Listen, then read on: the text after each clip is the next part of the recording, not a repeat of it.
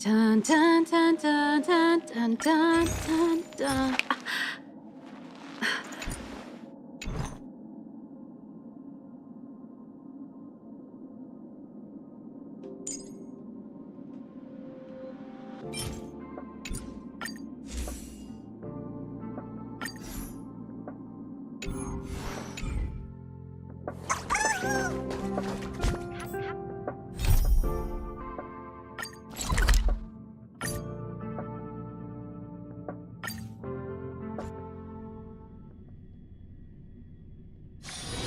There's inspiration in every glance and every breeze.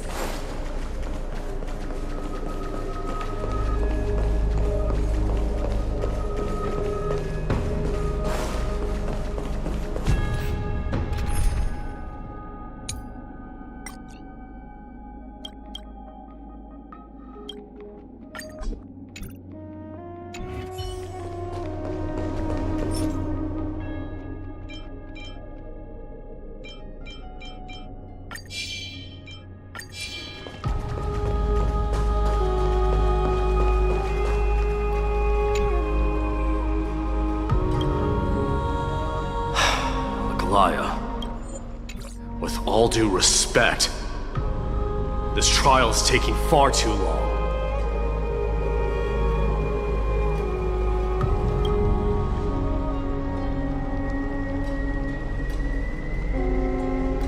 What do you think of this, Trinan? It's not possible to tell for sure what goes on within the vortex. All I can hear are fragments of speech and distant battle cries. Is it Fainan's voice? I'm not sure. It's difficult to make out clearly. Wait, no! Lady Trinan? Snowy's voice. I can't hear him anymore. There's a sun-like existence in the trial. It's burning him up! It has come to this, after all. What now? Get ready, my Demos.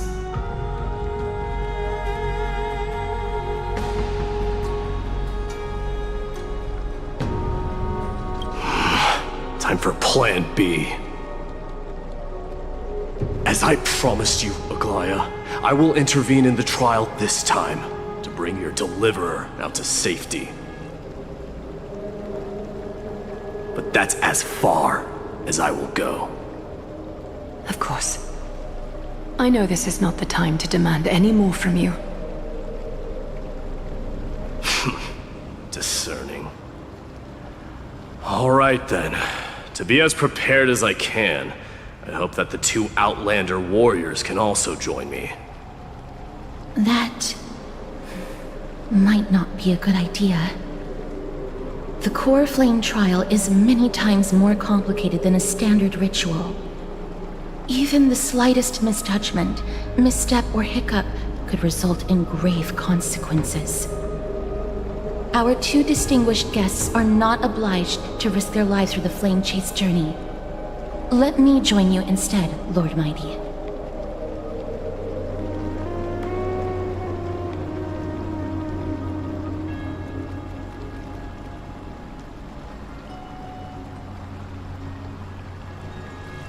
No. Someone should stay outside in case we need help.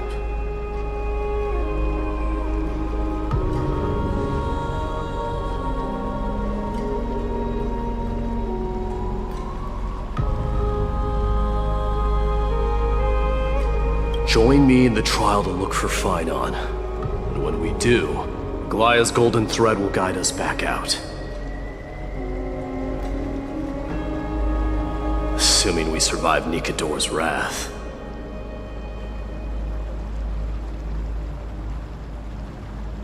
If something bad were to happen, Casterus, your priority is to ensure the safety of these two. I can find a way out on my own. Yes, Lord Mighty. Thank you both for your valor. Time to get to work then. Let me have the honor of taking the lead in this battle.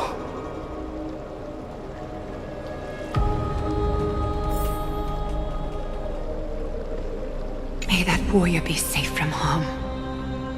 When you are ready, I will preside over the ritual on Trinon's behalf.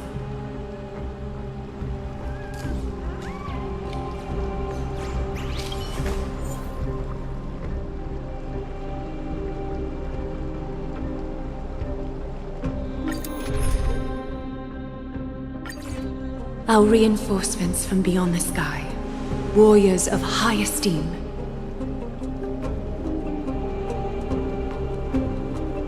Please close your eyes and hold your breath. They once kept the fate of this world, and many other challenges safe from the devastating rage of strife. They now seek to venture deep into the trial of divinity and prove their will to destroy our enemies, as foretold by the prophecy. When the hammer of strife strikes the anvil of the warrior, the heat and impact will leave behind scars, and between them, a demigod shall rise. Very well. Come forth then.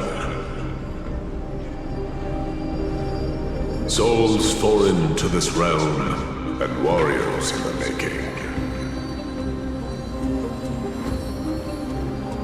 Follow me into the mist and flames, and come face to face with the greatest fear in the depths of a warrior's heart. And with thy strength, banish the darkness and usher in sunlight. Let all lost souls find courage on a long journey back home.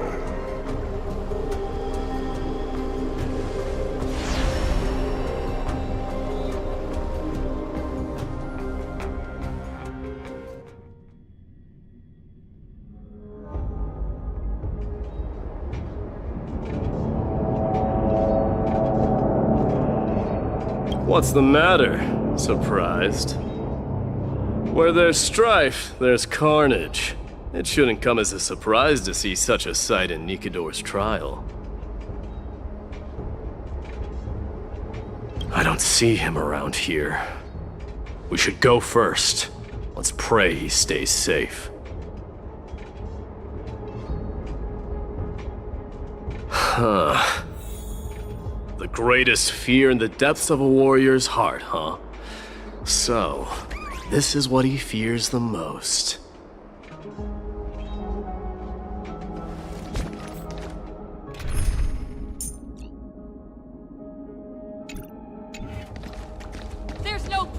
A disaster for Akama. So much for the king of those outlanders.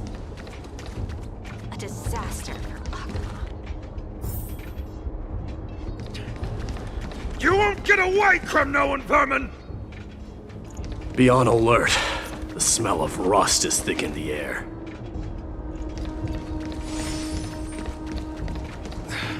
Cursed brutes. Tell me your name, brute.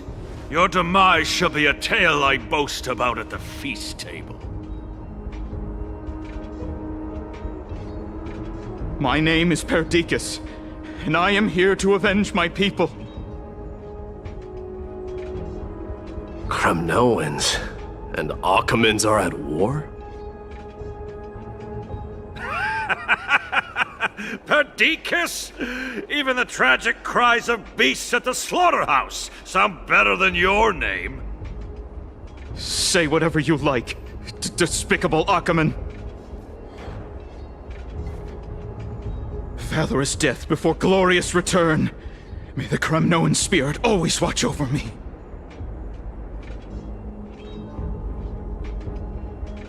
Foolish brute. I see you're eager to die. Very well then. I shall grant you just that.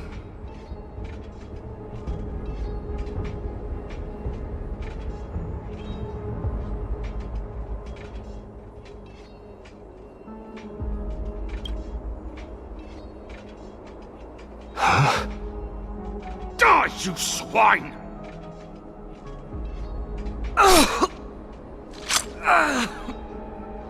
Matamos.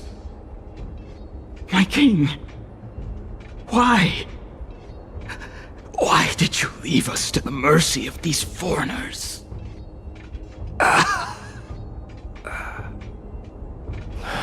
Is this? And you are... Oh. So the Alpha Brute has found his way here. You Kremnoans are all eager to die, huh? Then I shall grant you a swift death.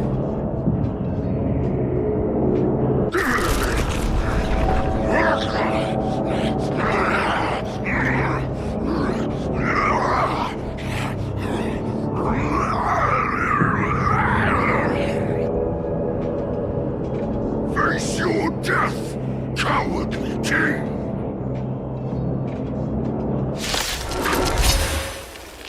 This insatiable bloodlust is a product of Nikidor's wrath. Here. Show me your courage.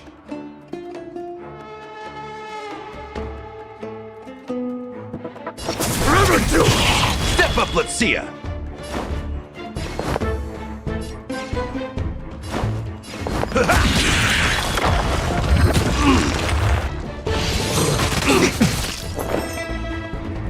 Existence is unity. As you wish. That's all you got? How's this taste? I can't die, but burn it all.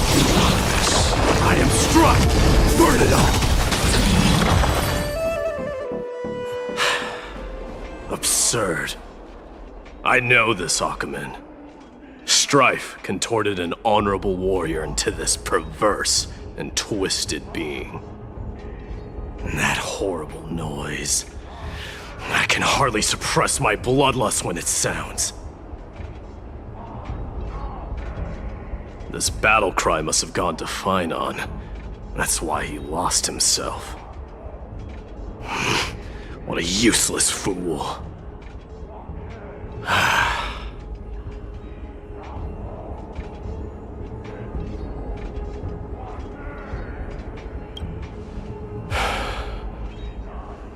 It's nothing. Let's go. That voice is Cartonis? Not you too, Cartonis.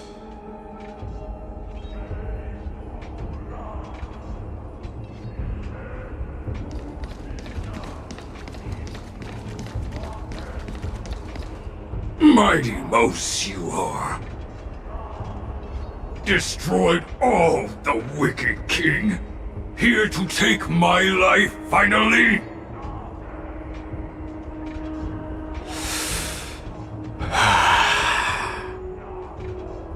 I won't ask how this happened, nor will I hurt you like you said.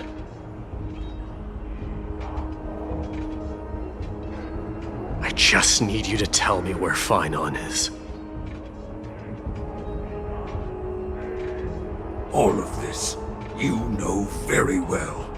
Leave our city, cursed son of Gorgo! I have no intention of hurting you, Cartonus! Humiliate me you shall not! Leave! Get out of Okima! Get out! Symbol of your sovereignty, take it! Signet of Kremnos, bask in blood-soaked glory, your kind alone! This is... Mother Signet? It's here again. I knew it. Ha! Finally gone mad, despicable vermin! With your mad king, perish together in that maelstrom of battle! Enough! Be quiet! You were not at all Cartonus! Look out!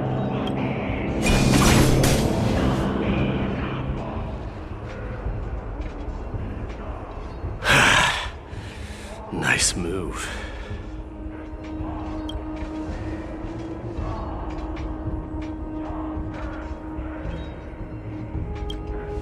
Wait.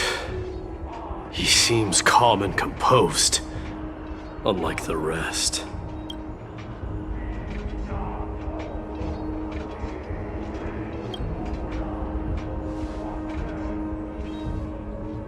Parted the waters.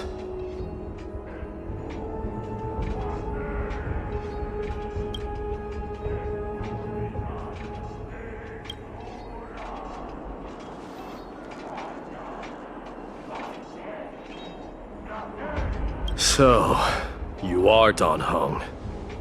What did you go through before meeting us?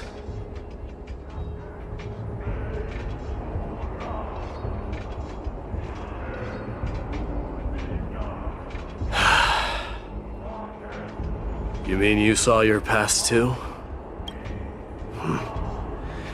The trial of strife is a vicious one, all right. This might not be a single person's trial, but an arena for every challenger to engage their own delusions in a bloody battle. I saw someone from my past a while ago. Someone Finon has never met.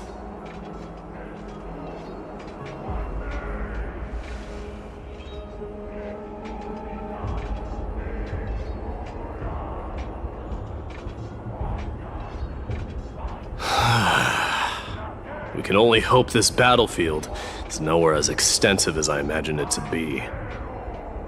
Let's first follow the sounds of battle to their source. The battle cries seem to be getting a lot louder.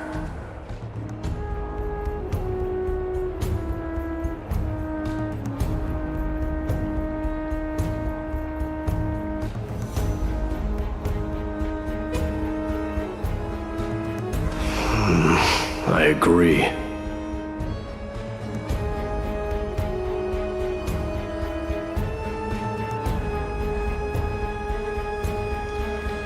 This will be the end of you, Outlander! Go find your friends in hell!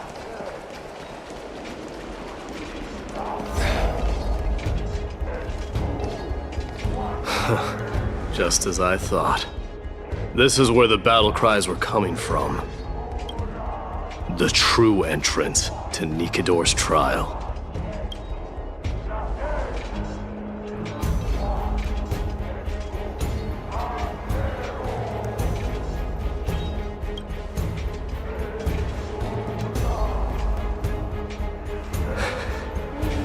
I'm seeing him for the first time, but there's no doubt about it.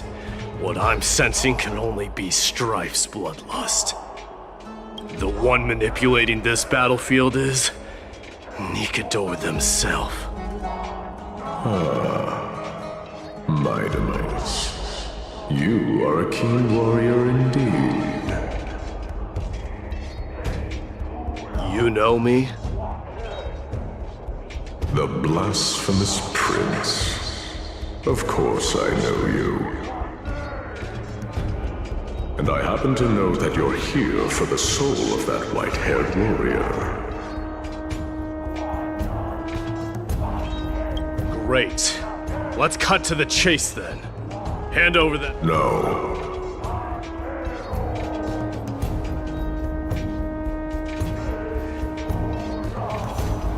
I applaud your courage and strength for coming this far, but you have chosen to besmirch the dignity of one who has fallen, and I cannot turn a blind eye to that.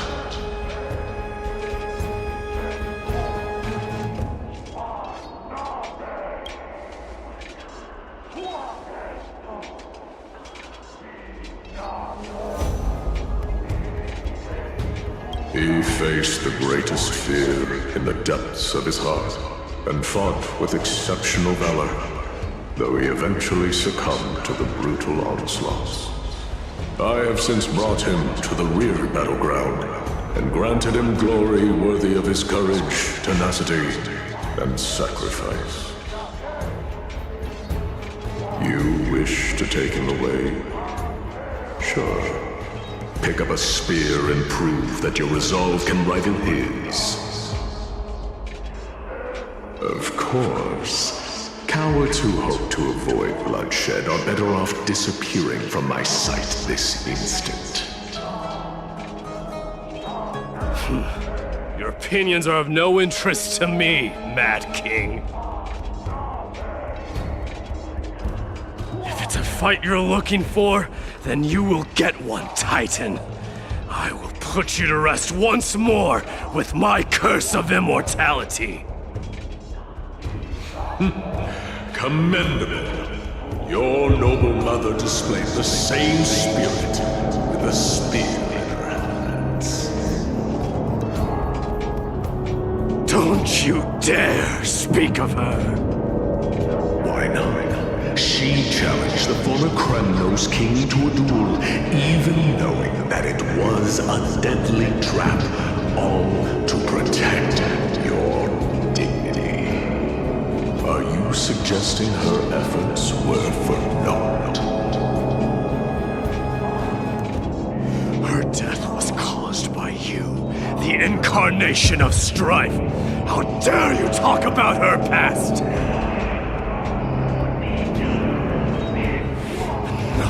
Nonsense. You should be wielding your weapon as the god of strife. Battle me and put a swift end to this!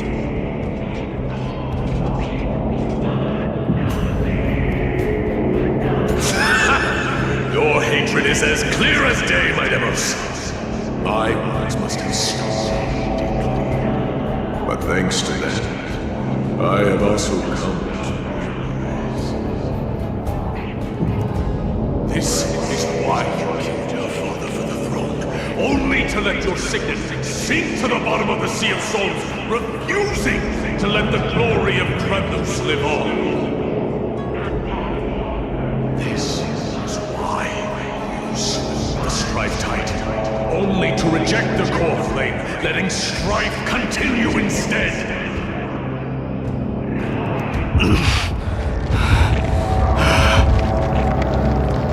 Child and show me what you are capable of.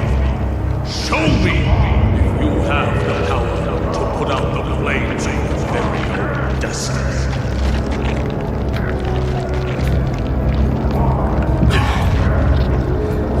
I will rip your chest apart, Titan.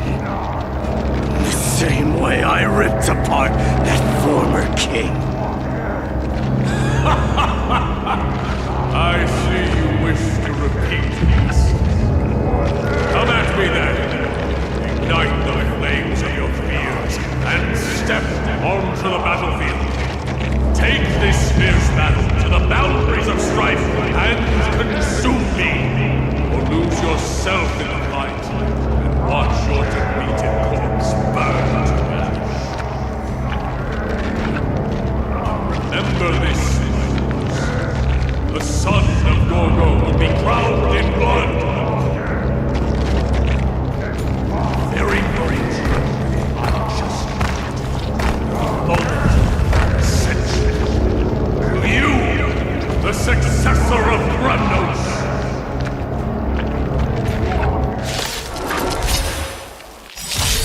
I knew he was no match, yet he chose to fight till his very last breath. What about you, Mightimos? Can your murderous intent match up to what fate has in store for you? Prove to me that you are worthy of this power!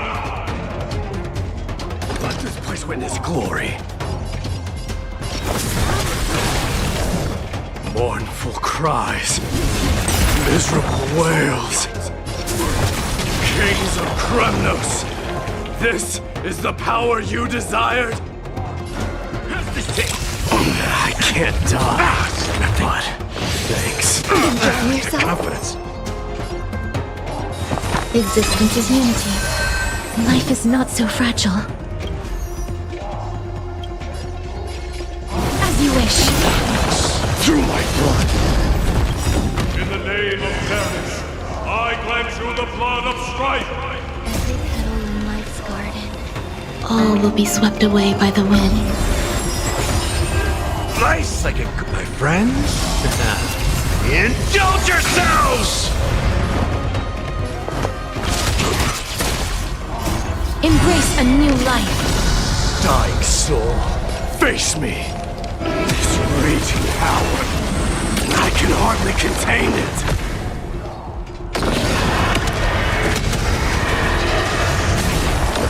Forever doomed! In fear you shall abandon your mortal body, King of Kremnos! How noisy!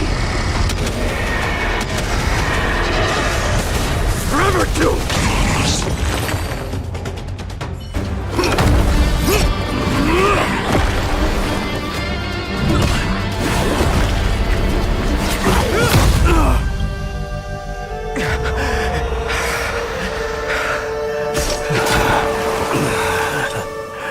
Found you.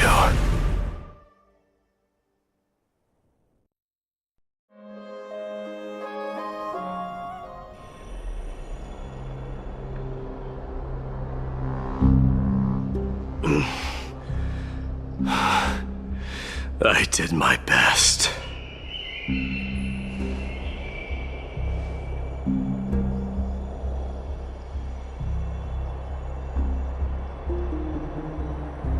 There's no need to worry. His soul is in a stable condition. With ample rest for both body and mind, he'll be up and about in no time. The greatest fear in the depths of his heart. Lord Finon must have been forced to relive his past during the trial, and revisit his homeland that had fallen to the black tide. In all likelihood.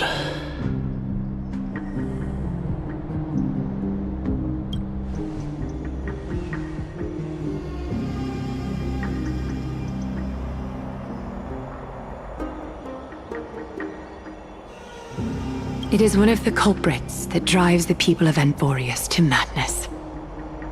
It was during the Era Bellica that this unspeakable thing first appeared, like a plague, alongside the three titans of calamity. Nobody knows where it came from or how it came to be. What we do know, however, is that it is steadily encroaching upon what little remains of this tranquil land, much like a rising sea closing in on an island from all sides. It is for this very reason that it became known as the Black Tide. Those who succumb to it lose their reason and humanity, becoming vicious, mindless monsters. Mortals are not the only ones susceptible to its influence. Even gods and titans cannot escape from it. According to Naius, Nikador, though one of the embodiments of calamity, also bears the responsibility of fending off the black tide. Perhaps that is also why Lord Finon threw himself into the trial of strife so readily. But now, we must look for alternative means of igniting the flames of strife.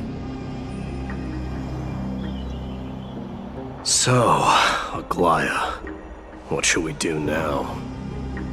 You know very well the decision doesn't lie with me. As the successor to Krymnos, Mighty, you know better than anyone that if it was simply about emerging triumphant on the battlefield of strife, you and your people could manage it with ease. But ultimately, the heavy burden of divinity can only be borne by one. It is foolhardiness and indecision, not the unclaimed seed of divinity, that pushes this world into the deathly fog.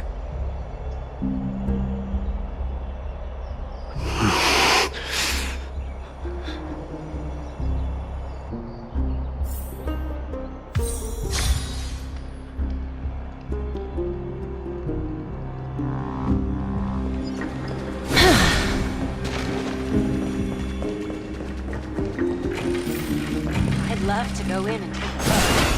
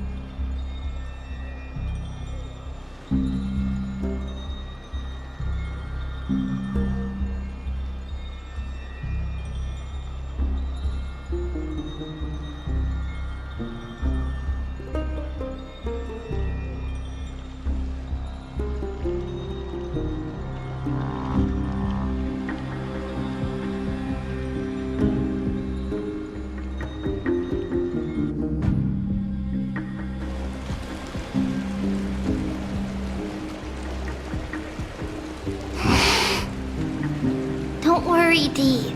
This isn't the first time he's been like this. A long time ago, I'm not worrying about him. Oh, alright. You're a little quiet, though. I'm sorry. That was rude of me. What I meant was, I know that man can pull through for sure. It's alright. Being straightforward suits you better.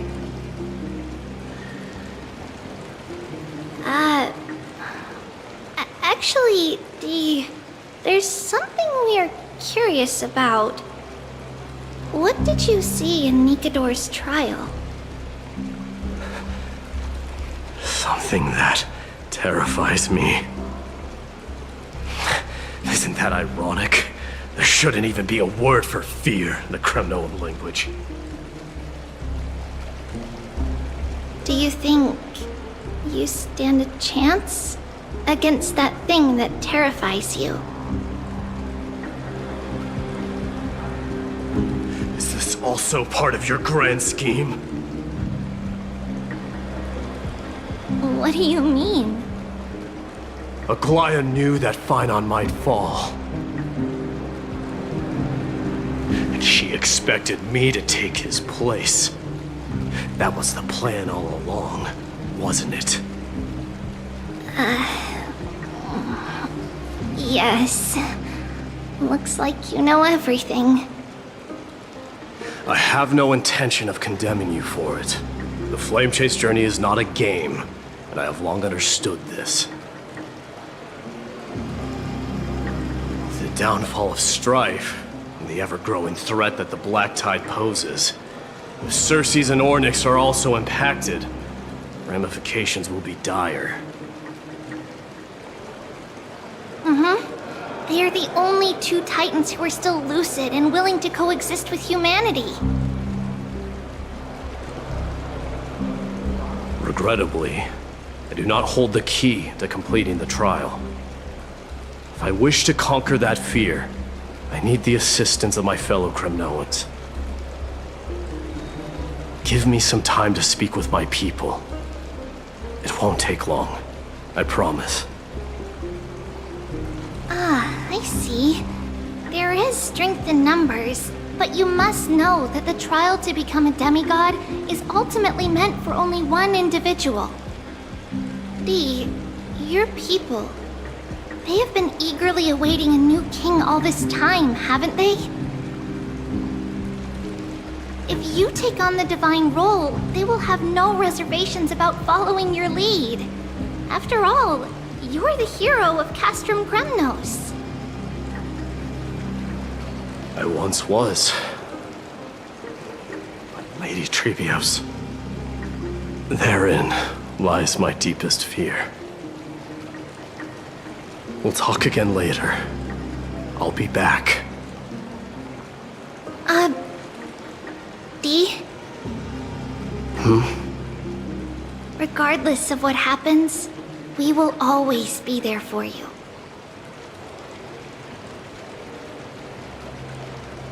Thank you. The person I'm looking for is probably in the hot bath. I should go take a look.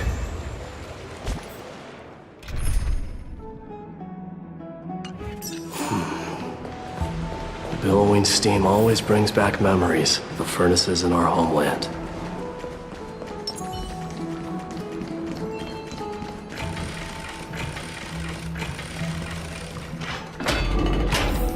Children left unattended by their parents? That's not safe. You shouldn't run around in here, kids. Hey, it's the Crown Prince! Are you also here for a bath? I want to hear stories about the feats on the battlefield. The Crown Prince? Are you Kremnoans? Yeah, we are! The grown-ups said we used to live next to the arena. Well, next to the parts next to it anyway.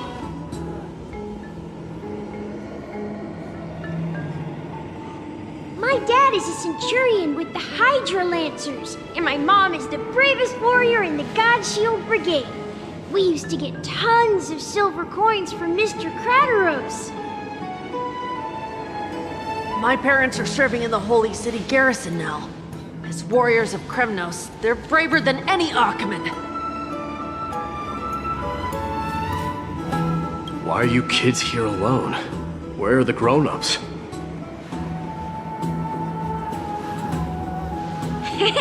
Mom and Dad were asleep, so we snuck out to play hide and seek with Mr. Crateros. That old man can be such a child sometimes. Do you know where Crateros is? I happen to be looking for him. Sorry, I don't. Come to think of it, we haven't seen him in a while. Did he get lost while trying to find us?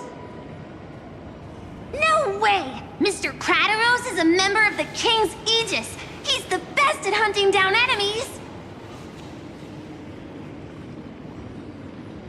He was counting near Verax Leo when we went to hide. I thought about taking a peek, but who knows if it might be a trap he set. It was prudent of you to be cautious. So, which Verax Leo was he with? It's, just take a few turns after you go out from here. It's close to the bats.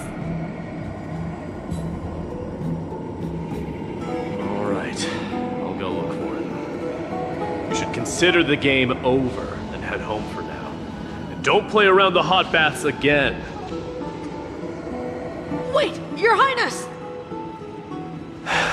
Is there something else? I heard you retrieved Nikador's core flame.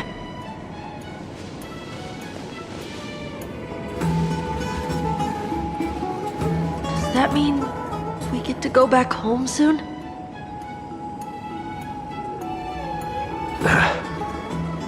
Have you ever been to Castrum Kremnos? You were all born in the Holy City, and are living lives no different from the Achaemens. Everything you know about our people comes only from the tales of others. You have never even witnessed the blade in the sky with your own eyes. How, then, is a city you've never seen your home? Because this place is definitely not home. Mom and Dad told me that the children of Kremnos are born to wield swords and fight on the battlefield. They also said that the Kremnoan detachment led by the Crown Prince is the bravest army across all of Amphorius. No one can defeat them. The kids in the Holy City don't play with us. The moment they find out that our parents are Kremnoans, they shun us. We don't care. We all know that the Crown Prince will take us home one day.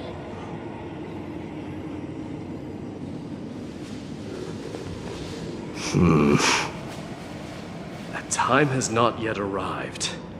But, young men of Kremnos, heed my command. Return to your parents at once. From here on, you are to dedicate yourselves to rigorous training and a healthy diet. You must not neglect these two aspects if you are to become a brave warrior of Kremnos. Only by following this path can you be deemed worthy of returning home. Yes, Your Highness! The future of Kremnos. I should find Crateros.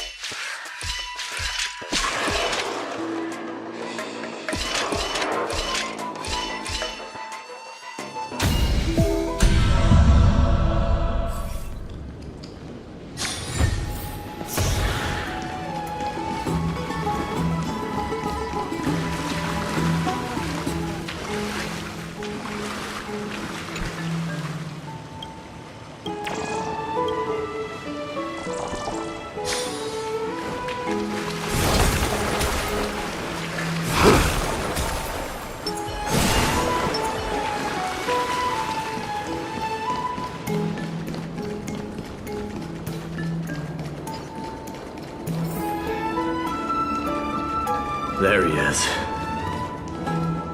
Rat! Oh, it's the Crown Prince of Castrum Kremnos.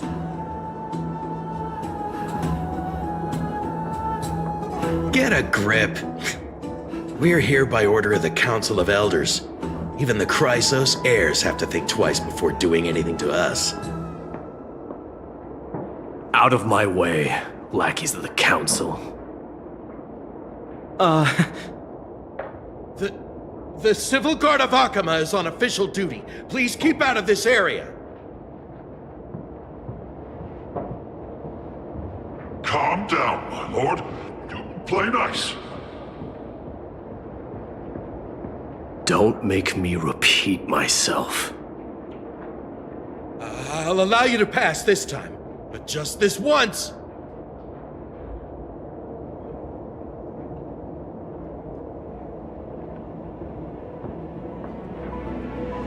So, you think yourself knowledgeable?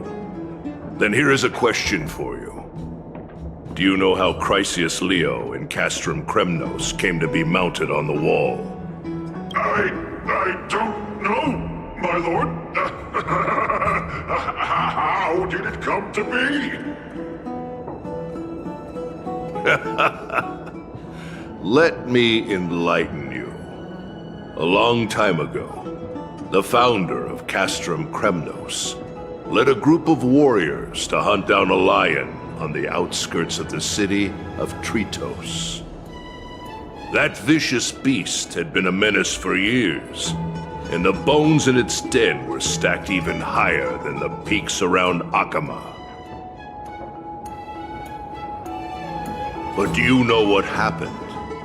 Nary a moment had passed after the beast's head peeked out of its den, when the Kremnoan warriors surged forward and brought it down within the blink of an eye, shattering its knees with a single strike. And then... why are you red-faced already? We haven't even gotten to the best part yet. It's your storytelling, my lord. You're weaving such a captivating tale that it got my blood pumping. Please, go on. Well, if it isn't Lord Mighty. It's been a while. Oh, what in Akama is happening? To what do I owe the pleasure, son of Gorgo? Krataros. My esteemed teacher. Let's talk somewhere else, Mighty Mos. I'm tired of speaking with this silly lion. What about the Council's informants? Those two hyenas are nothing but scavengers of rotten meat. They couldn't bite even if they tried. They can follow us if they want to. Let's go.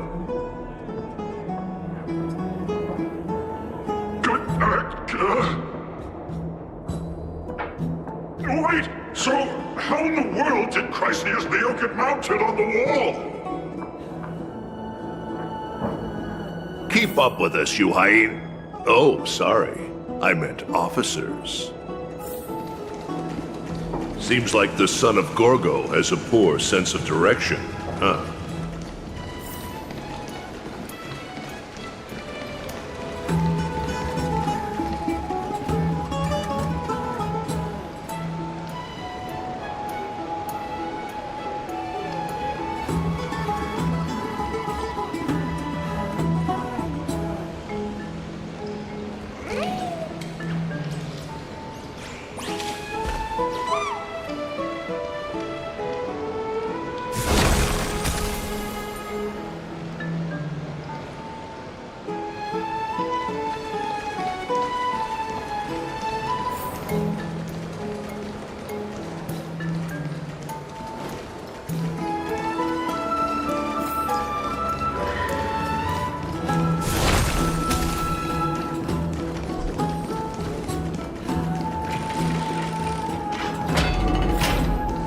Don't fall behind now, unless you want to upset our friends here. Don't you dare try any tricks with us.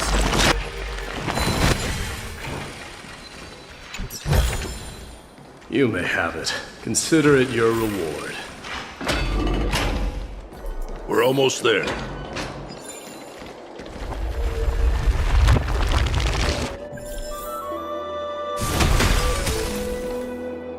Why have you stopped? This is a nice spot for a private chat. Shall we, sir? Let's do it. What are you up to? Someone help me! Some privacy at last. So, tell me, why have you come to seek this old man's counsel? I came to discuss the future of the Kremnoans. Interesting. I heard the core flame of the Lance of Fury has been restored, though not by your hand. And you're even considering giving up Nikador's divine power. Is this true? Those rumors are not entirely groundless.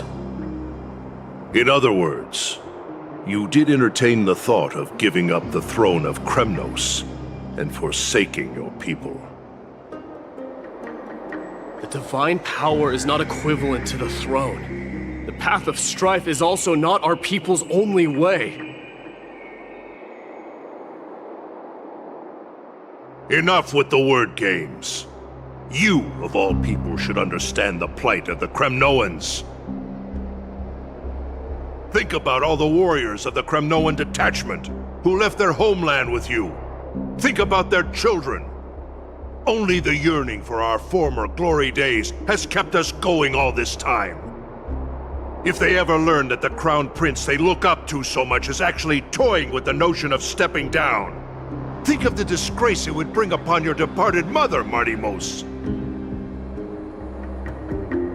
You best remember that she died for you because of Europon's schemes to restore the glory of Kremnos.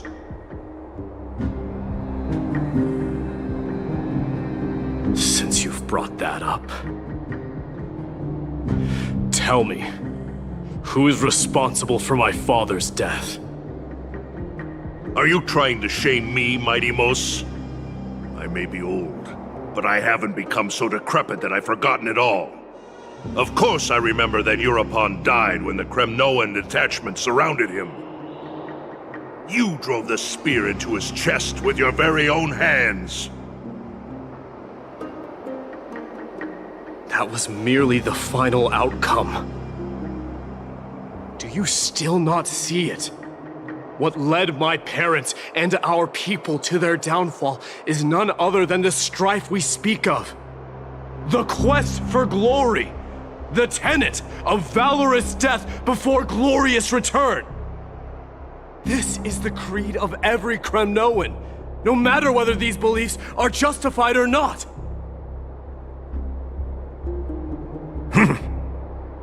Don't be ridiculous. The only thing that could slay a king is a spear. Even an infant knows that much. I swore to your mother that I would guard your crown with my life. I never foresaw that the son of Gorgo himself would be the first to turn his back on the Kremnoan spirit. Gorgo. Your mother bore that name. The name of the great founder of Castrum Kremnos. And she upheld that name with honor. If you choose to turn your back on her legacy, like a wretched deserter, do not fault me for withholding my loyalty, Martimos. I came to discuss the future of our people with you. But it appears this is not the right time yet. Go, mighty. Ha! That's what those Chrysos heirs call you, isn't it? Go down the path you have deemed correct. Deep down, you have always been one to do as you please. And I am well aware that no one can deter you once you've made up your mind. But don't you ever dream of renouncing the traditions of Kremnos. We may reside in Akama now, but we remain eternally bound to strife by blood. Bloodlines no longer hold any significance in this era of destruction.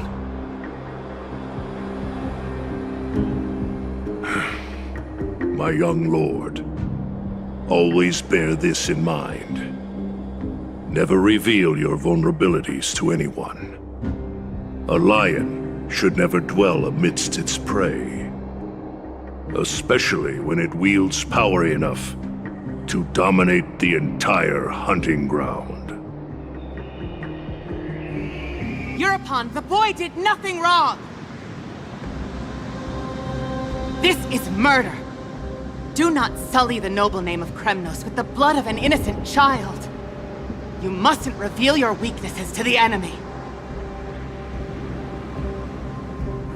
Enough! My decision is final. We must use this child's life to preserve the soul of the great Nikador. We must save Castrum Kremnos. Don't be absurd! Those tiny hands lack the strength to even lift a spear. Do you truly believe him a threat to Castrum Kremnos? You'll be ending the bloodline of Kremnos if you do this. Our millennia-old glory will become nothing more than a joke. Have you forgotten that we Kremnoans place no value in bloodlines? It is through pure bloodshed and slaughter that the kings of Kremnos have ascended to the throne. As for our millennia-old glory, it has always been a joke in my eyes. Glorify it all you want, but it will not alter the nature of slaughter. Those who revel in it are but murderers. They are no more noble than the most monstrous beasts in Amphorius. Enough with your words! Among all the kings of Kremnos, which one did not inherit the crown only after plucking it from the lifeless body of his father? But listen to yourself now. Do you truly believe you can cleanse the blood from your hands through mere words alone? Nay, quite the contrary. I will end this cycle of bloodshed. Starting with this child. With these blood-stained hands, I will end it all. Your failure is inevitable, European. You are just a coward who can only raise his blade against his own child! A beast that murders his own kin. King's Aegis and Aphris of Kremnos! You cannot sit idly by and watch this atrocity unfold! If you consider yourselves the honorable sons and daughters of Gorgo, then take up your spears and join me in putting an end to this bloody charade! Does anyone else have any objections? If so, come forward with your spear and prove your mettle. Understood. 5, 4, 3. No one dare stand by my side. Cowards! Has that crown stripped you of your courage? 2.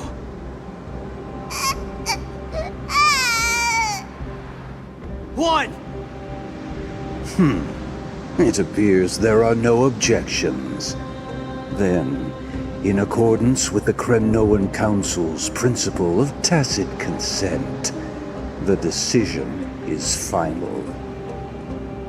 with all present as witnesses, this child shall descend into the Sea of Souls, where he will nourish the Lance of Fury and join the fallen heroes. May fate and the gods await your arrival. My son, my Deimos. Stop! If you have more to say, then speak. On account of the life we have shared together, I grant you this one final chance. With the Blade of Fury above us and the Council bearing witness, I, Gorgo, hereby move to challenge the Crown in accordance with the laws of Kremnos. O unworthy king, in the name of the Council of Elders, I demand that you duel me! Very well. We shall see who the Kremnoan blade strikes down. My Deimos, my son. They all tell me to forget. But how could I ever? The son of Gorgo will be crowned in blood.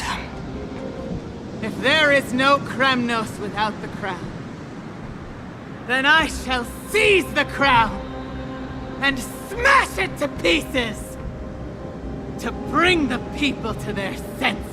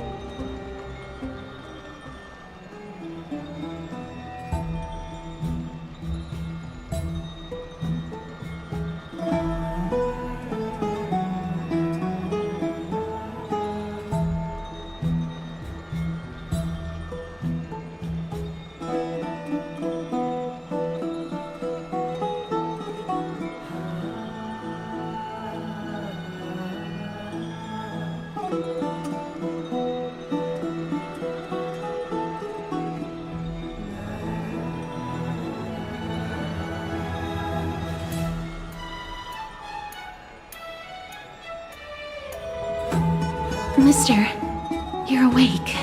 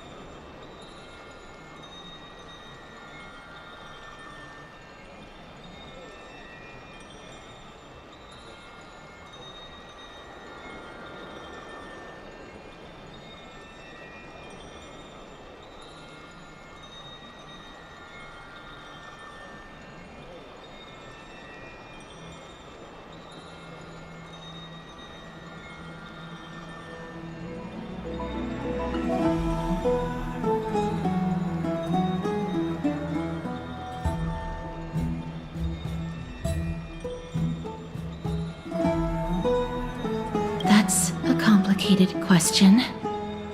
I'm not sure I can answer that. I apologize for arriving uninvited. I saw that you were still asleep, so I took the liberty of waiting nearby. I bring a message from Lady Aglaya. She has prepared a gift for you and Dan Hong, and wishes to present it to you in person.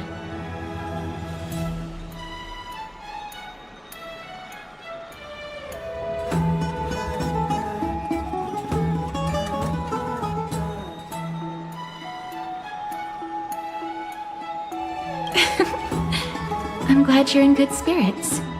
All right, let's set off.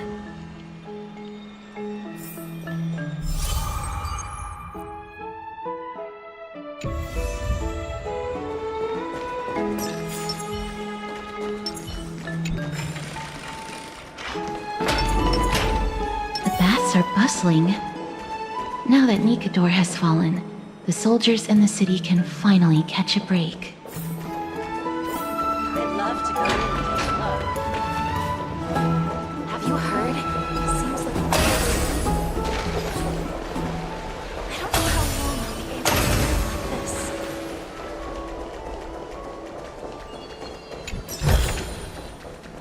Is that Lady Treby and Lady Trianne?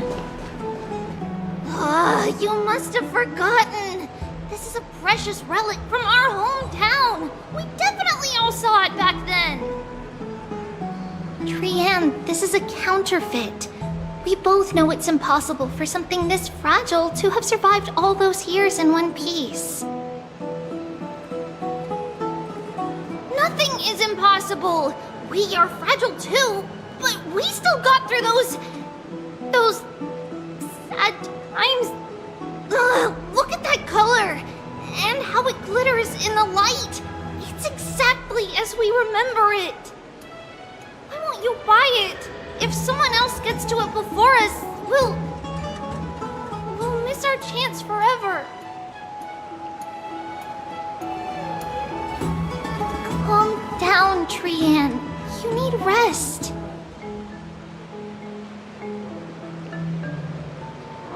Please, there's no need to fret. If you need more time to make a decision, I can put this aside for you until tomorrow. Or until you're ready?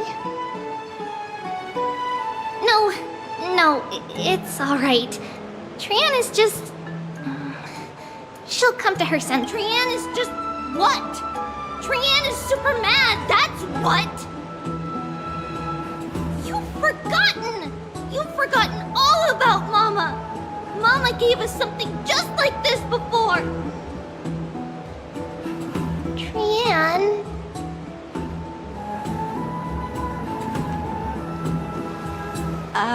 See you tomorrow? I hope you two patch things up soon. See you tomorrow. May the winds of fortune bless you.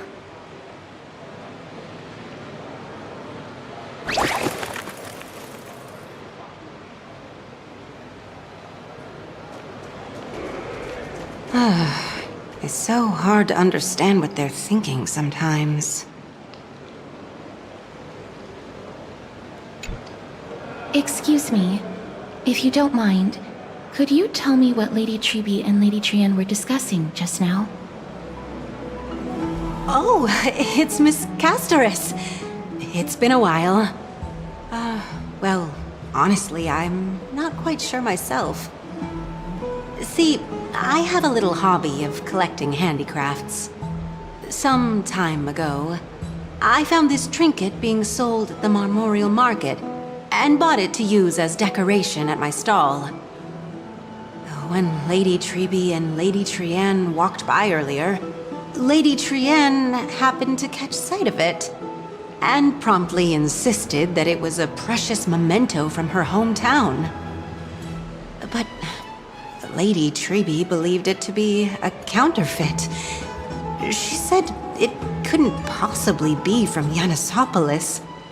The likelihood of such fragile glassware surviving the Chrysos War is simply too low. For some reason, Lady Trianne became awfully upset after hearing that. I see. Madam, would you mind selling this trinket to me?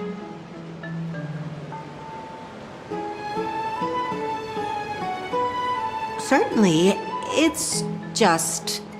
if it truly is a relic from Yanisopolis, it could be worth a small fortune. Miss Casterus, I'm running a business here after all, so... I understand. Feel free to name your price.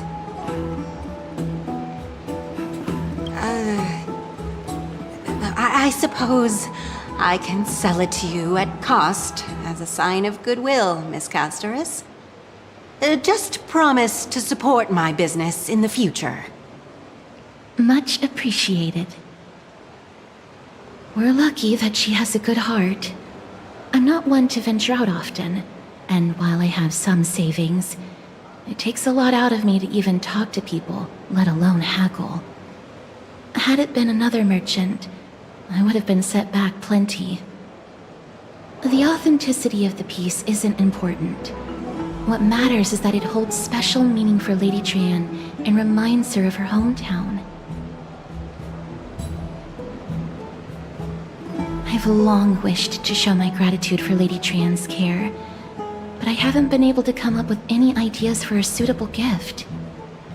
This chance encounter today feels like divine intervention. Perhaps this is the gift I've been searching for. Still, this trinket is admittedly rather fragile. I will have to make some adjustments and stitch it onto wool felt to protect it. That way, no matter how much Lady Trian runs around, it won't break easily. Alright, back to business after that little detour. Let's keep moving. Don't stray far now. We've already kept Lady Aglaia waiting long enough.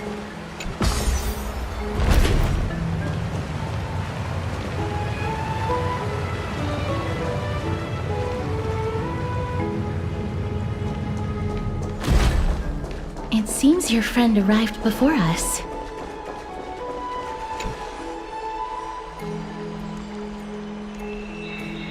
Welcome, Cass. And you as well, trailblazer from beyond the sky.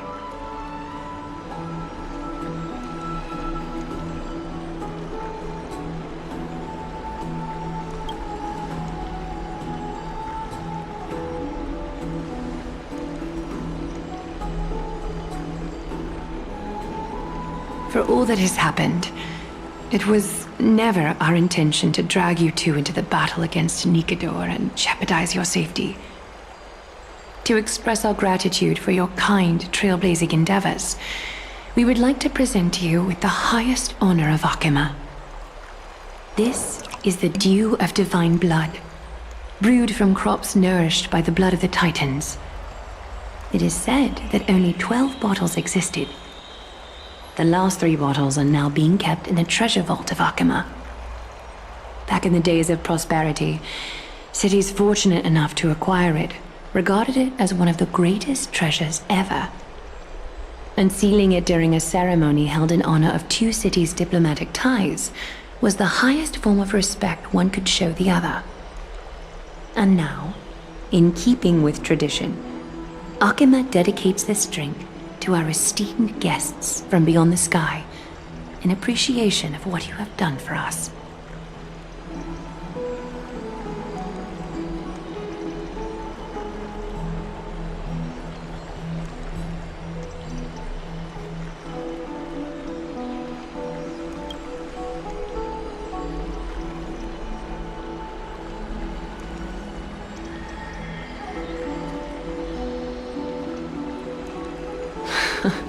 Very perceptive, Mr. Dunhung.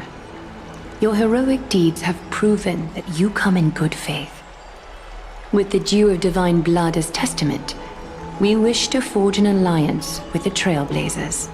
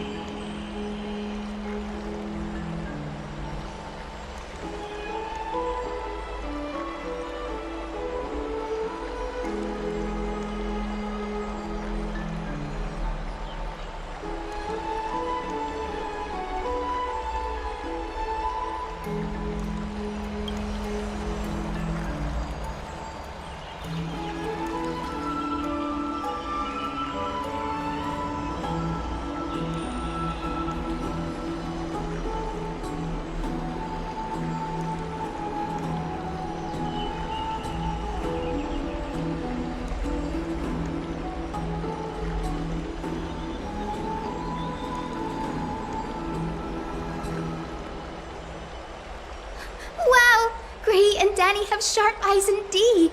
You'd make outstanding members of the Twilight Courtyard.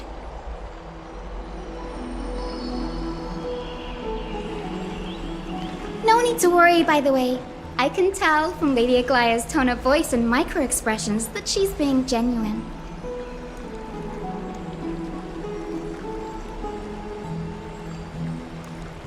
Not only are you guests from beyond the sky, but you've also done so much for Akuma.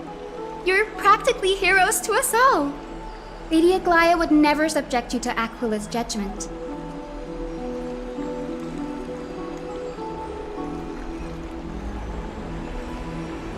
Hyacinth, thank you for taking care of the wounded of the past few days.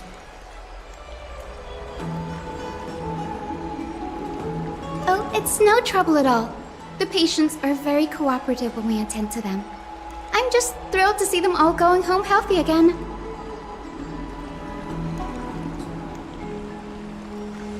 Oh, it's Cassie! Oh, I've missed you.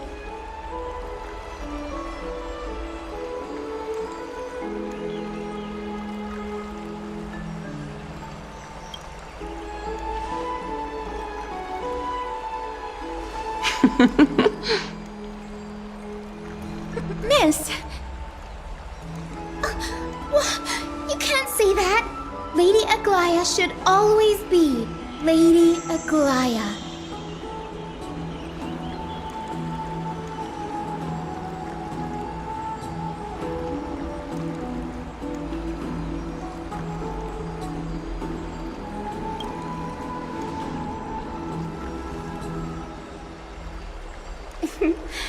As an acolyte of Aquila, I'm here to bring healing light to the world. Plus, I've heard you're also children of the distant skies. Fate must have brought us together. Can we be friends? I'd love to hear your tales of the sky. And oh, it's a rare occasion that Akuma presents such an invaluable gift to guests. Lady Aglaya, may I have the honor of tasting it too? Of course you may. Esteemed guests of Akuma, please believe me when I say that this gift carries no hidden agendas. As for the matter of the Alliance, you need not give me an answer here and now.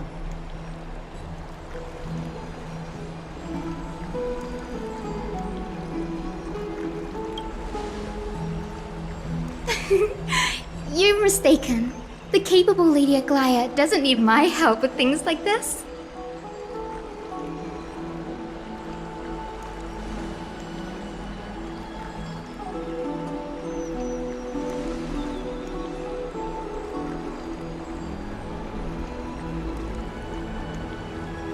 Oh, yay! Then I'll get started on my questionnaire.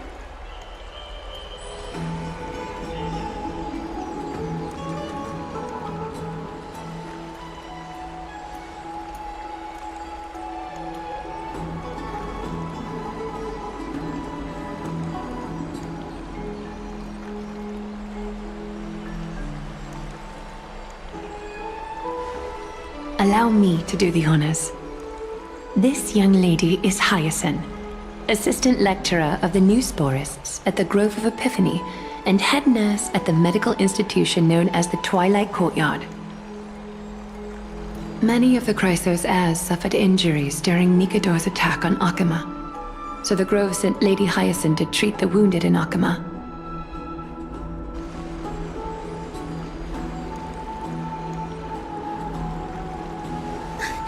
But what I'm really good at is helping people sort out what ails their mind and spirit. If you're ever feeling troubled, come find me. A little sunbathing in the courtyard will chase all your worries away.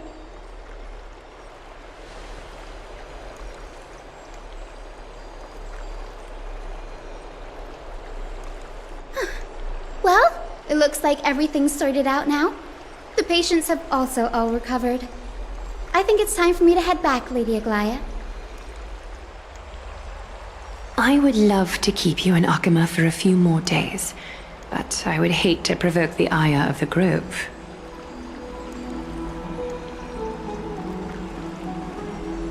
As it happens, Arkema intends to send a messenger to the Grove for updates about the research on the Black Tide. We also want to communicate our desire to discuss the retrieval of Cersei's core flame at the earliest convenience. Oh, that sounds pretty serious. Lady Aglaya, you can't be asking me to... No need to fret. We won't put you on the spot. Trian will be going there as the diplomatic messenger of Arkema, and Castris will be accompanying her. I happen to have a few questions for Professor Anaxa as well, regarding the missing Titan Thanatos.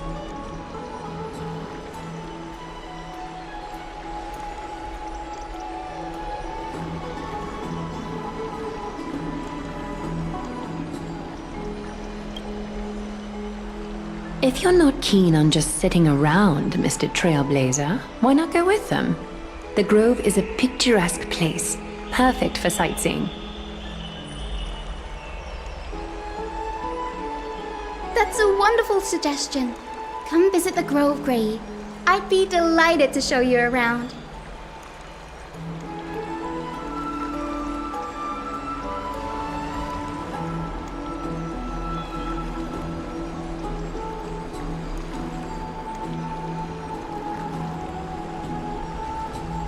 In that case, do bring this spindle along with you. This tool, called the weft, is used to spin thread and has been passed down in my family through generations. Though it doesn't see much practical use nowadays, it's become a symbol of great significance. In this respect, it is the perfect token to represent my will. If you encounter trouble at the Grove, just take this out and show it to them. While you're in the Grove, the golden thread of the weft can also render all things around you visible, regardless of whether they're corporeal or not, allowing you to see things as I would. Castris knows this too. Make good use of it. Trian is already waiting for you at the outskirts of Arkema, so I won't keep you any longer. May your journey be smooth.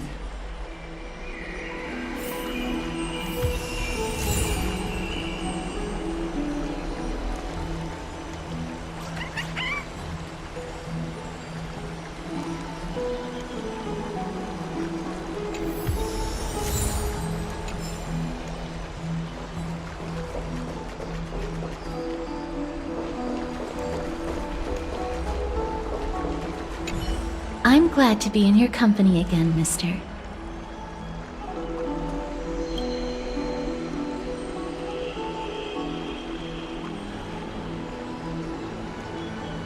Oh, I came here with a colleague from the Twilight Courtyard. I've asked her to pack her luggage in advance, so she's already waiting for us by the city gates. Let's go meet up with her.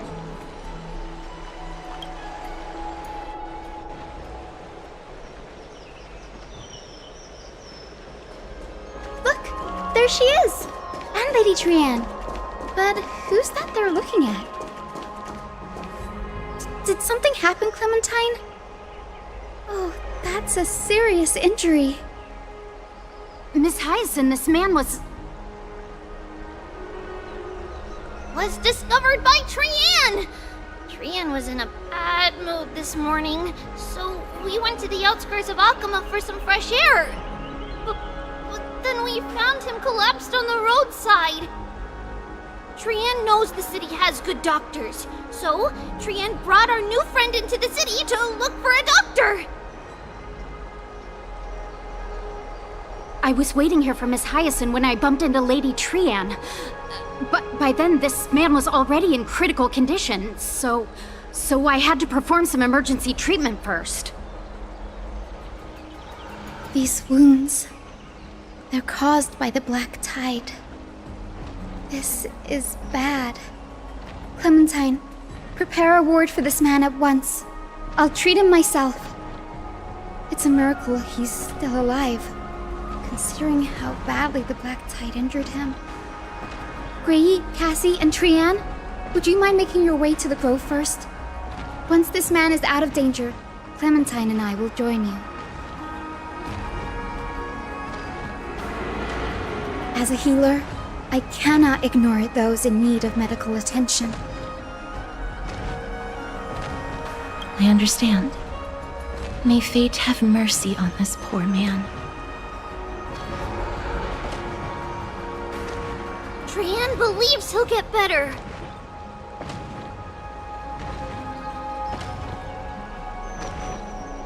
Everybody, follow Trian! Fly, fly, fly away from Alchema!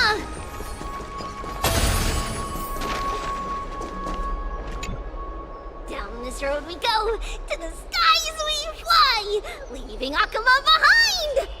Little Cass, little Gray, are you ready? You might not be aware of this, but using the sentry gate takes a significant toll on Lady Trian. Mm-hmm. Trian promised Treeby that we wouldn't open the gate unless we had no other choice. I'm ready, too. Okie dokie.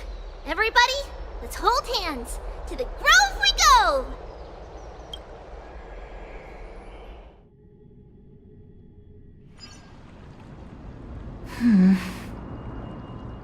It's harder than I thought to sew gemstones onto Wolfeld. Cass, memmy, memmy, mem. Memmy, mem, mem, mem.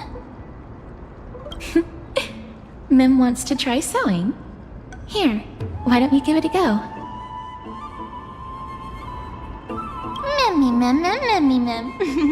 Memmy, memmy, mem, mem, mem, mem, mem. It's hard not to like Mem when they're so adorable. Oh, this is amazing. It seems as if their voice has become more intelligible after the battle with Nikador. After spending the last few days together, I feel like I'm gradually gaining the ability to understand what they're saying. Even if it's just a little. Mem, mem, mem, mem, memmy, mem, mem. Memmy, mem, mem, memmy, mem, mem, mem. Memmy, mem, mem, mem, mem, mem, mem, mem.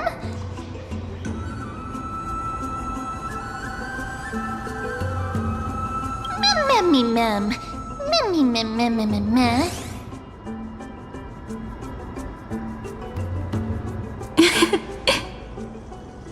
Memmy, mem, mem, mem. Memmy, mem. Memmy, mem, mem, mem, mem, mem, mem, memmy, mem. Memmy, memmy, mem. Mem, mem, mem, mem, mem, mem, mem. Memmy, mem, mem. Mem, mem, mem, mem, mem, mem, mem, mem, mem.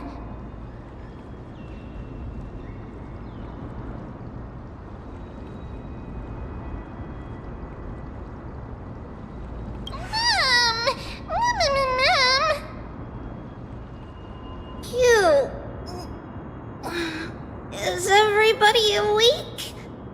Little Gray, little Cass, and a little pink puppy? Puppy? Memmy, mem, mem, mem, mem, mem. Memmy, mem, mem, mem, memmy, mem, mem, mem, memmy. It's already action hour. Lady Trian, I hope you're well rested. You were talking in your sleep. Did you dream of many things? Sleep talking? What did Trian say? Something like, Mommy, doll with sword, let's fight together. We'll be brave. Ugh, it's so embarrassing. Please don't make fun of Trian. Of course not. Wasn't Lady Trian's mother also the Holy Maiden of Yanisopolis?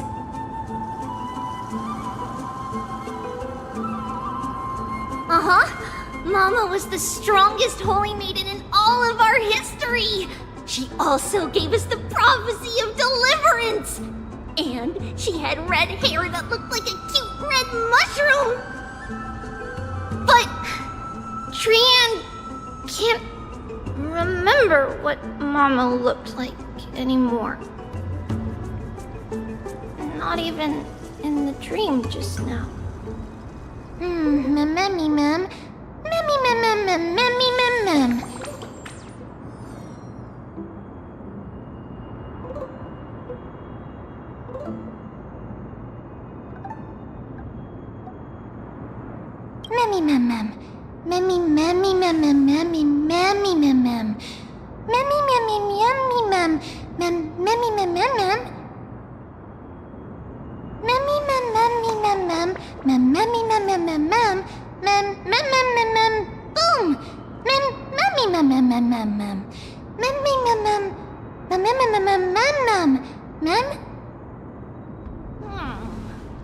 Trian thinks that's a great idea! Can the pink puppy help Trian out?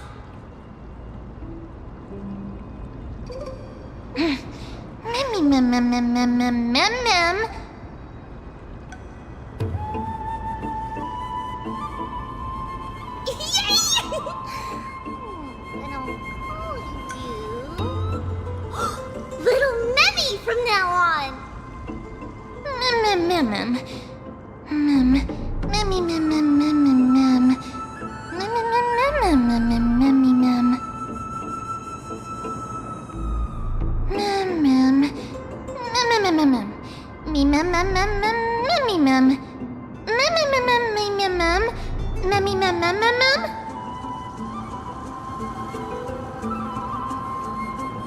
Okie dokie! Trian remembers that we need to help Aggie ask the big tree whether Cersei's would be willing to visit Akama. If we follow this woven trail and keep going upward, we'll reach the grove in no time!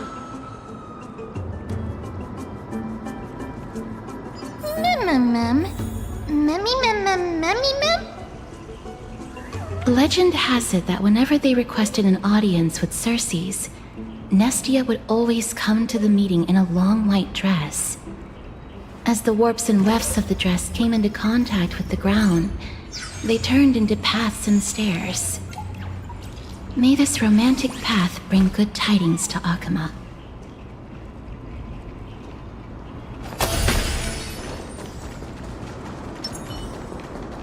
Look! A huge tree! It's... Ma'am.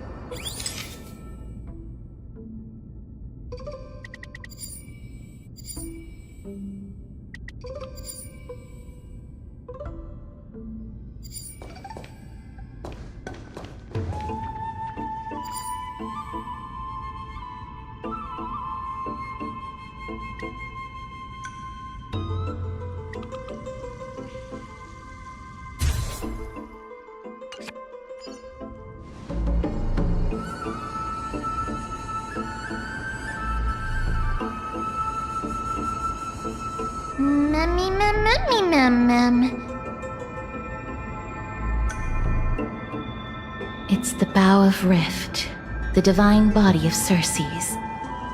Flora began to grow where they planted their roots, and this flatland basin upon which we stand gradually became a large, verdant forest. A long time ago, Thelesis, the first scholar, led the masses to build a garden and courtyard in the forest, naming the site the Grove of Epiphany. There, people sought mental clarity, knowledge, and enlightenment. Trian knows this. Everybody says that was how this big academy came to be.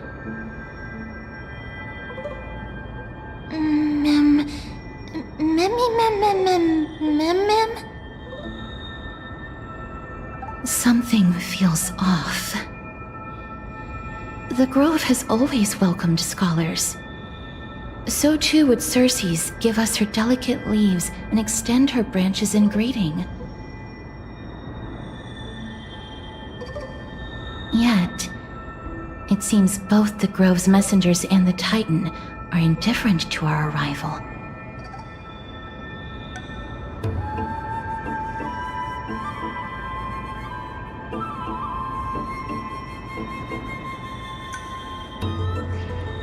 There should still be a way in. I'm just a little surprised. Maybe everybody's still asleep because classes haven't started yet. They don't want to be disturbed, so they shut the entrance.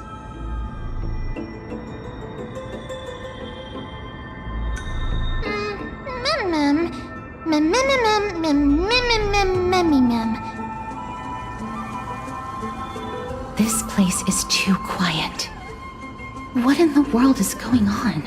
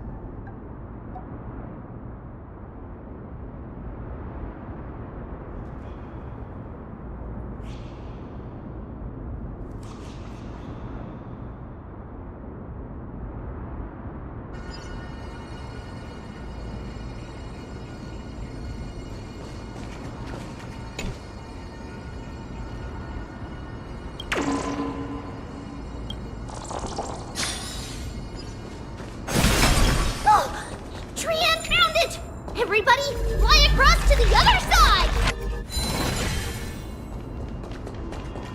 The entrance on the other side. What could it be?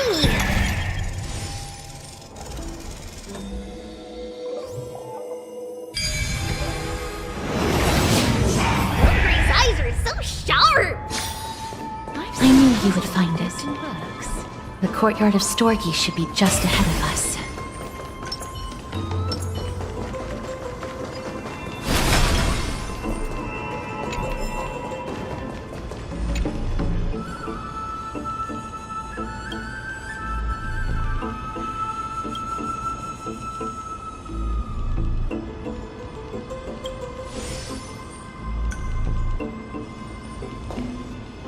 As I expected, something's not right here.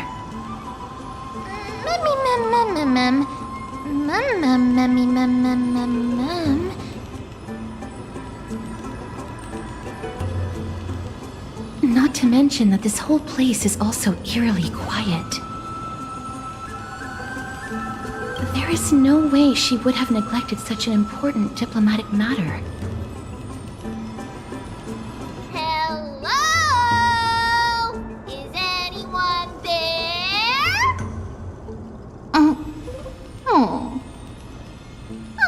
No one's here.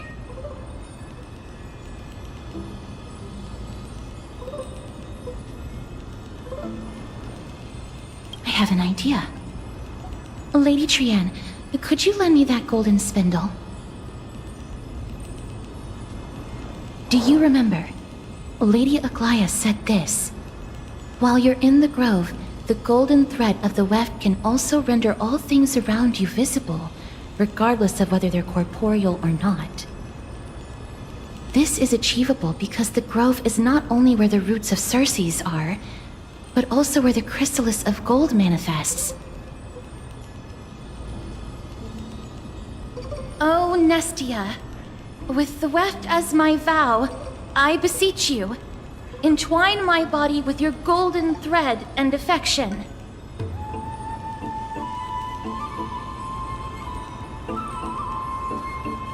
This is a proverb that was recorded in the handbook of Nestia's priests. If I'm not mistaken, we should be able to draw power out of this butterfly exuvia with the golden thread.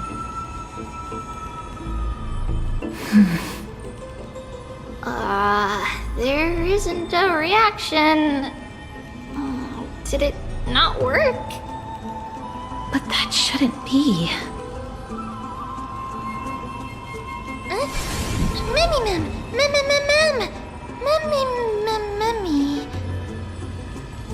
Is that a white dryad?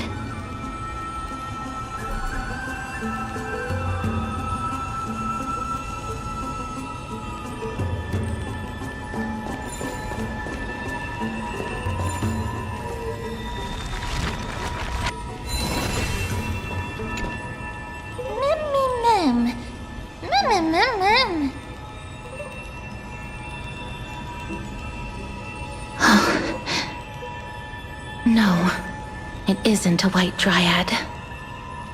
It is the shadow of a dead white dryad. Dead, ma'am? Shadow? Strictly speaking, these white dryads are still plants. They only gained sentience as a result of Circe's blessing of equality. But their sentience is minimal when compared to that of humans. These flowers have already died. What you see here are just faint afterimages of their souls. However, this also means that the golden thread has definitely connected with the Titan's presence. Without the golden thread's outlines, we would not have been able to see them at all. But what happened to them? Why are there only tiny shadows of them left? Ma'am, can you read their memories?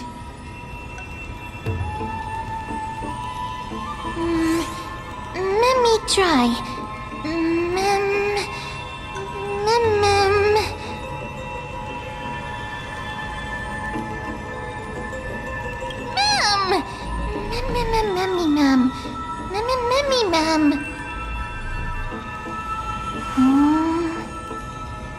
Black cloak, sword toward the great tree.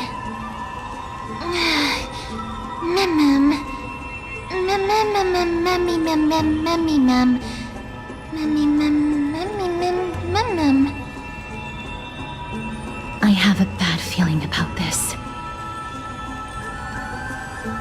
The deathly fog of Thanatos is fast approaching.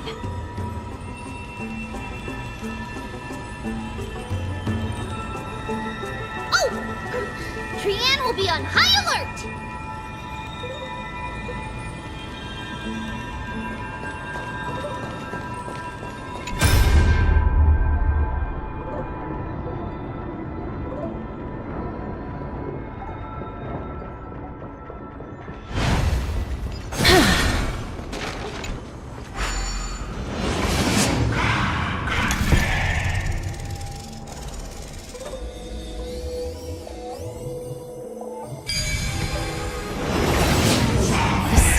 Death is becoming more and more intense. There, on the steps. This looks really scary.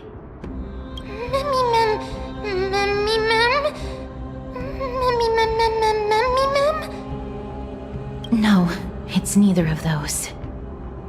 This is a creation of the Black Tide. Such creatures are formed when living beings are corrupted and turned into deformed hollow husks of their former selves. Everybody, stay alert. Regardless of what has happened to the Grove, the fact that we're seeing the remains of a Black Tide creation here definitely doesn't bode well. Should we inform Aggie about this? Ma'am!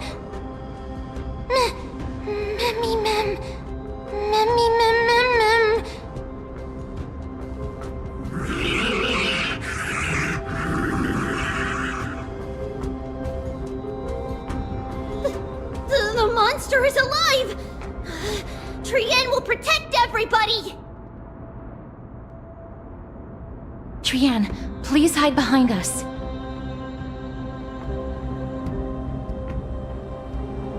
Mister, let's do this.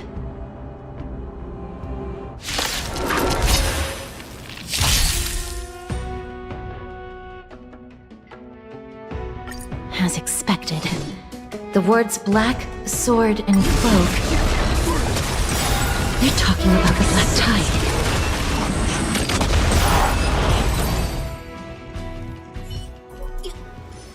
You defeated it! Little Gray, little Kaz, you're so strong!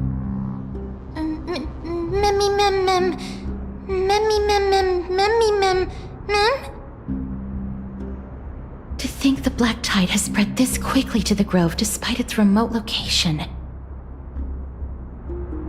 I'm afraid a world where strife has fallen is far more dangerous than we ever imagined. Oh no! Does this mean that Akama is also in danger?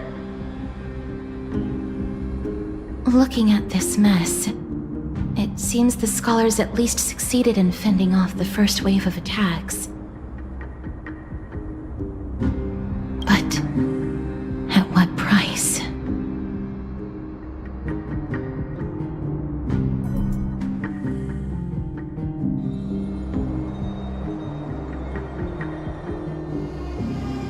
Lady Aglaya, after a few days of surgeries, both major and minor, we were able to save the life of that patient found on the outskirts of Akama.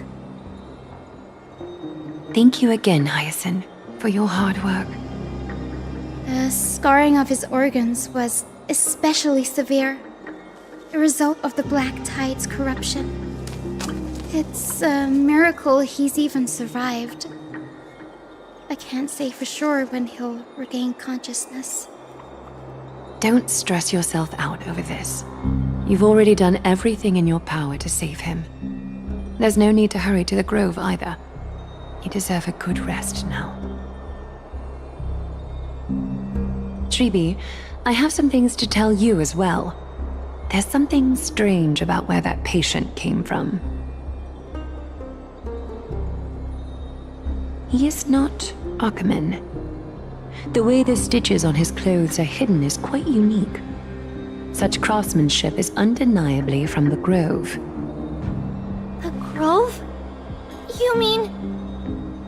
Now that I think about it, Castris and the rest should have arrived at the Grove by now.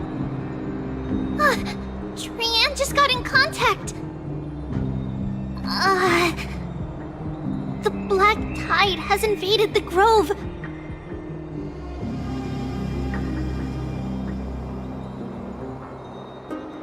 We haven't detected any survivors, even with the help of the Golden Thread. What should we do, Haggy?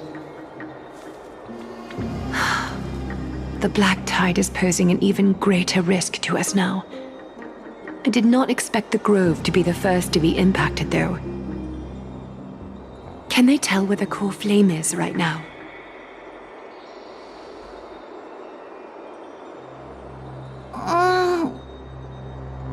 We see it. The core flame is still there, but...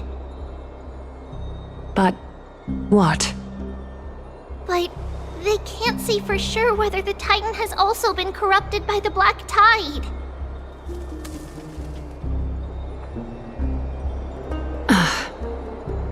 Please let them know that for now, the most pressing task is to identify the core flame and transfer it to a safe place as quickly as possible.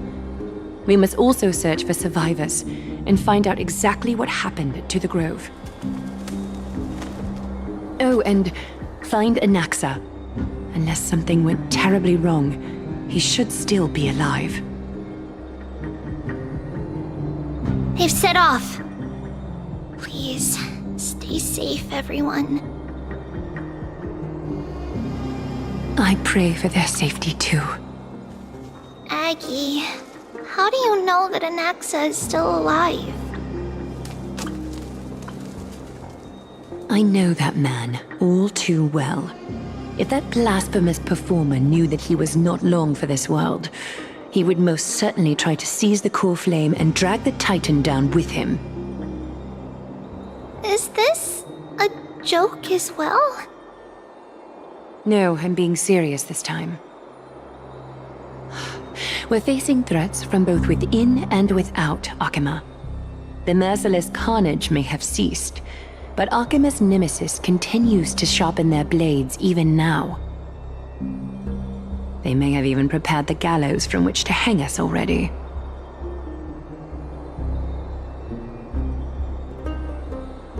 You mean... Even if the divine authority of strife is as yet unclaimed, the Black Tide is advancing more rapidly than I expected. I fear this tragedy is more than a mere natural disaster. Alas, it's too late. The Council will likely take this opportunity to do something... I will try to keep this under wraps for now. But you must also take care and be prepared for anything that may happen. All right. Should I inform Hyacinth about this? Not for now. She must be exhausted after performing surgeries non-stop for so many days. I don't want to overwhelm her with this bad news.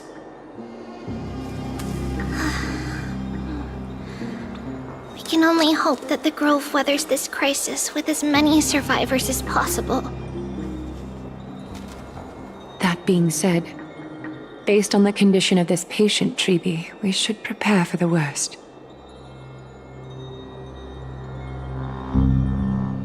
It's likely he is the only one who managed to escape from the Grove against all odds.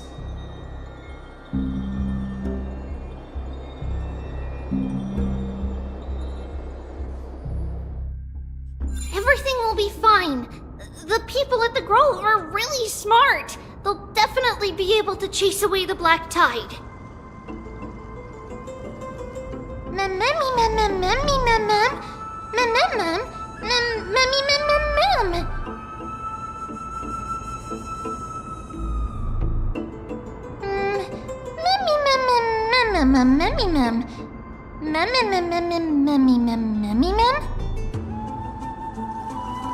How should I put it? Lady Aglaia doesn't trust Anaxa at all, I'm afraid.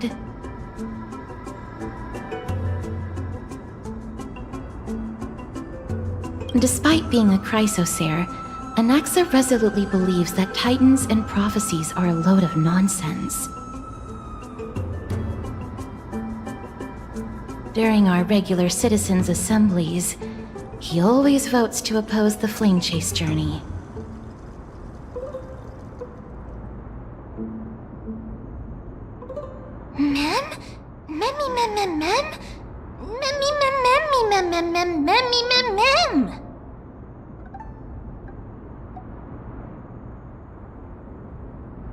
Trian knows the answer to that. Everybody says that Circes, who symbolizes reason, is the most tolerant of novel ideas. Apart from Kefali, they're the Titan who treats us the best.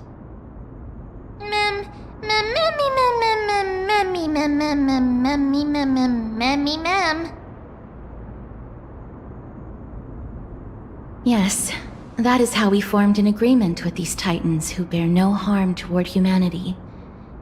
If they agree to support us on our flame chase journey, we will wait till the final moments of the journey to restore their core flames. With the exception of Voronix, that is, they didn't lend us their power willingly.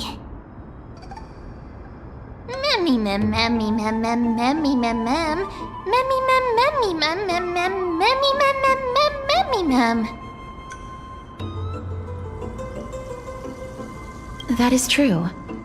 It's also fortunate that these gods weren't corrupted by the Black Tide and did not descend into madness.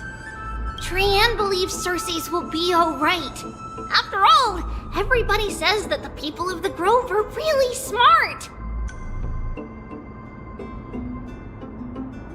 So, Little Gray and Little Cass, just leave the task of finding Anaxa and everyone else to Trian. It's easy for Trian to look for people because we can fly. Good idea. In that case, please bring the weft along with you, Lady Trian. The golden thread will be much more effective from up above. Please promise us that you'll take care of yourself.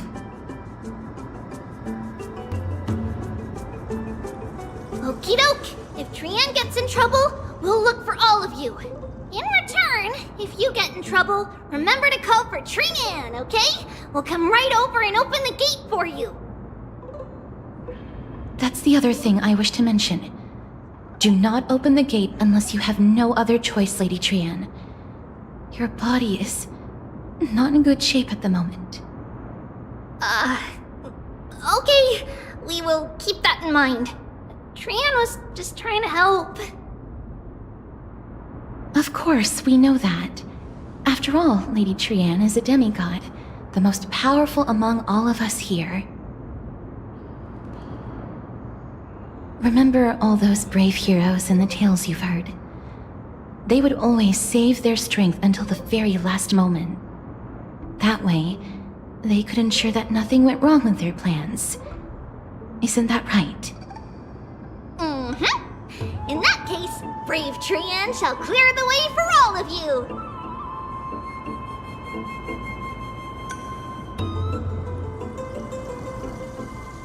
Memmy mem memmy mem mem. Memmy mem mem mem. Memmy mem mem mem mem mem mem. Mem mem mem.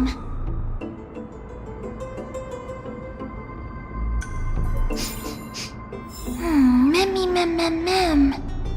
So many monsters. Memmy mem mem memmy mem. Memmy mem.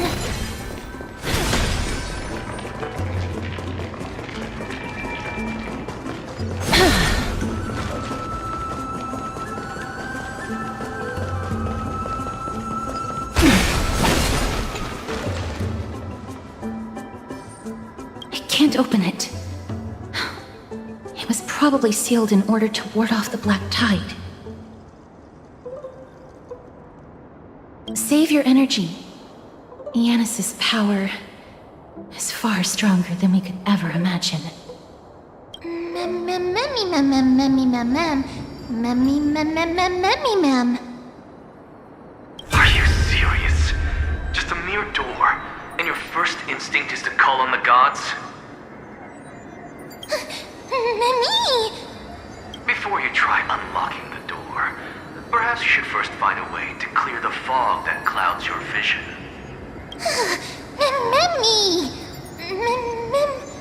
Mem. My name is Anaxagoras, one of the 7 sages of the Grove of Epiphany, and the founder of the New Sporists. Before we go any further, rule number 1. Do not call me Anaxa. Mem mem mem mem mem mem mem. Rule number 2. Never interrupt me. Silence is golden. Mem. The person standing here and conversing with you right now isn't the vestiges of a memory.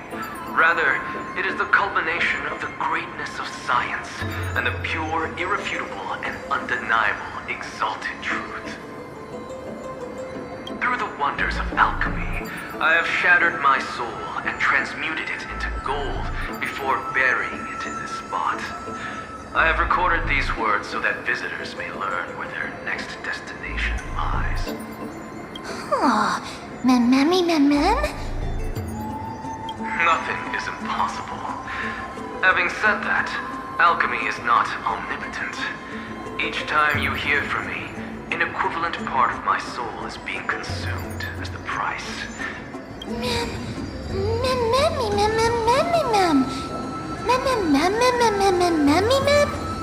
That's because my precise calculations account for every possibility. I also know that you have already discovered the cause of the calamity at the Grove, the Black Tide, and that you mistakenly believe that the Scholars have been wiped. But that is where you're wrong. While the Black Tide was still approaching the Grove, the sages found a way to evacuate the vast majority of the Scholars. They are heading toward the holy city of Akama as we speak. Only a small fraction of the Scholars stayed behind with me to defend the Grove. If all goes well, Cersei's core flame will reach Akama before long. But since you have accessed this message, something unforeseen must have occurred. For now, you should continue onward to the Luminary Throne, where you may retrieve the core flame. And our mortal remains. And now, the objective is complete. That is all.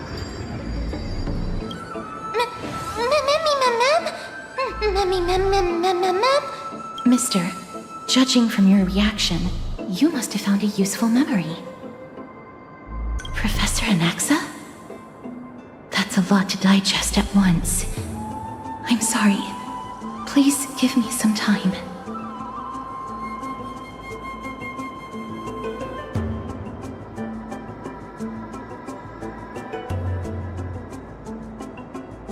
Yes, that seems like the only good news so far. I do not. Perhaps they were just unable.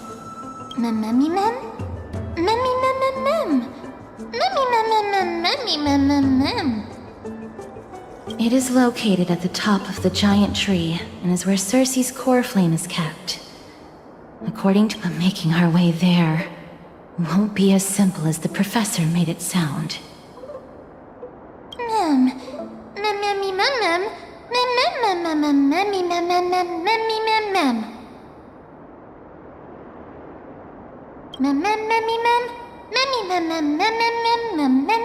All right. Right. Let's see whether he left any similar directions for us along the way.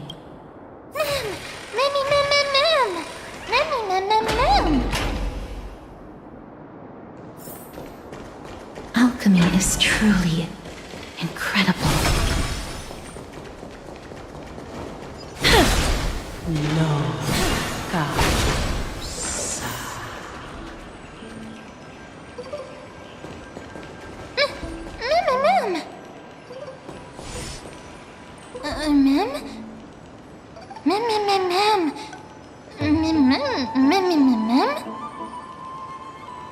No, you didn't imagine it. I heard it as well. I'm afraid that someone's probably nearby, as we are unable to ascertain whether they are friend or foe.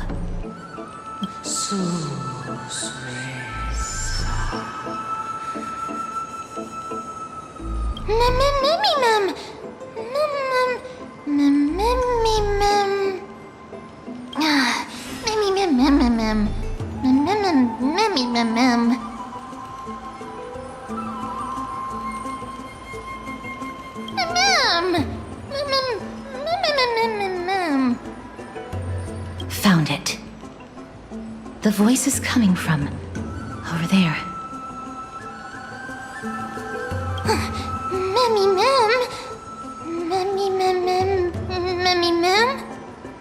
No.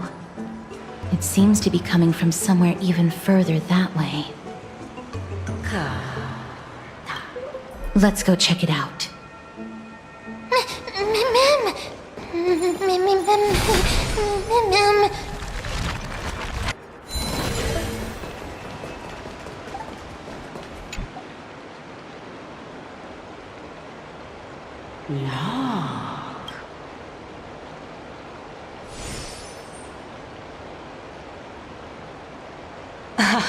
Regardless of what you do, a stone won't be able to speak.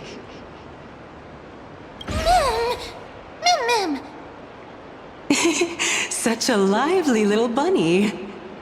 You even smell a little familiar.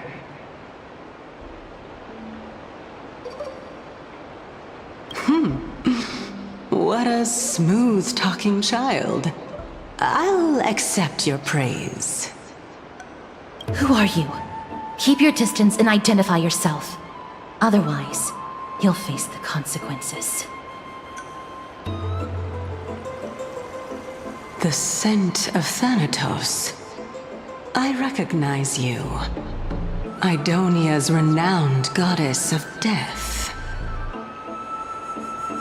Since you are aware, stop provoking the authority of death. Answer my question. Baring your fangs at me.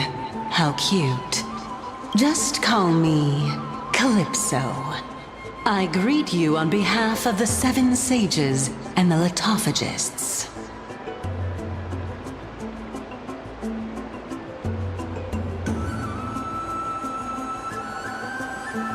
Be careful. Even if the head of the Lotophagus has never shown their true identity before, we shouldn't trust this person so easily. The weft could not detect her presence just now. That would be out of the ordinary if she were truly a phantom body. But if she is someone who has passed on, I should be able to tell. Let me test her. Do you mind if I join your private conversation? That would be rather inappropriate for someone who isn't even willing to reveal their real self. Forget it. However, I'm going to ask you some questions. Please answer them truthfully. If you can do so without hesitation, we won't treat you as an enemy for the time being. A pop quiz? Well, that sparks my interest. Go ahead. What was the topic for the grand finals of the 752nd Great Debate? Is a flying arrow in motion or at rest? Who was your representative? Medea. She went up against Phynon of the New Sporists. Who won? Nobody won because the 752nd Great Debate never took place. What I just mentioned happened during the previous debate. Phynon emerged victorious and obtained his 10th consecutive debate wreath. Also, to alleviate your worries, I shall provide you with a piece of information that's more valuable than the Great Debate. Anaxa the New Sporist is still alive. I saved him, and he is now recuperating at the Luminary Throne. So, are you satisfied with my answers?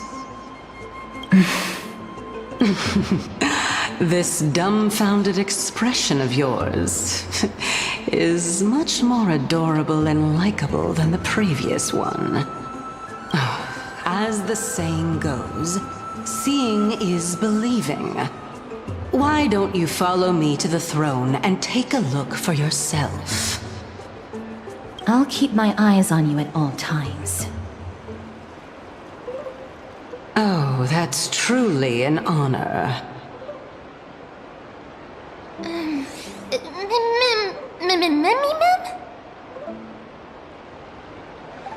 As long as we can get the water wheel turning, we'll be able to use it to ascend. So, the solution is to awaken this heart.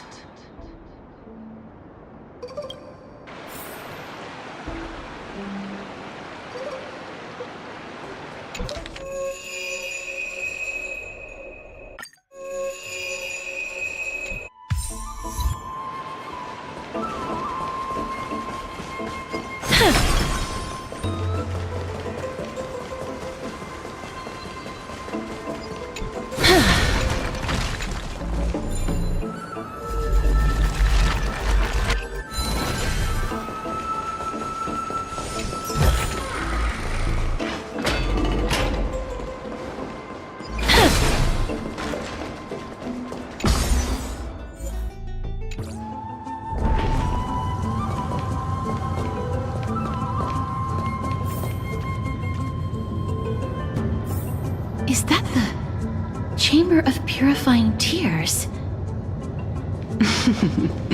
You have a good memory. Why exactly did you bring us here? My intention should be obvious. See that shallow pond over there? Water lilies grow there. Initially, Circes watered them with their tears, while Nestia nurtured them with affectionate love. They are a token of the eternal companionship between the two gods. All the two of you have to do is to cross the deep well and retrieve the golden bough of vows for me. Ma'am.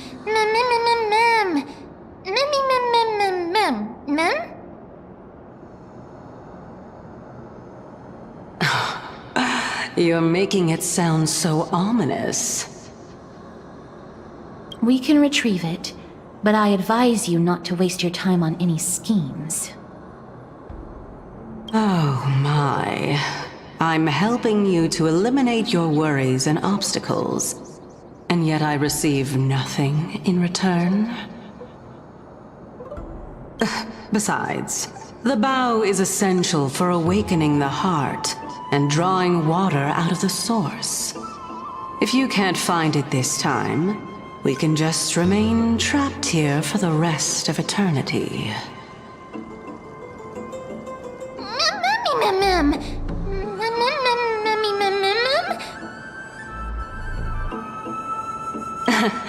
You're overthinking things.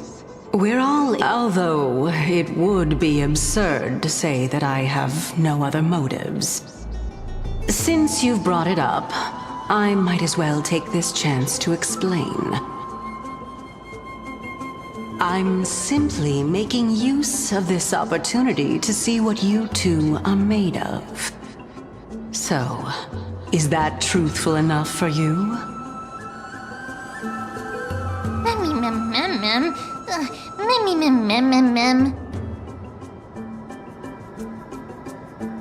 Now is not the time for me to elaborate further, so please proceed.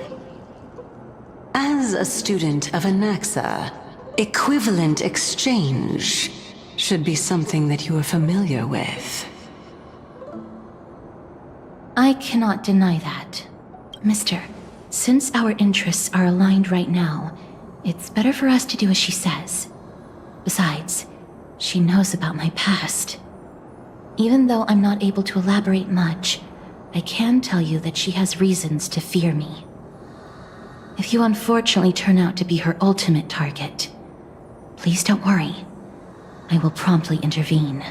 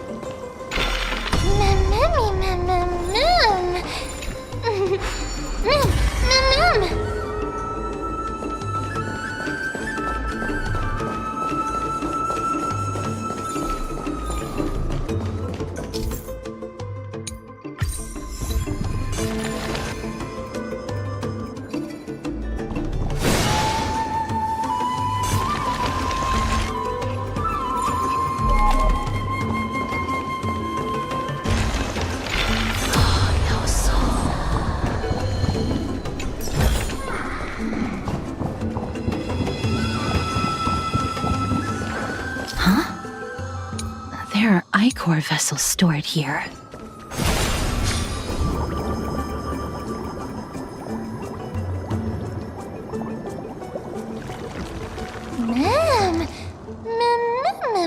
Flowers, ma'am.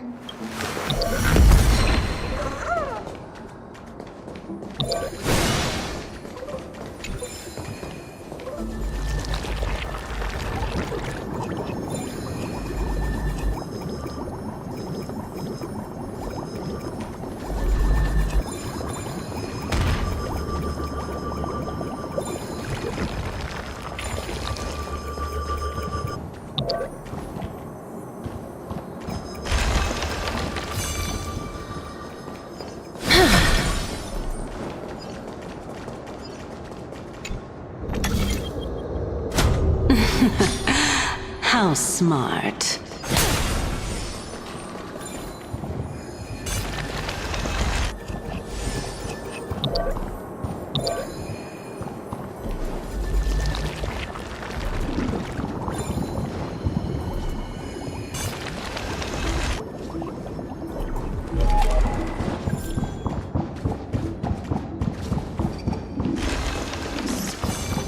hope that this is not a trap set by her. So this is the Golden Bough of Vows. I hope that the Titan will not take their anger out on us.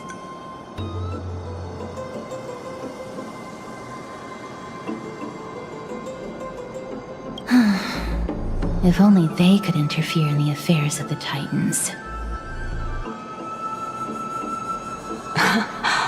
So lustrous and beautiful. It's even more magnificent than before. Mem Cal! Memmy mem mem! Memmy mem mem! Memmy mem! Understood. My apologies, Pink Bunny. Memmy bunny mem? Memmy mem mem mem. Is this the legendary Golden Bough of Vows? We'll know once we test it. There's a secret passageway behind the pond. It's faster if we take that path. How do you know this place so well?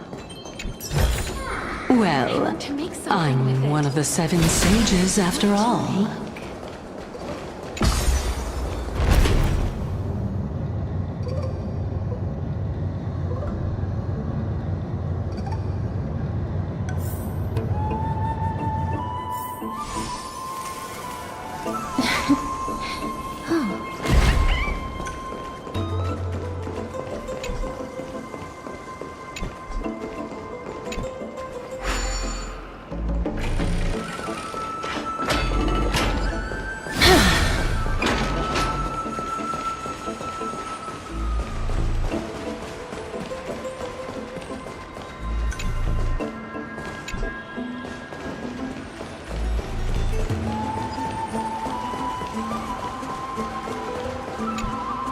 We're here.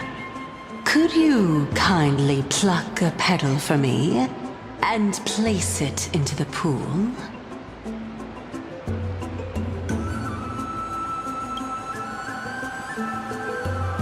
Now, can our little goddess perform that again? Huh? That being the oath of Nestia's priests. Right. Got it. O Nestia, with the weft as my vow, I beseech you, entwine my body with your golden thread and affection. Ma'am! Memmy lit up. It's just an ancient promise between the Titan and humans.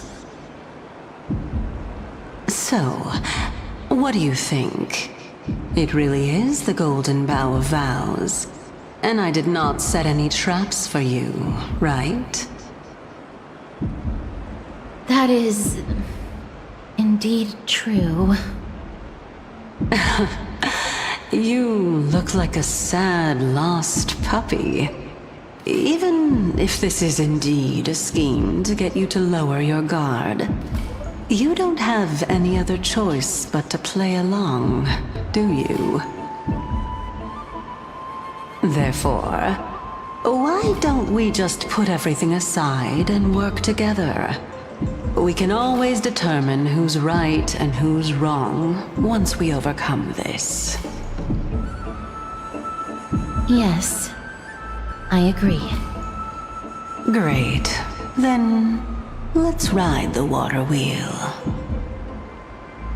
However, giving us half-truths is not the right attitude for cooperation.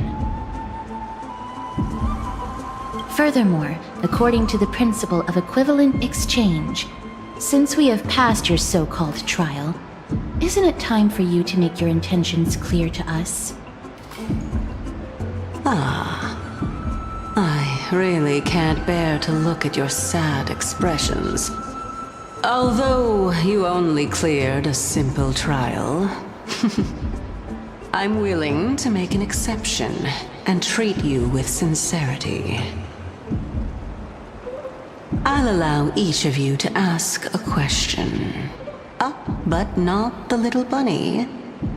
So, ask away.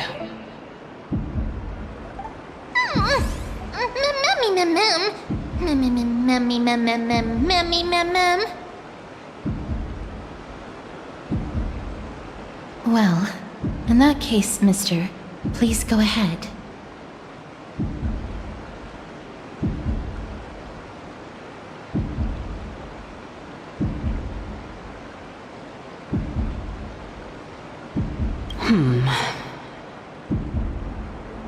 As I've previously mentioned, I'm one of the 7 sages of the Grove of Epiphany. If you think that this answer is insufficient, then I'll add to it. I'm the leader of the 7 sages. Well, it's your turn now, little goddess of death.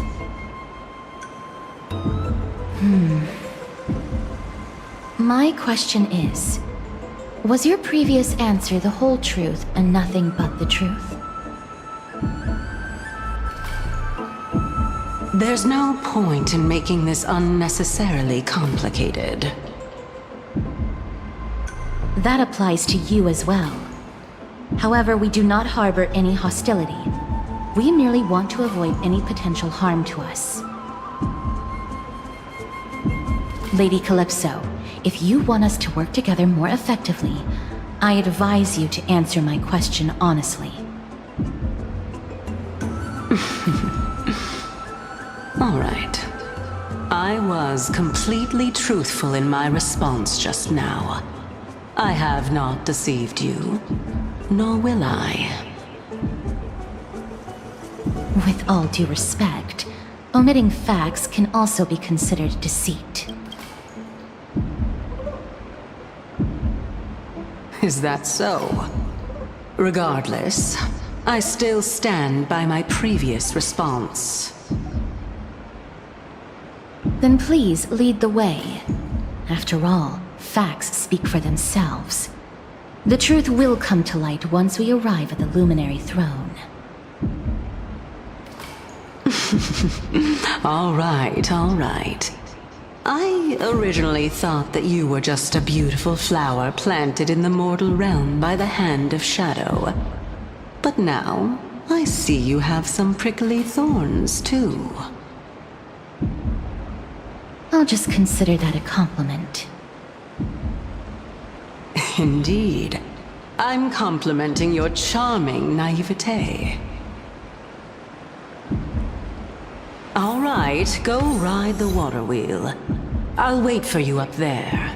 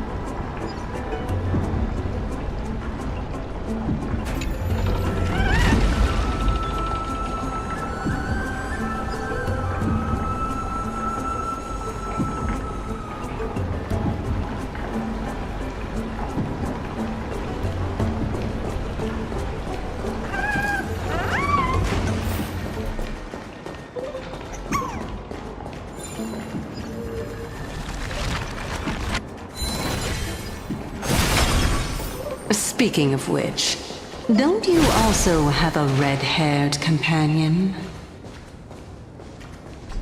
Memmy mem. Memmy mem mem memmy mem.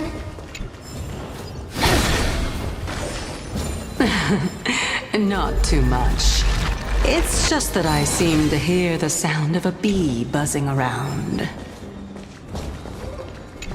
Lady, your metaphors are not worthy of praise at all.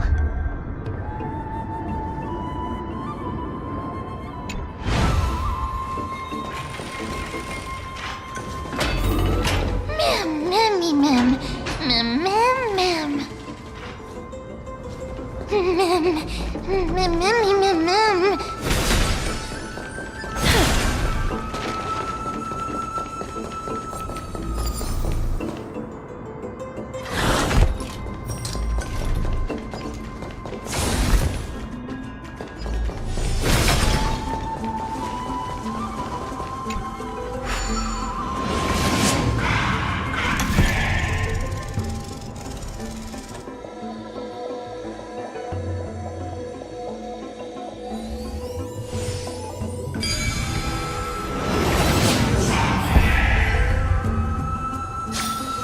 I've learned something.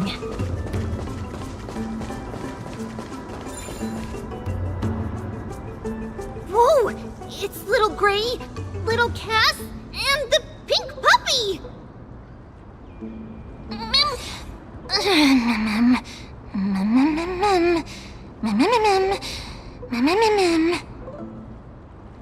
Lady Trianne, are you all right? Were you hurt? No, Trianne flew high up into the air so the monsters couldn't reach us.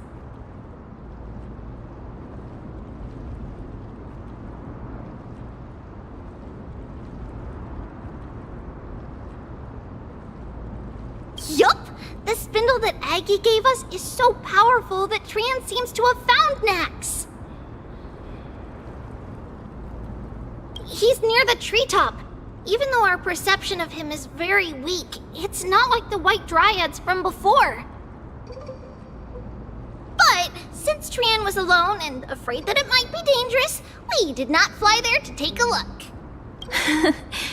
It seems like Lady Trianne did not forget our promise. Anaxa is indeed still alive, and he's at the Luminary Throne right now. It seems like Lady Calypso did not lie regarding this. Huh? Calypso? Who's that?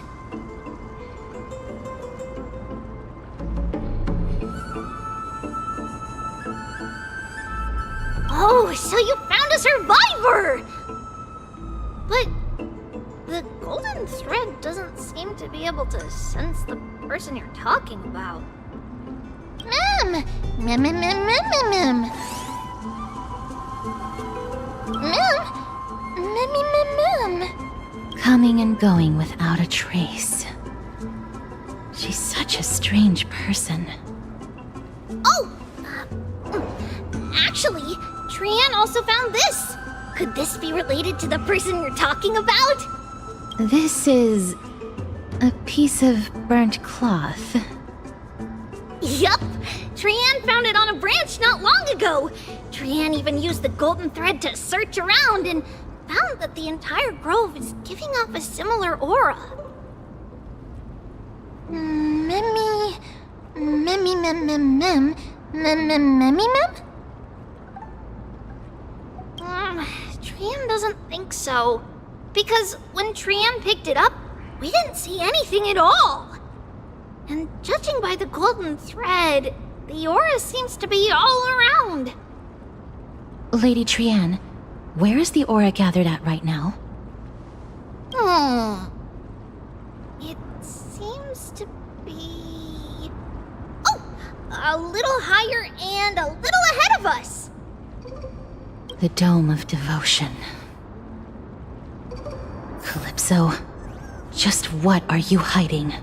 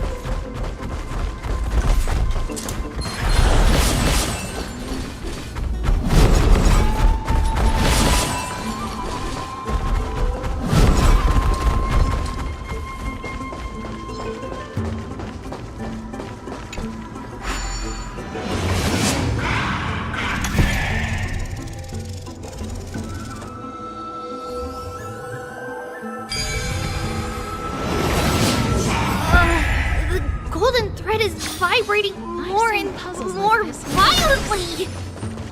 Everyone, let's be even more cautious.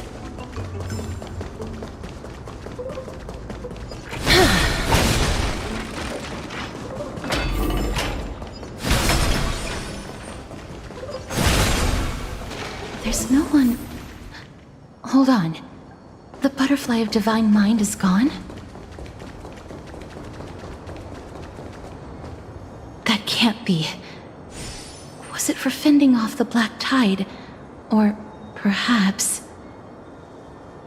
What exactly is this butterfly of divine mind? Is it a very powerful guardian monster? No. How should I put it? It's considered a safeguard for the Titan's core flame. This butterfly is created from Nestia's remaining divine mind and bears the responsibility of guarding the core flame. Legend has it that someone can only pass the trial of the butterfly by proving they possess pure and unselfish love within their heart.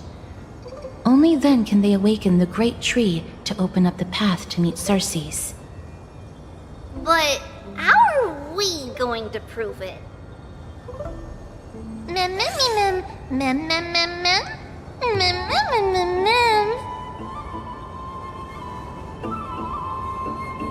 Sorry, but even I don't know how. After all, this is a secret among secrets that only a select few in the entire grove and even Amphorius know. Rather than worry about this, Lady Trian, did the golden thread react to anything around here?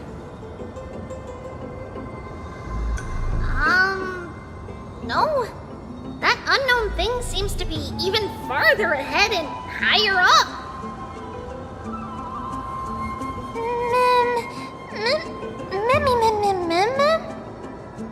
Perhaps we can try again.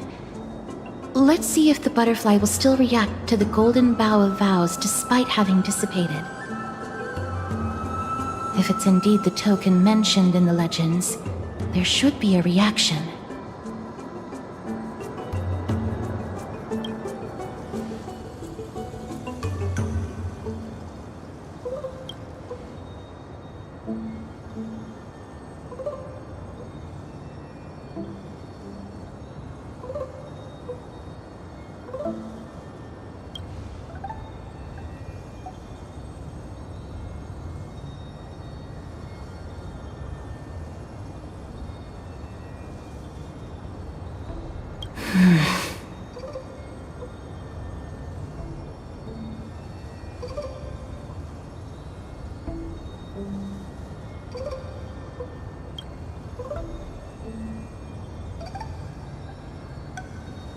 Let me give it a try. Oh, Nestia, with the weft as my vow, I beseech you, entwine my body with your golden thread and affection.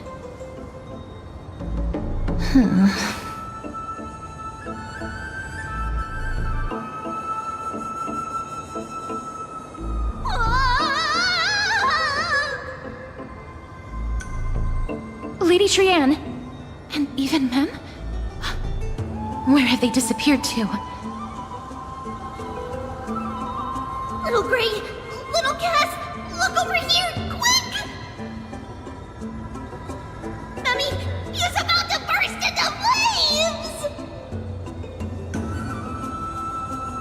The voice seems to be coming from the Star Chase atrium.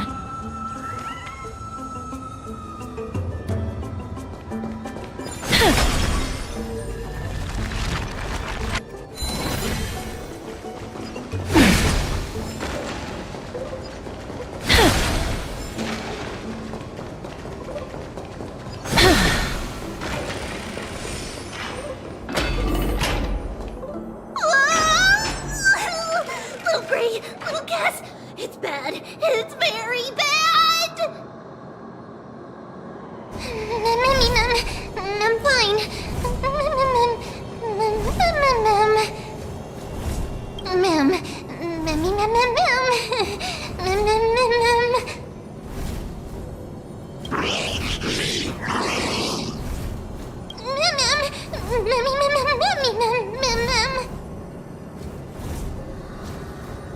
Lady Trian, what exactly happened just now? Trian and Memi were looking around to see if there were any mechanisms nearby. But just as they went to take a closer look at that big piece of amber, they were surrounded! I see. Let's get a move on. The orbs belonging to Ornyx's priests should be nearby. Hopefully they'll be of some use.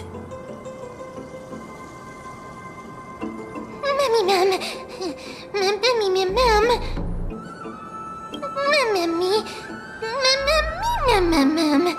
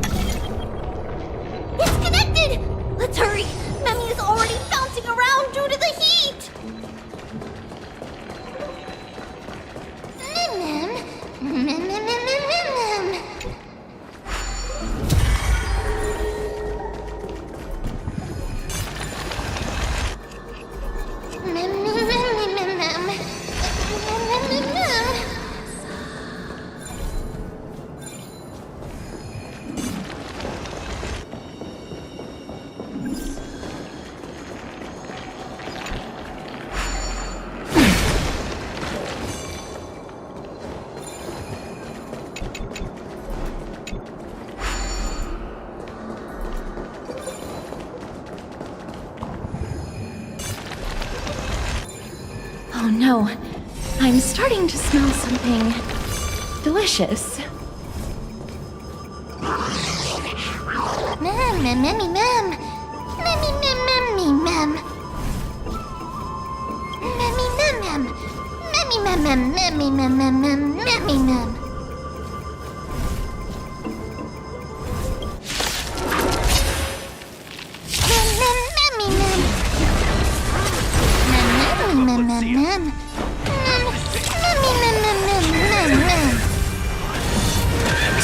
Some value, I suppose. Existence is unity. As you wish. Let this place witness glory. Burn it all. I am struck. Burn it all. Time to mix things up. I can't die. There's more to life. Forever do.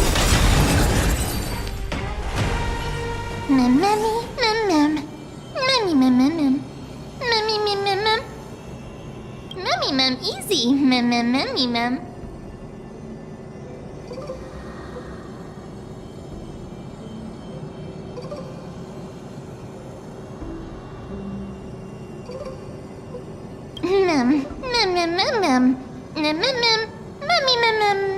I'm glad that everyone is all right. Speaking of which, this piece of amber is... a remnant of Nestia's core flame.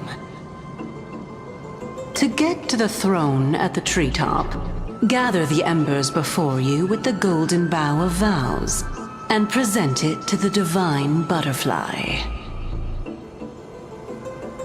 Whoa, where did you come from? You finally appeared, Lady Calypso. Yes, it's been some time. The battle just now was a true delight, and I feel quite elated. It seems like I'll really be able to rely on all of you to reclaim my true form.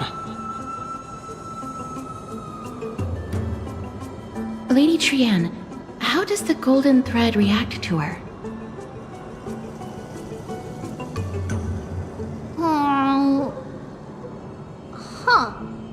There's no reaction at all. Obviously. After all, the fragment that you picked up just now is completely unrelated to me. All right. Just do as I say. If you're able to pass the trial, I will tell you everything truthfully. Another trial. Mem. But we have to go to the treetop to find Nax anyway, right? I've got a hunch. Come, let's collect the embers and go confront her.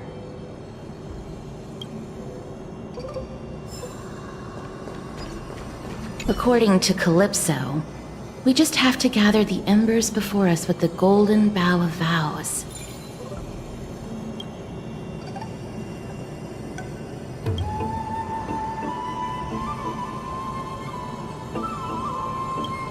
How incredible. Mem.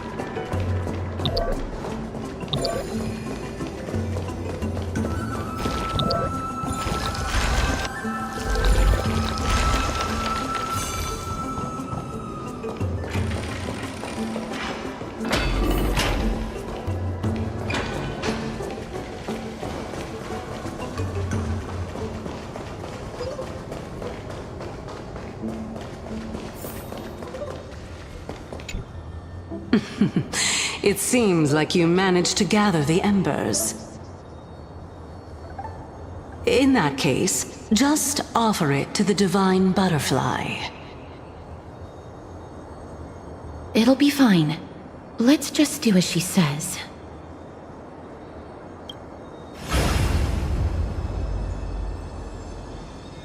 It's a success! Path has appeared! All of you have indeed passed the trial.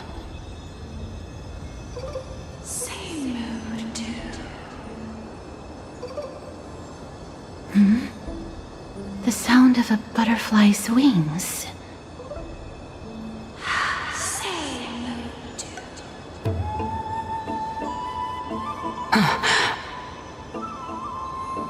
I'll be back shortly.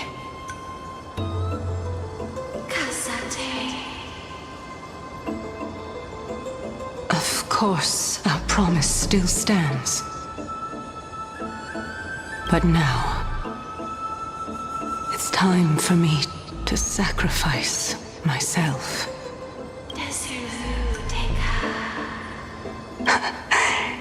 If the West Wind ever ends, let that be the place where we reunite. Farewell, my love. Lady Calypso, this is... It's nothing much. Thank you so much for your help.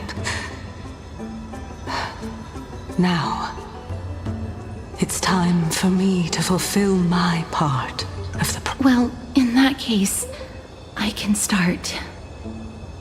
You're actually Cersei's, right?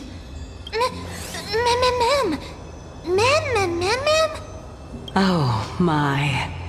The children of humanity have passed the final trial at last. I was wondering when you were planning to expose me. How did you know?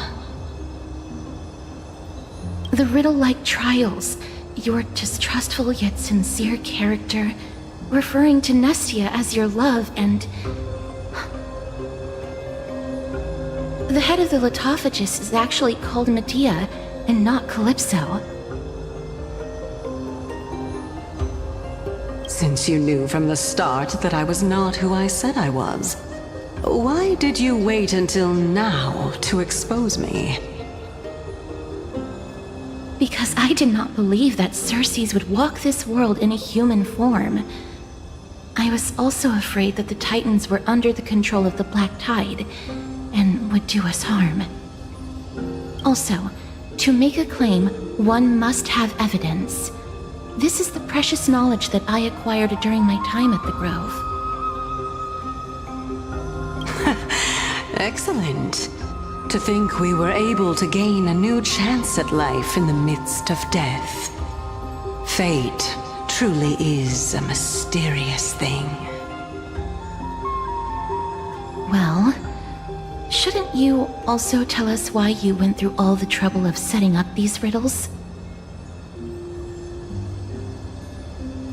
Oh, the reason's quite simple. I needed your help, and just like how you were wary of me, I had to ensure that you were not villains who were trying to get their hands on the core flame. I also had to ascertain that you were capable of dealing with the threat at hand. Is this threat related to the Black Tide? Indeed, and it's even more related to that lost item from before. Its owner is a quiet and paranoid hunter who seems to have been reborn from the Black Tide and is attacking along with it. As I could not do anything about them, I split my body up and escaped to avoid harm. I bided my time for a chance to seek assistance. Unfortunately, this was not a sustainable long-term plan. What you mean is that you hid your own core flame? Indeed. I split it into 3. I hid one within the Golden Bough of Vows, and sealed another in the amber, along with Nestia's remaining embers. As for the last one, it's currently in Anaxa's body, which is in dire need of repair. What? Do you mean that you're using such a method? After all, the scholars of the Grove have always been willing to lay down their lives to defend my core flame. As a respected god, it would be too embarrassing if I were to do nothing and simply watch the children of humanity give up their lives for me. Especially that heretic named Anaxa.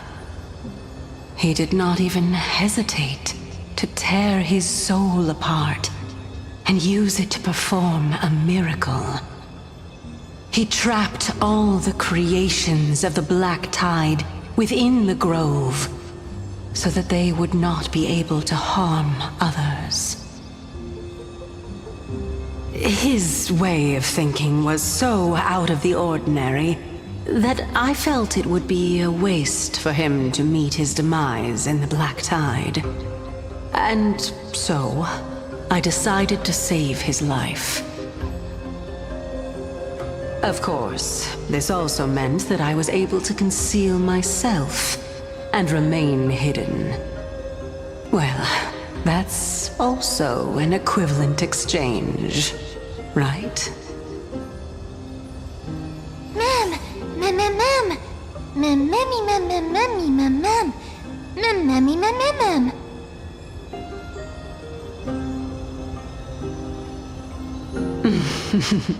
What a smart little bunny. This way, I'll be able to regain my true form, and you will be able to bring the core flame and your teacher back to Alchema. We'll also take down the black-robed swordmaster at the throne, together in one go. Cersei's, aren't you the reason Titan?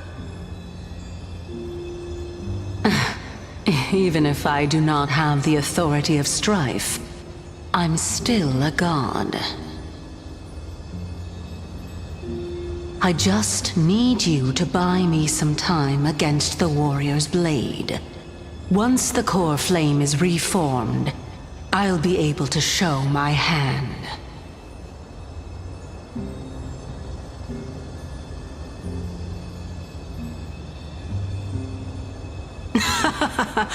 Excellent. Then just continue climbing to reach my throne. Turn the golden bough of vows into firewood to reignite the core flame of reason.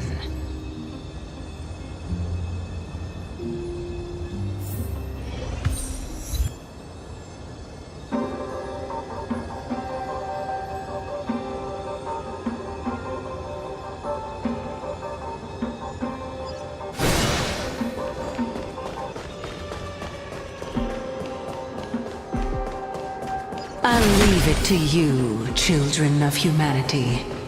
May you be blessed with good fortune. It seems like a fierce battle will be inevitable. Don't worry, Trian will protect everyone!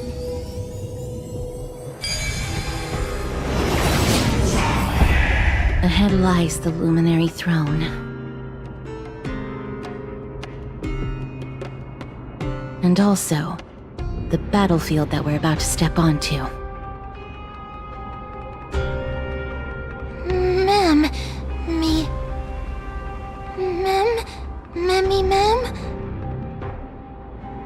Memmy, what's wrong?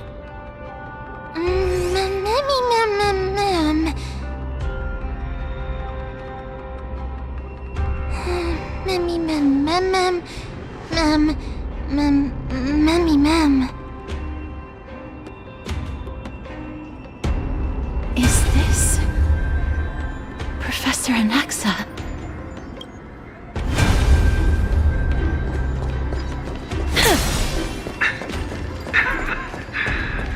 My eyes. No matter. All I have to do is to place this body at the core of the array.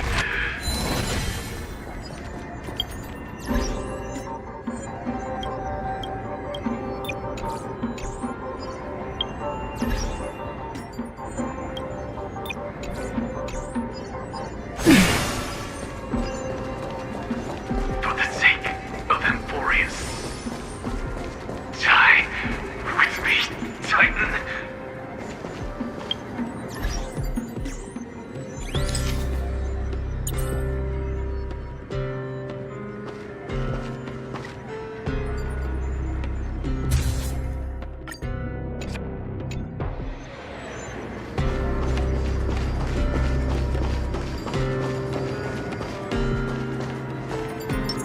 Sound lingers.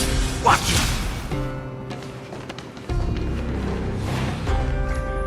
Ma'am. Cersei's was right.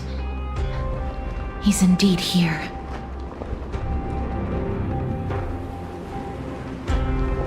Who is this black-robed guy?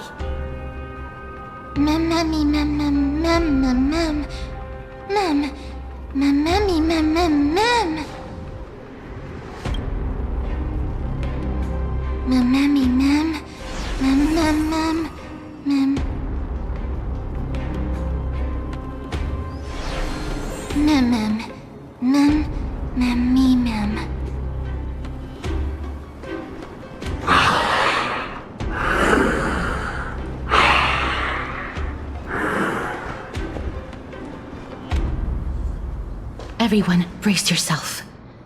This must be the hunter reborn from the black tide that Cersei's was talking about. The black sword and cloak. The owner of the piece of cloth. The north wind that sent over the deathly fog of Thanatos. You're not demigods. Stand Stand down or die. Mem! Run! Mem!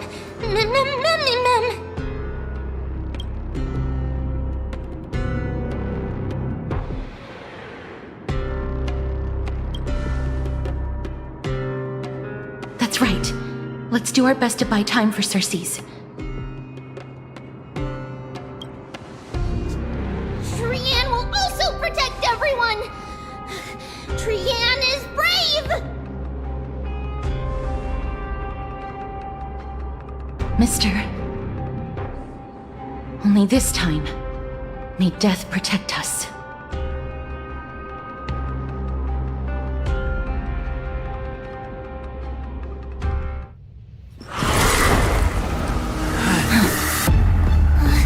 Be careful. One slash. Two slashes.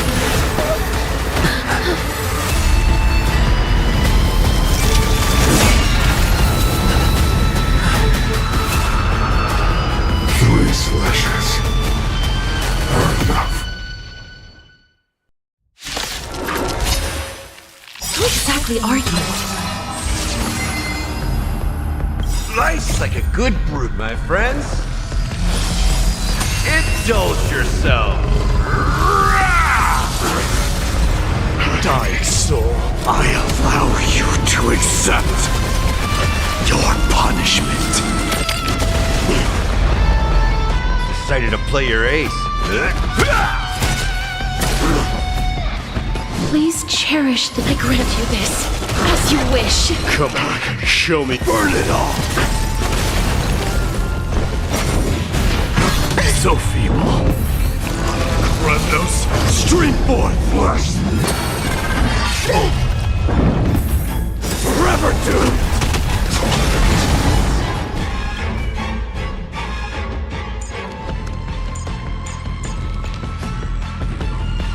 Time to mix things up. So this is the warmth of life. Every petal in life's will be swept away by the wind of time. Eternal melody. Embrace new life, Pollux.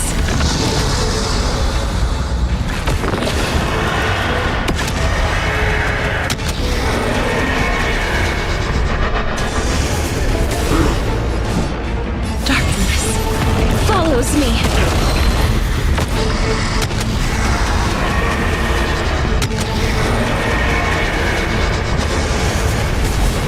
Burn it all. So powerful. Cersei's was right.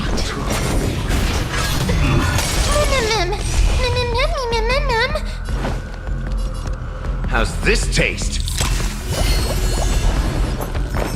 Pay attention.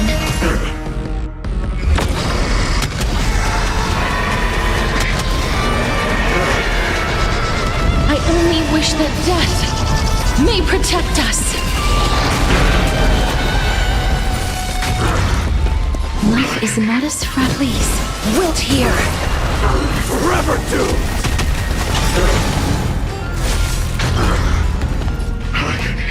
Time to mix things up. I can't, dying soul. Face me. I allow you to accept your punishment.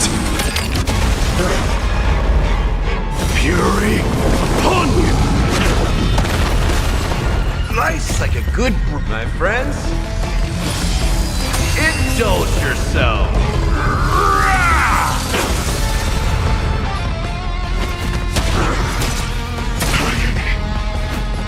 I grant you this, as you wish. You'll do. Burn it all.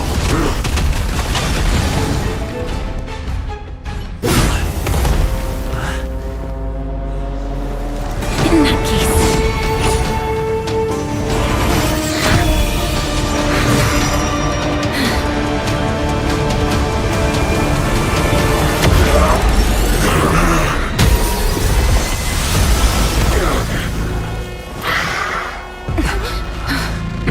Can't be killed in a single blow. You are indeed no ordinary human.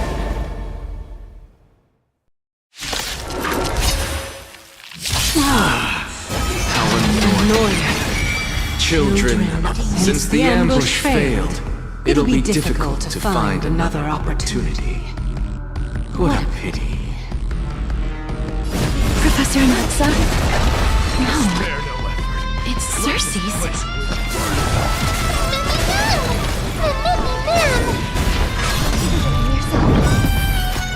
Embrace new life, Pollux.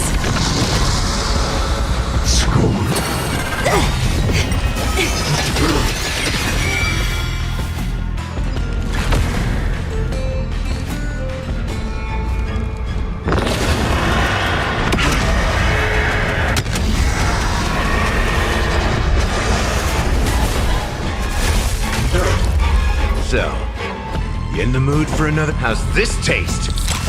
So this is the warmth of life. Every petal in life's scope will be swept away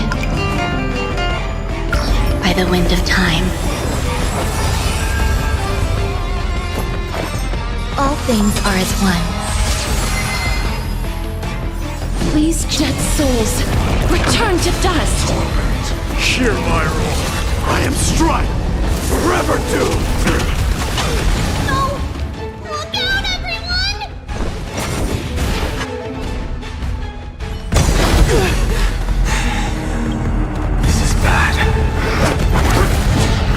Century Gate, open!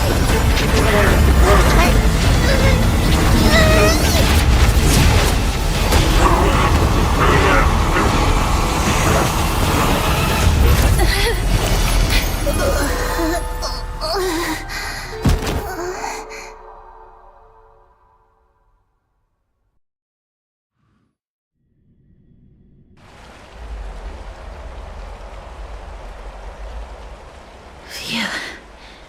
That was a close call. Thank goodness that we returned to Akama unharmed.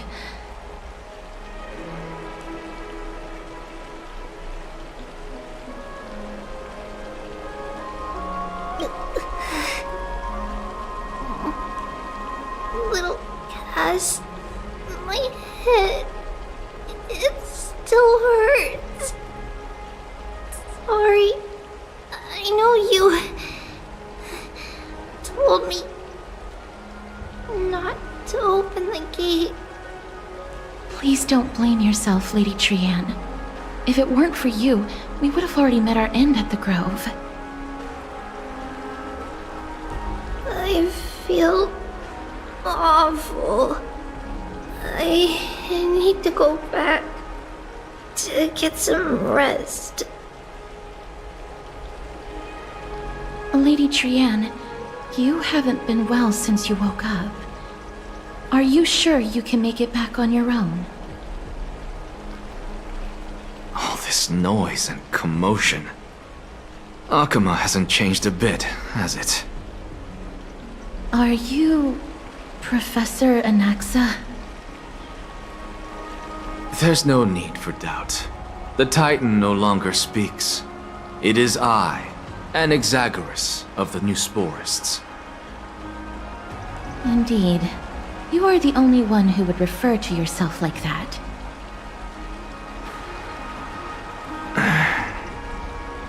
Professor, let me be frank. The mission Lady Aglaia entrusted us is to search for survivors, uncover the truth about the disaster at the Grove, and retrieve the core flame of Cersei's. That does not surprise me.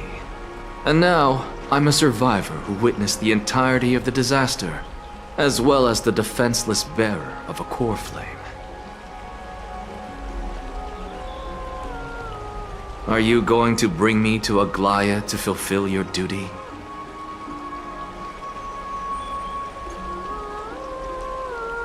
That is indeed my duty, but I prefer not to present you to her as a captive or spoil of battle. Fine. There's no need to make your life difficult. I'm not against meeting that woman. But I have some things to take care of first. The families of some of my fellow Grove Scholars live in the Holy City. Before we meet Aglaya, I want to visit them.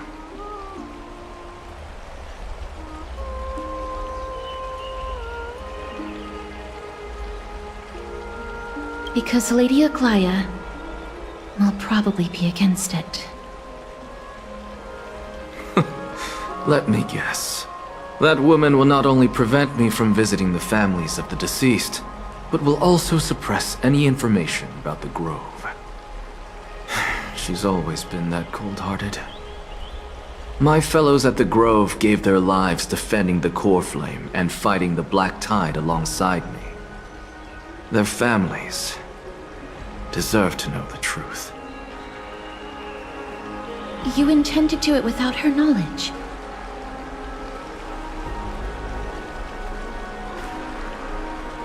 Do you really think that woman would treat me well, even if I behaved and proved my loyalty? I wouldn't mind seeing a bit more anger on her face.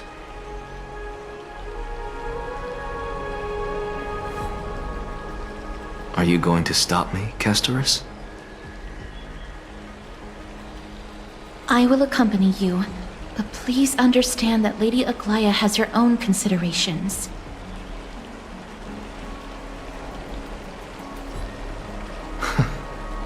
You truly have the makings of a fine scholar, putting yourself in other people's shoes like that. Let's go. I won't go overboard. So, after all these years, you and Lady Aglaya are still... Neither of us is narrow-minded. You should know the root cause of our conflict.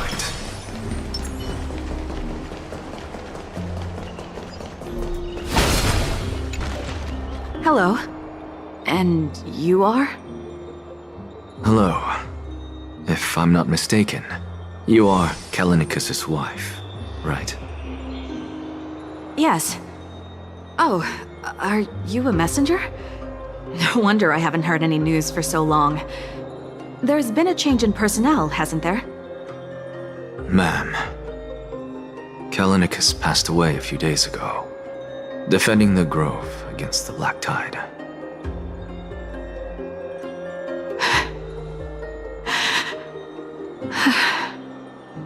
So, did he manage to defend the Grove? Huh?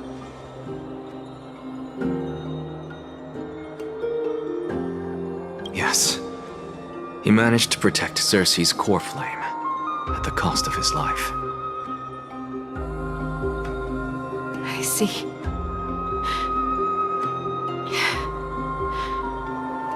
I'll select some of his possessions and pick a nice resting place for him. Please let us know if you need any help, ma'am. I come from Kremnos. Death and sacrifice are things I've learned to face with composure. You know, Kalinicus, even though he was a scholar, he'd always ask me to teach him how to fight whenever he came back. Isn't it funny that a Chrysos heir like him wants to learn from an ordinary person like me? I've been prepared for this for a long time. In times like these, any ordinary goodbye might just turn out to be a final farewell. I'm really sorry. There's nothing to be sorry for. I was once a warrior, and I'll find my way back to the battlefield someday. With the coming coronation of the new king of Kremnos, I'll take up my lance against the creatures of the Black Tide and seek vengeance for my husband.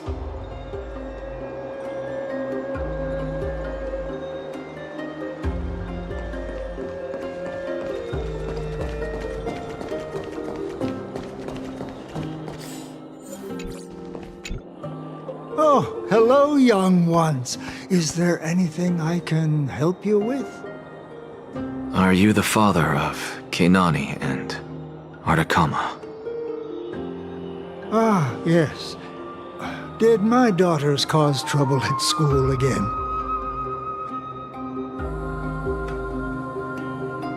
Alas, forgive this old brain of mine. Both of my daughters graduated long ago, and they are now scholars at the Grove. As I get older, memories from years past tend to blend together. What's the matter, young one? Why so quiet? Did my daughters really get into some trouble? If they refuse to apologize, just let me know. Their old dad can still talk some sense into them. What should we do? I really can't tell him.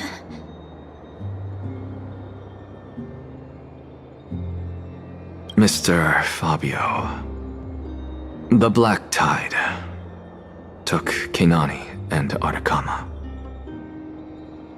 What? They fought until their last breath against the Black Tide to defend the Grove.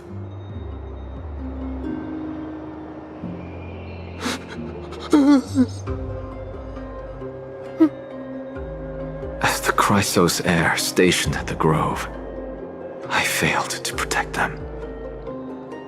Mr. Fabio, if you're upset... Don't put it that way. Even if my Artakama wasn't one of the Chrysos heirs mentioned in the prophecy,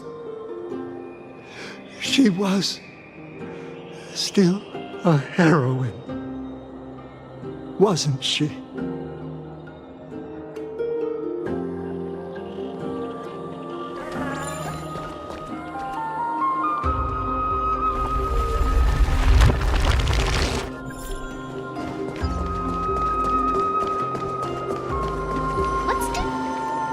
What's wrong? I'm busy.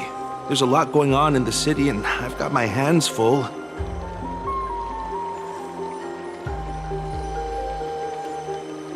Mister, we're sorry to bother you, but... No, wait, Lady Castors, did Lady Aglaia send you because of some mistake I made at work? Keep your cool, Titus. I'm Anaxagoras from the Grove of Epiphany, and a colleague of your father, Old Titus. A few days ago, your father passed away. Wait, what? My old man died?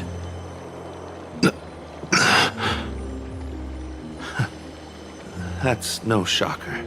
At his age, he was due for the River of Souls any time.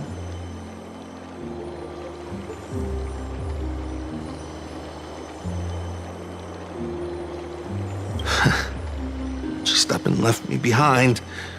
That old man.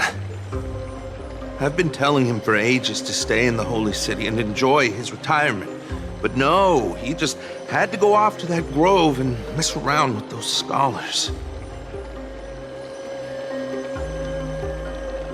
Still wouldn't budge after all those arguments. That stubborn old thing. I already got him a retirement home and was waiting for him to come around. All my effort is wasted now, and he didn't even give me a chance to say goodbye. That bull-headed old man, stubborn as a mule.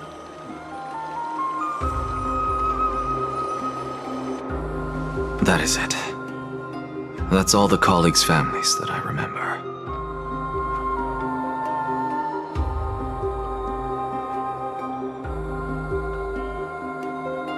Good work, Mr. and Professor Anaxa. Let's go. Take me to see Aglaia. All right. I'll lead the way.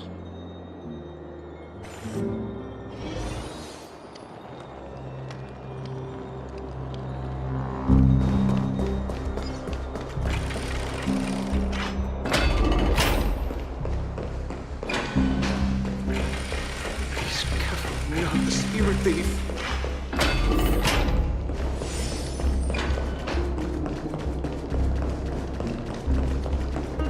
Let's go back for another cell.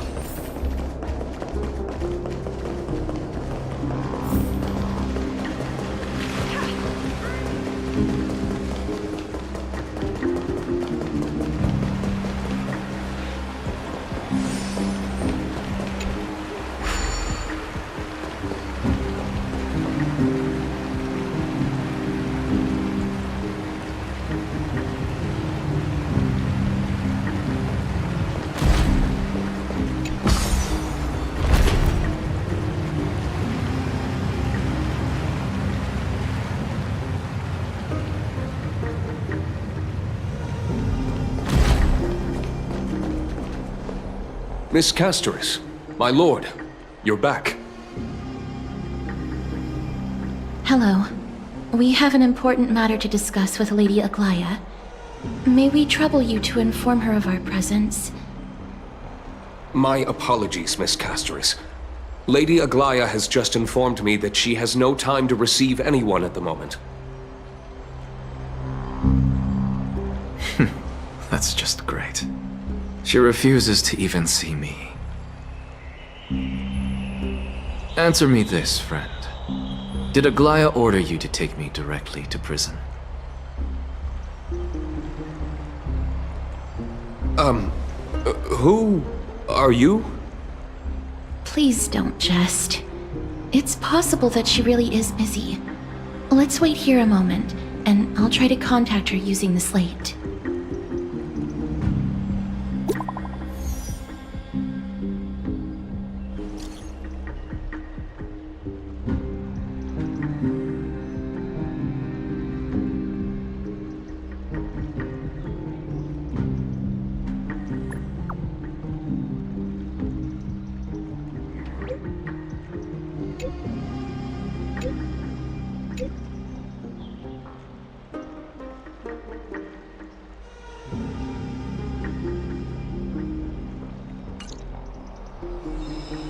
It's fortunate we don't have to confront that woman while I'm hauling around this sick body. Castoris, and this friend I haven't gotten the chance to know, I'll take my leave for today. That Titan made a myriad of adjustments on their own. My head still aches from that. I don't want to stay a second longer in this noisy city if I can. Please be careful. Akama isn't the Grove. This place is covered by her golden threads. I know.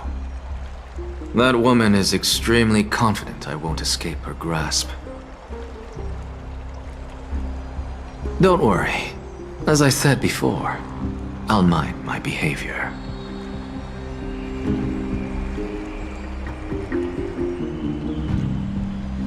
Mister, so many unexpected things happened on our journey to the Grove. We truly had no intention of putting you in danger, let alone face the Black Tide head-on.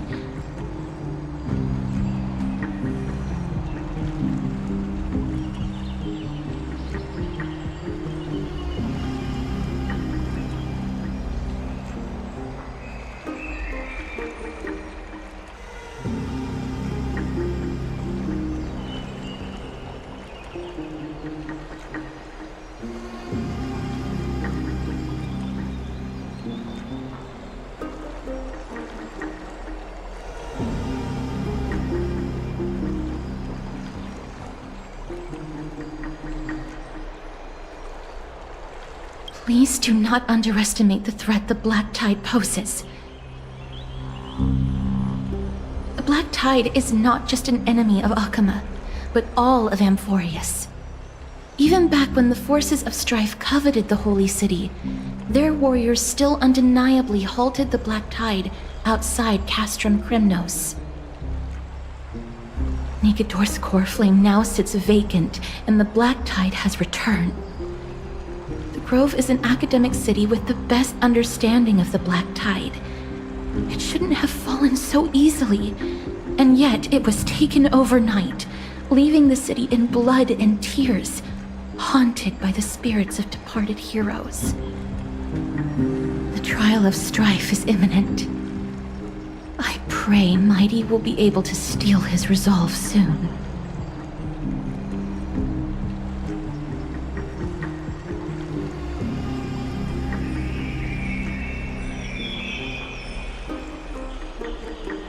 Lady Trebe once traveled across thousands of cities in Amphorius to repel the Black Tide.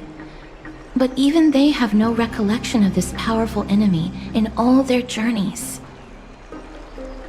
Perhaps the fall of strife has triggered even more terrifying events in unseen places. As for me, I detected a strong stench of death from that entity. But it wasn't because it had a connection with Thanatos. I'm afraid it's purely because it has sent countless others to their deaths. Speaking of Thanatos, Mister, there is something else I wish to verify with you. You must have an idea of the curse I bear by now. I was born as the shadow of death. A poison shunned by all living beings. Yet when you caught me in the grove,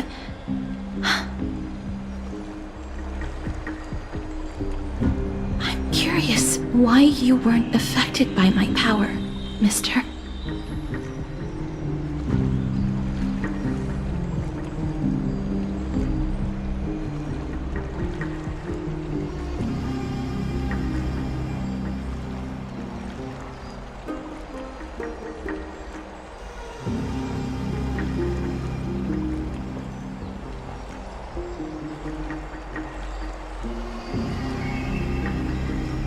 Might be the case if we only brushed the very tips of our fingers. But back then... My apologies for the abrupt question. For all my life, I've always wondered, what is my connection to death? And why am I inextricably linked to Thanatos? Mister, you must be tired after being on the move these past few days. Please set aside the tragedy at the Grove for now, and rest for the day.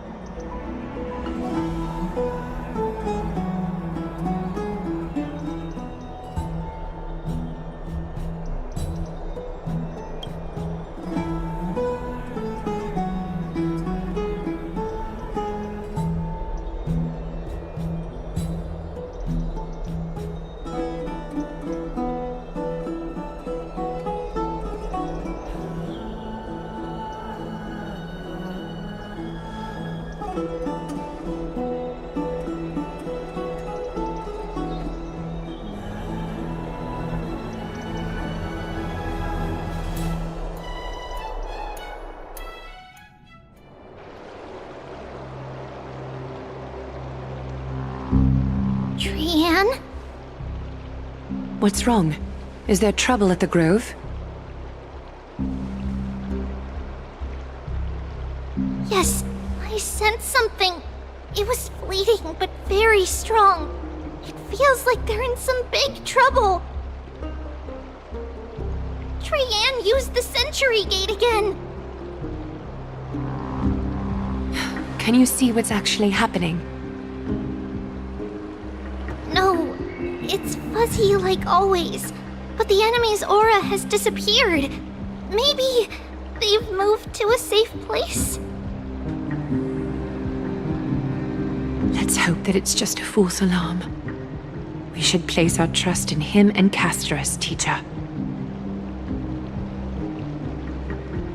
They will keep Trianne safe. Aggie, you're talking like we are little kids. One day, Trianne will reach her limit, and Trebi will take on the role of gatekeeper from her. We are all aware of that. I am just a little concerned about her state of mind. Trianne was already unable to speak, even in short sentences when they left. We want to say a proper goodbye at the very least. I will pray with you. Thanks. And Aggie, it looks like we will need you to come with us to the baths this time to unwind. It feels like neither of us have laughed for a long while. It's time to head out with the west wind! All right.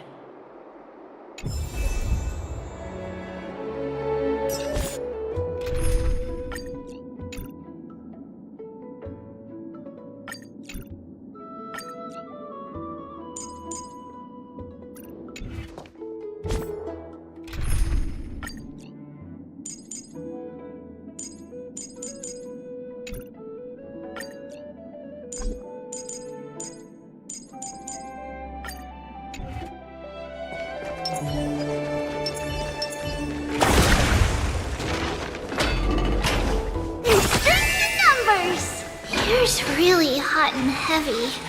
Has it always been like this? Is someone... What happened here? Watch out! Watch out! For the Kremnoan! Kremnoan? This is their doing?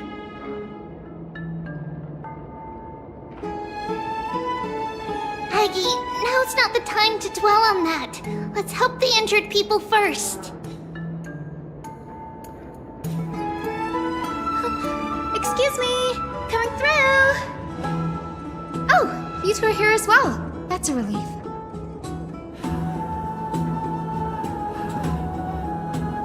Even the Twilight Courtyard is involved? What in the world happened here? I actually just came to relax. But as soon as I got here, I saw all these people lying on the ground. I've examined them, and they don't seem to be seriously ill. It feels like they've just spent too much time in the hot water. Multiple individuals fainting simultaneously from the hot pool steam? Where is the manager of the baths? He disappeared, and no one knows where he's gone to. Some people have been saying that the Kremnoans are behind this. Lady Aglaya, what do you think about this? Let these people rest. The two of you, please come with me. Have you thought of something, Aggie? Yes. While their intentions elude me, it's time to bring this farce to a close.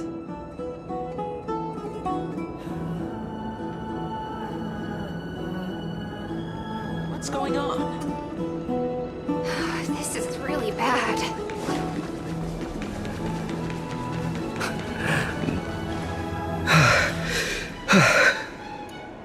Snowy! Even Snowy!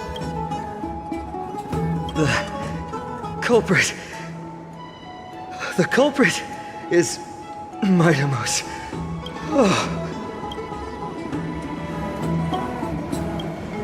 Dee! What did you do to everybody? It's just another duel where I claimed victory. Duel? As I expected.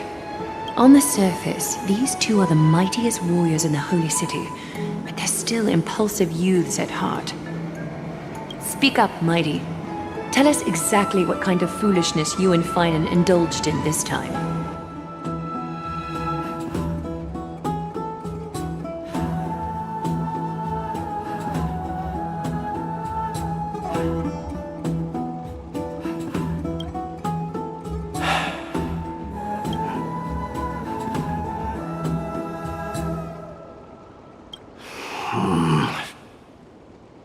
Am I seeing things?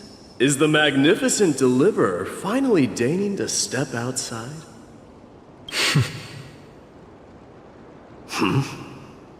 What kind of response is that? Nothing. I was just imitating your usual response. I don't feel anything special from you. Have you passed the demigod trial? The ritual hasn't reopened yet. In case you forgot, it hasn't been that long since I pulled you out of the trial. I didn't forget. Then, you're welcome. In twilight's last gleam, Makima stands bold. Her walls sturdy, tales untold. Dreaming of her fruitful gardens, pilgrims arrive from distant lands. Figs and olives, so grand. Yet little do they know that they will step into flames, fuel to the fire, a burning brand. What are you playing at this time? I just felt like reciting a few lines of poetry. Surely the Crown Prince of Kremnos knows how to appreciate poetry, right? Kremnoans steer clear of such weak literature. But my library doesn't lack collections of this kind. These lines express the poet's yearning for their home, just as Akuma is distant from many people's homes. I know how to interpret poetry, Haikis. There's no point in pretending to be profound, my friend. Thank you for helping me out when I was in a tight spot, but it seems to me that you aren't prepared for the trial either. Don't compare your situation with mine. My people are still relying on me.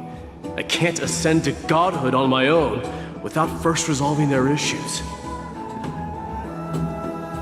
So, are you suggesting that you, the mighty Mightimos, and the heir to the throne of Kremnos, wish to defy tradition that has endured among your people for millennia?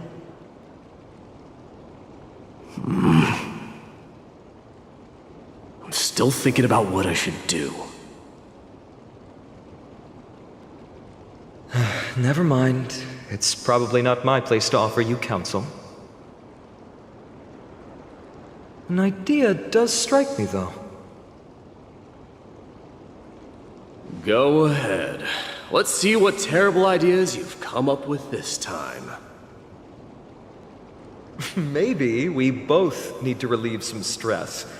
Come, Mightimos, let's recommence our previous competition. This time, we'll see who can stay in the super hot bath for longer.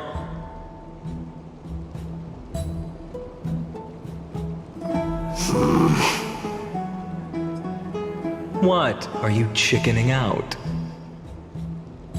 The phrase chickening out does not exist in the Kremnoan language. I just find the situation absurd, that's all. All-knowing historian, are you not aware that we Kremnoans use boiling water from sword forging for our baths? Looks like I'll have to teach you some royal etiquette today. And thus, an unprecedented sauna battle commences! With unparalleled resolve, the two warriors' determination even alters the very hue of the steam. Flames intertwine with scalding vapor, reaching toward the heavens, shrouding the sky and the sun. The spectacle is so magnificent that none dare gaze upon it directly. Since we can't see what's happening in the competition, why don't I regale you with a tale of kings to pass the time? Do you recall the legend of the Gorgo lion mentioned by a certain veteran? The central figure, the main character, was not the sole sovereign of that land. An oryx stood as its formidable rival. Long before the dawn of Erechrysia, the two beasts started their timeless battle on the plains of Tritos. The lion regarded the oryx as its food, while the oryx perceived the lion as a scornful, oppressive, and challenging barrier that it swore to topple with its antlers. For tens of thousands of years, without respite, the two creatures thus continued their relentless pursuit and rivalry.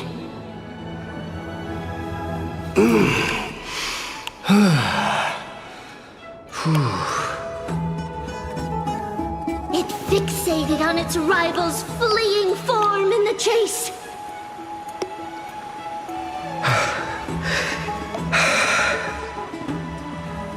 It set its sights on the other's neck, nearly within reach.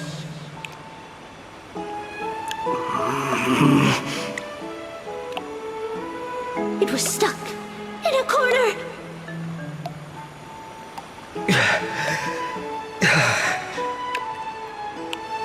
It had nowhere to escape. On the land of Amphorius, some lives meet their end at dusk, some at dawn, and yet others are fated to perish under the blistering sun at noon. And at last, the most scorching moment of the day descended upon them. The formidable hand of fate heeded their call and arrived! My lords, would you like me to reduce the temperature a little?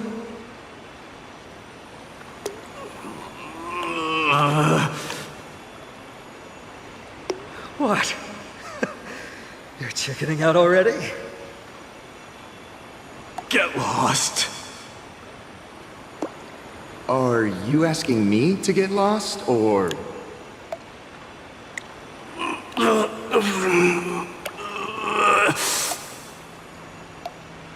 Do whatever you want.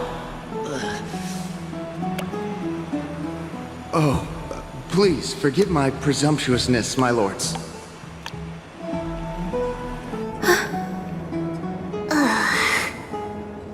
What a spectacle of folly.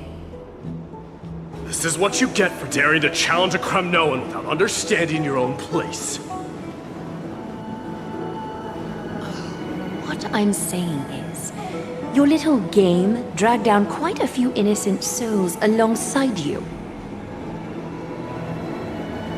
Personally escort back home the customers left awestruck by our formidable presence. This isn't fair. You're wearing way less than I am. Is this the latest trend now? Getting into the baths while dressed in full armor? Don't look at me like that. It was he who challenged me. There is no word for flee in the Kremnoan language. Very well. Let us bring this farce to a close, shall we? Warriors, it is time to get moving.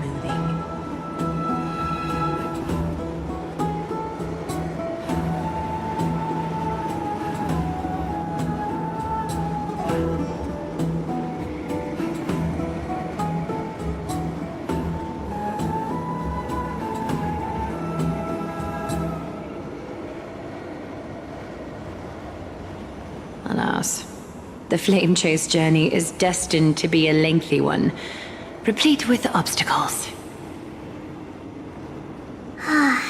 But thanks to those two, all the gloom has vanished into thin air.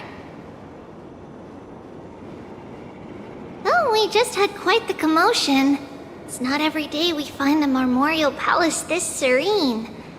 Shall we continue with our previous plans? Hyacinth, would you care to join us? Such an empty bath is indeed a rare sight. I was looking forward to unwinding after work. I'd be delighted to accept your invitation, Lady Treeby. How about we go to the biggest bath?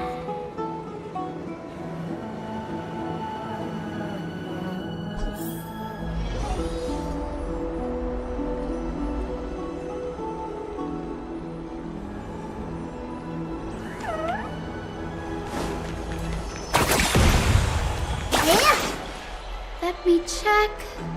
The water temperature feels just perfect. So, how is the feeling of having the entire bath to yourselves? It's so good. But, Lady Treeby, aren't you going to soak in the bath with us? We will have to pass. After all, we've become children. Please understand that she can no longer endure the heat of this pool due to the blessings of Yanis.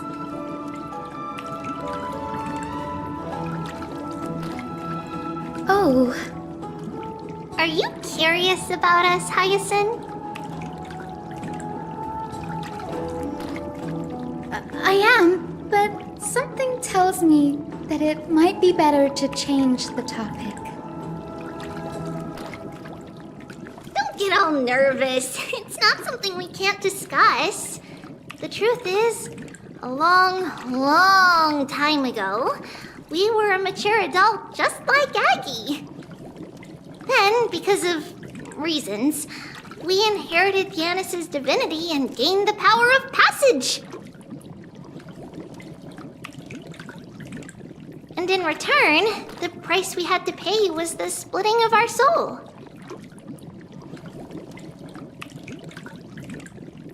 Each opening of the Century Gate intensifies the strain on Treeby and the others. They are gradually regressing towards infancy, both in body and mind. We don't know what awaits us at the end either, but anyway, that's why we've turned into children.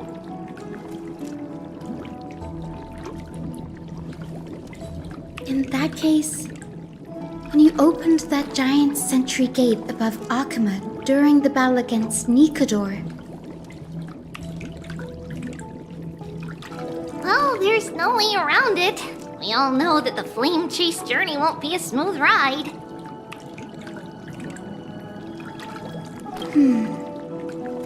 Maybe we can find a way to fix it. The primary research focus of Moose Forests is the soul. We explore its depletion and methods to restore dispersed souls. As long as research continues, there might be a breakthrough that can help. We will do everything we can. So your first reaction is in fact denial. You're indeed an Access student. I look forward to your good news, Hyacinth. Now there's another reason to look forward to tomorrow.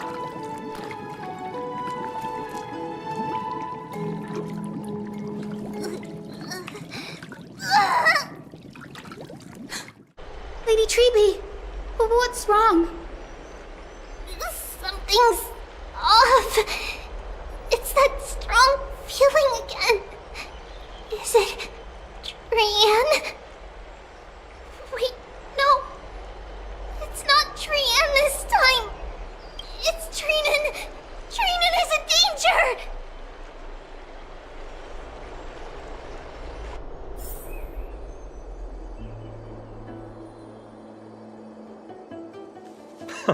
I win this round of escorting the bathers home.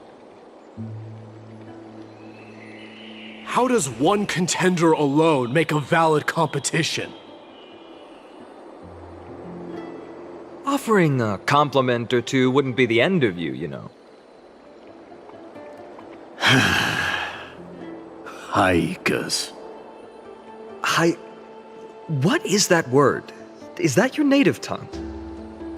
It means hyena. I'm likening you to a weak hyena. By the way, you emphasized the completely wrong syllable. Though we've been acquainted for some time, I have rarely heard you talk in the ancient tongue of Kremnos. It's because I'm not exactly a master at it either. I can listen and read just fine, but when it comes to writing...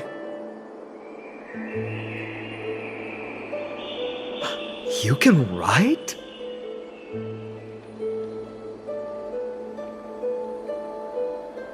You speak as if you don't have a brain. That was in jest. I understand. After all, you spent all your childhood wandering far from home. Worry about yourself first, Deliverer. You also never mention your hometown, apart from when you need to introduce yourself.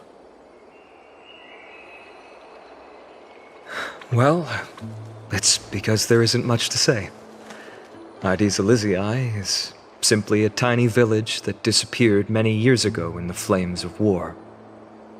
The only times I get to see it are in my dreams, and in... And in? And in the trial from the Lance of Fury. I knew it. Yes, I saw it all. Ides Elysiae ablaze with everyone. My family, friends, and my kin, lying in a sea of flames. A blood-red half-sun hung in the sky, just like on that day. And before my eyes, that murderer killed Cyrene. But I saw its form this time. A black cloak, an eerie mask, and a broken giant sword that carried an ominous aura. I fought it in the trial. But even though I've been fighting, improving, and resolutely getting stronger all this time, I still couldn't defeat it. You were blinded by hatred, and almost lost yourself in that trial. That's right. And that's why I am truly thankful to you, Mightymouse. You finally picked up some manners. Better late than never. Then what about you, Mighty? What did you see in that trial? What do you fear? There is no word for fear in the Kremnoan language.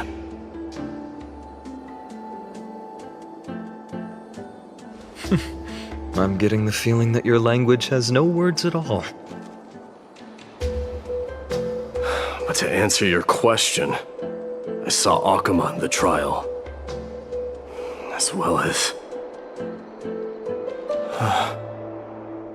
my old comrades.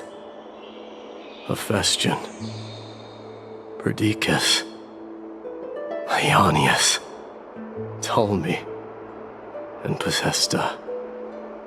Ever since I returned from the Sea of Souls, these 5 have been by my side. We faced life and death together during our days in exile. Those 10 years were arduous, yet filled with moments worth treasuring.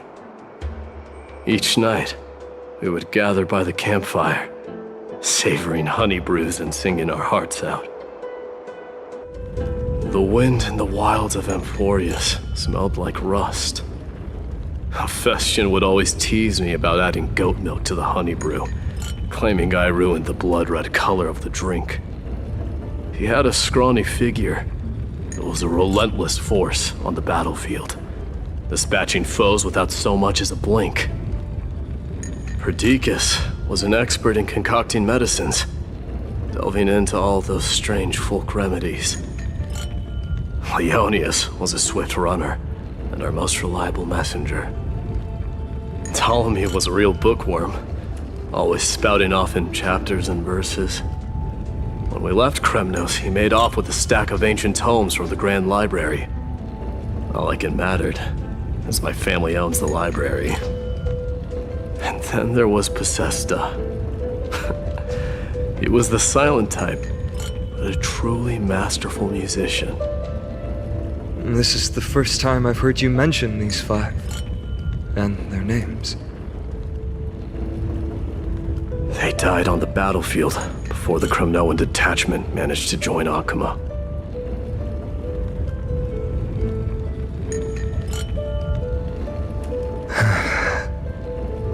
Perdiccas was the first to go. He was shot in the stomach by a poisonous arrow from the people of Ladon in the 2nd month of cultivation. In the end, his remedies mended all but himself. Midamos, do not mourn. I have achieved honor by bestowing a noble death upon the enemy. Leonius died in the 5th winter. Idonia's snowstorm lasted 3 full months. On the night of the fiercest storm, our foes launched their assault. Idonia? Is that the city Castorus used to live in? Yes. Those zealots were as fearless as Kremnoans in the face of death, but they lacked respect for honor. They cornered us in a bottomless swamp. Leonius covered for our retreat. They cut his legs off. He vanished into the mire of a foreign land, his body never to be recovered. This is perfect. Midamos, I can finally deliver the news of you ascending the throne to the Nether Realm. 20 dusks later, we finally breached the walls of Idonia and entertained the usurper's plea for peace. However, the rebels refused to surrender and set up an ambush within the city. Ptolemy and his cavalry met their end before they could even relish our triumph. Those obelisks that collapsed after being set on fire became their final resting place.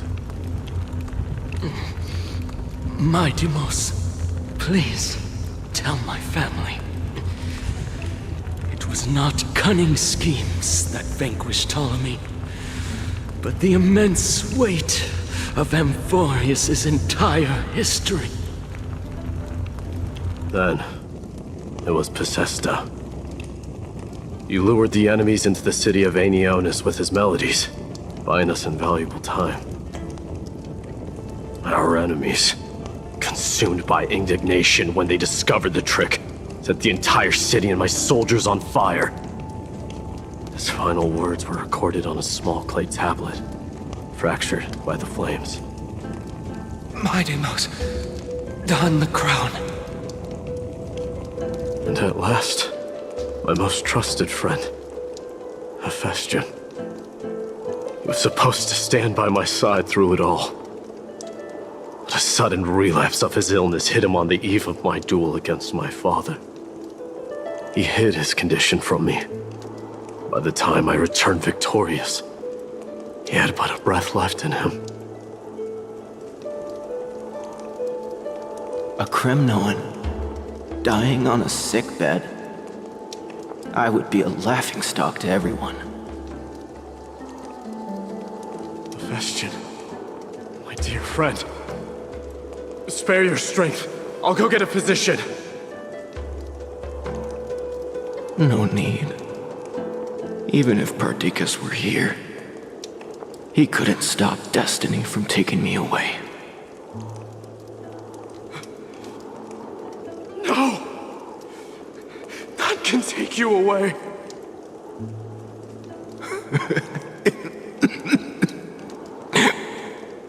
Mightimos, our king, do not shed tears for me. It's not befitting of your status. Farewell, my dear friend. You must lead us back home. What a grave trial indeed. Now I understand why you see immortality as a defect, or even a curse.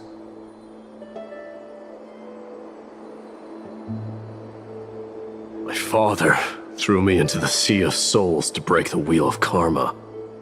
But little did he realize it would grant me an immortal body and summon a fated revenge on his head. Following his demise, I considered leading my people back to our homeland.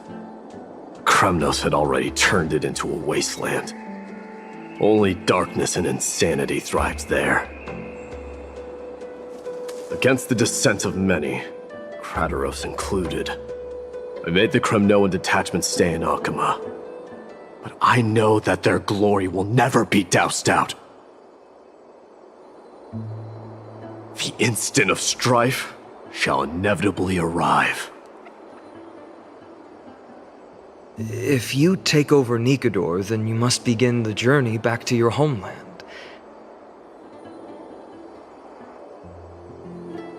So, you hesitate because you think leaving your people in the Holy City is a better choice?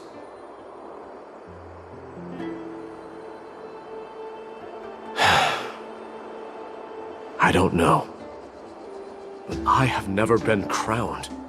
And those 5 were never endowed with any titles. None is aware of their glory. Your predicament is truly complicated. I don't know how I can give you any useful advice. Maybe you could seek counsel from more people, such as the Grand Craftsman. Cartonis' people seem to have been through comparable dilemmas. And that teacher of yours, Krateros? We've got a big problem! Big problem! Lady Triby, what's making you so flustered?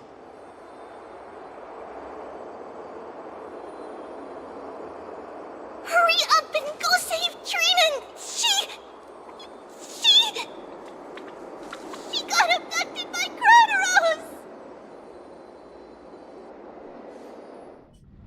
Krateros! What's going on?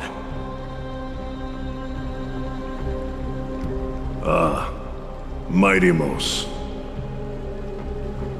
It seems I was the one who exposed my vulnerabilities first. Aglaya, I demand an explanation. This man abducted Trinan by force and forced her to bring him to the vortex of Genesis. He then brazenly stepped into the trial of the Lance of Fury, and naturally failed.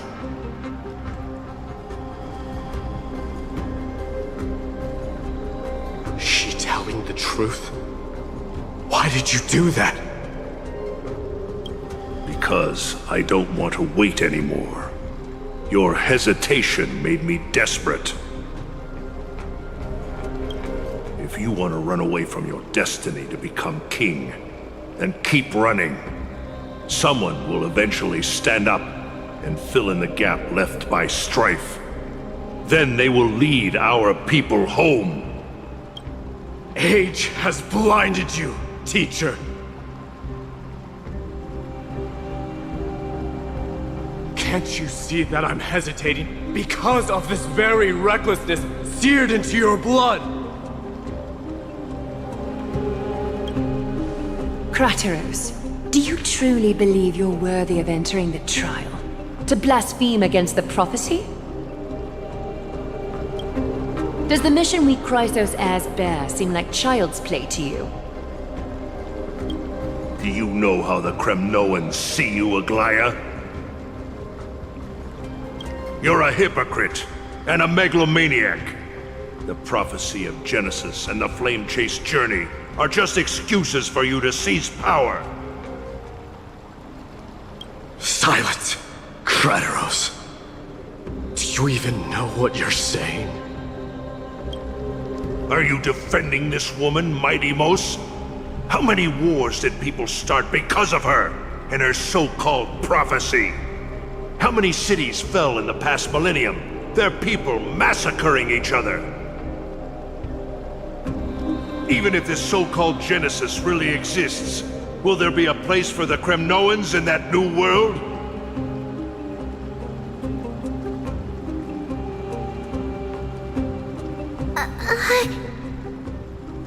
Are you done talking? By agreement between the Chrysos heirs and the Council of Elders, those who trespass upon the vortex of Genesis need not be tried by the Council. I am allowed to pass judgment alone. Crateros, your actions are unforgivable. I hereby sentence you. Aggie, wait! We have a proposal! Someone has to resolve this conflict between the cities. Lord Crateros did not use violence to harm us. We can sense that his anxiety stems from his concern for his people's future. Please, Aglaya, hear us out first. I'm listening. I'm sorry, Lord Crateros. We were so preoccupied with deciphering the fragments of prophecy that we neglected those of you not favored by its message. Your accusations were harsh, but justified. We wish to earn your trust and those of the Kremnoans. I think the best way to do that is to take you to witness the source of the prophecy for yourself. How are you going to show me something that has no form? You've heard about that Outlander, right? He has somehow made a connection with Orynyx and can completely replicate scenes from the past. We will ask for his aid. Tomorrow, at the Abyss of Fate in the Temple of Yanisopolis, we will show you everything from that distant memory, Crateros. A fair proposal. I accept. Until then, you will be stripped of your freedom. That is my one condition, and I will brook no argument. It is not the first time I've been made someone else's prisoner. Do as you please, demigod. Teacher, why did you do this? Forgive me, young master. But I just cannot wait any longer. Ever since your father died, our people and I have been waiting for a day to revive Kremnos. We placed all of our hopes in you, but never received an answer. This obsession for returning home has become a sickness for our people. Wise as you are, I refuse to believe that you can't see the truth. You have a clear head, which is why you're also incomparably alone. A smart person can only choose to tangle himself with the mundane of this world. If you're truly capable of leading our people beyond this blood-stained fate, then prove it to me once more, Mighty Mos. Just as you did back then.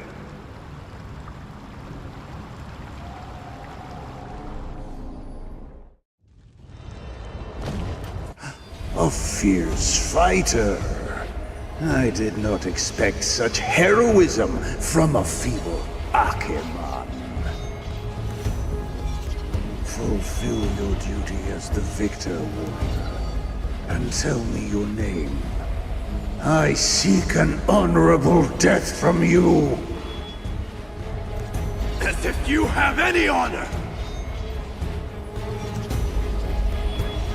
Listen closely. I am the leader of the Kremnoan detachment, Mighty Mos. I'm here to finish you, Father.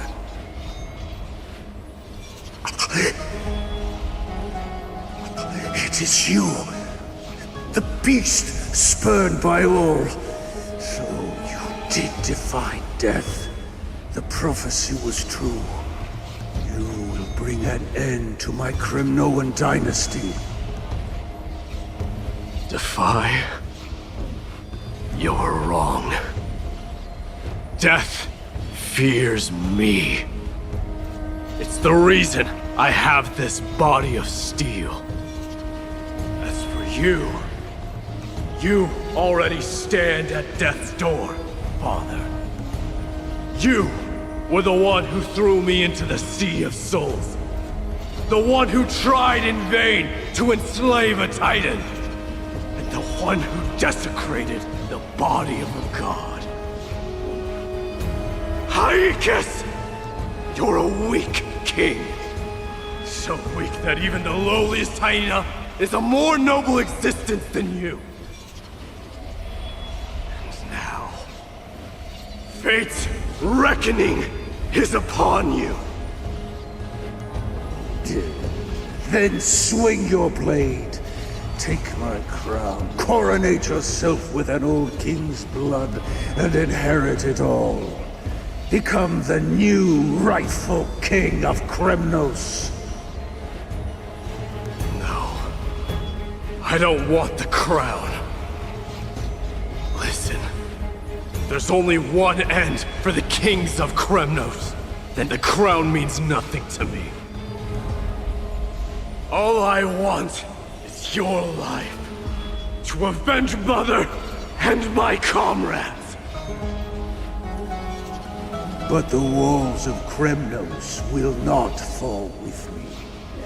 Do you truly think you can escape fate's grasp, my son? You and I, we're both the same. We feast on strife and fear. Now, kill me! The son of Gorgo is destined to be crowned in blood!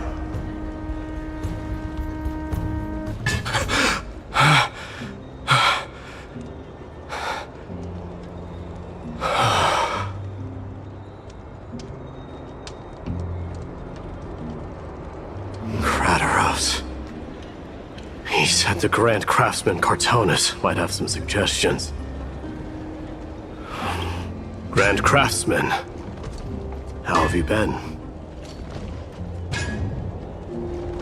King of Kremnos it is. That you would come, I knew. You knew I was coming? Your matters, I've heard. The path forward you seek. Many questions you have. But before that, take this. What's this? A signet ring for the King of Kremnos. Belonged to your mother. Recast and restore it, I did. What? Mother threw it into the Sea of Souls. long time to fish out it took. Very fortunate we were. I can hardly imagine how much patience and courage it must have taken to find such a small signet ring in the Sea of Souls. I owe you one. Gratitude there is no need for. Repayment for saving me, this is. Questions you bring with you? Ask, now.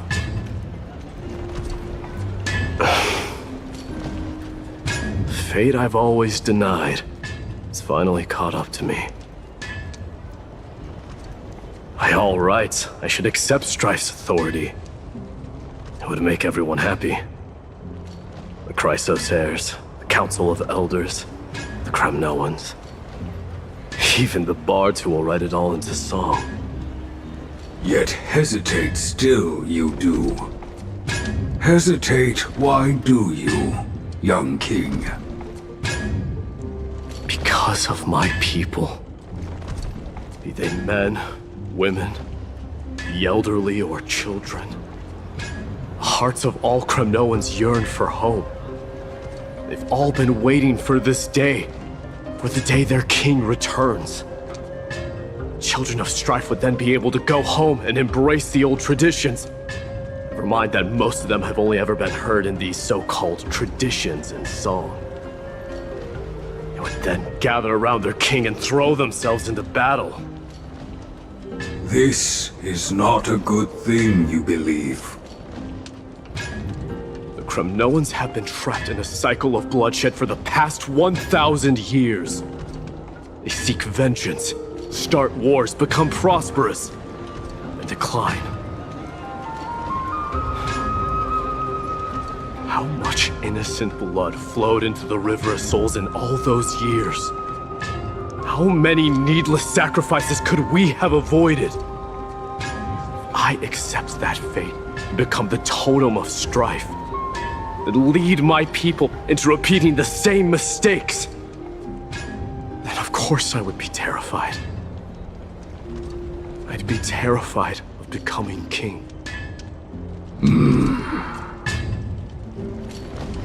A different kind of Kremnoan you truly are.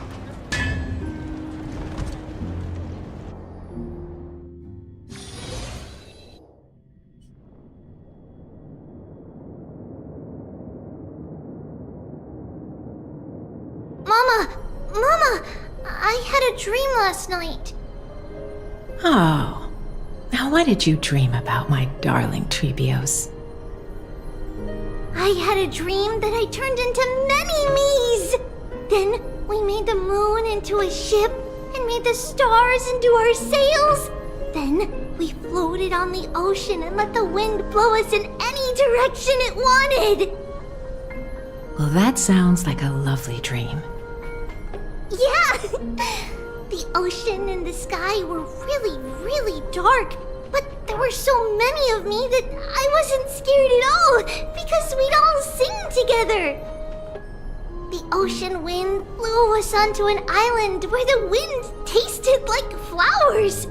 There were bleating sheep and chirping birds inviting us to be their guests. There were so many animals on the island, but none of them ever fought. Giannis's holy maidens can receive guidance from the God of Passages. Perhaps what you saw in your dream is a divine land somewhere in Amphorius. You think so? What's wrong, Trebios? You look unhappy. Because on that same island, I saw a dark mountain on the other side of the ocean. And it was very, very tall. The mountain looked alive, and it kept getting closer to the island. Then I realized it wasn't a mountain, but a very, very tall wave made of water. When the wave smashed against the island, it looked like it was going to eat the island up. The small animals tried to chase it away, but they couldn't stop it. Then there was a bang and I woke up.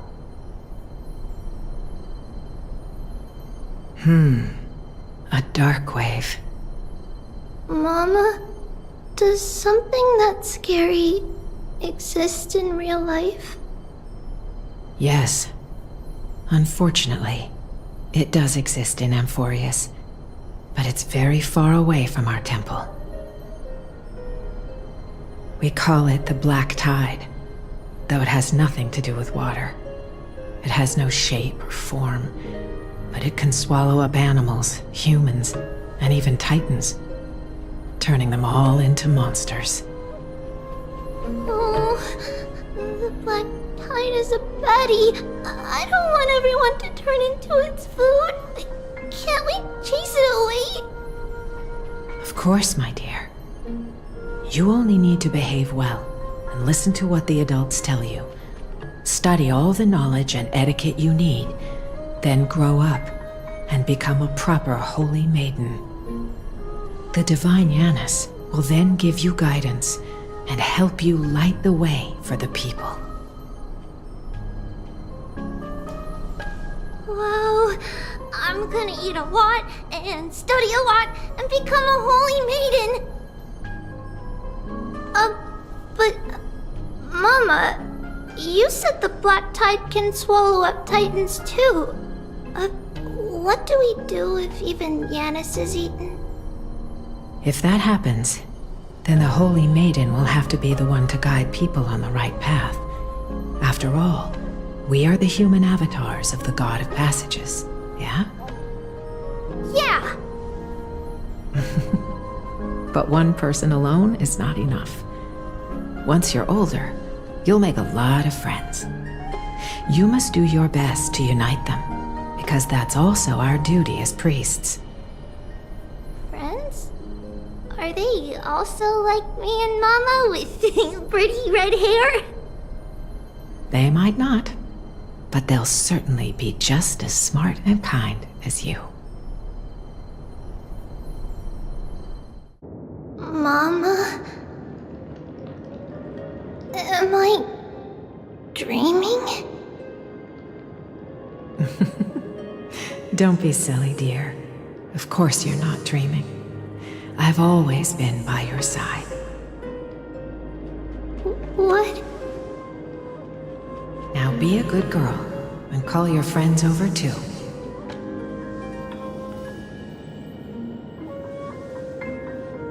Let's play hide and seek, just like we used to, okay? My Trebios is the smartest girl. I'm sure you remember where everyone is hiding.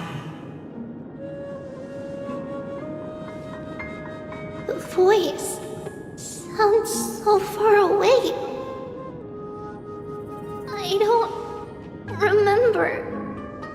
Who am I looking for? Your friends, who will chase the Black Tide away alongside you, of course. Is this from my childhood? I don't remember. Use the spindle to connect everyone. There will be an amazing captain on that big ship. She's cheerful, optimistic, bold, and cautious. She'll be able to get everyone together. Wow, that's amazing! Can I be the captain? Of course you can. But you'll find someone else who's better for the job, my dear. I think that person lives in a beautiful temple that sits atop a hillside, covered in golden fig trees. There's a noble girl there who's very smart, but also very delicate. Just like Mama? Perhaps. But before we find the captain, the ship also needs someone who can navigate it. Who could that be? Let me think. I know! She's Trevi! I named this doll after myself? I don't remember it all. Is this a dream or something that happened.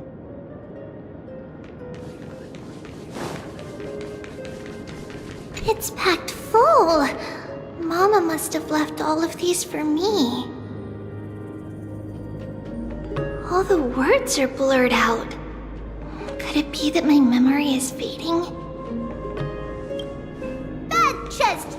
You can't lock me away! Huh? Why is this doll inside a chest? It's holding a sword. Why?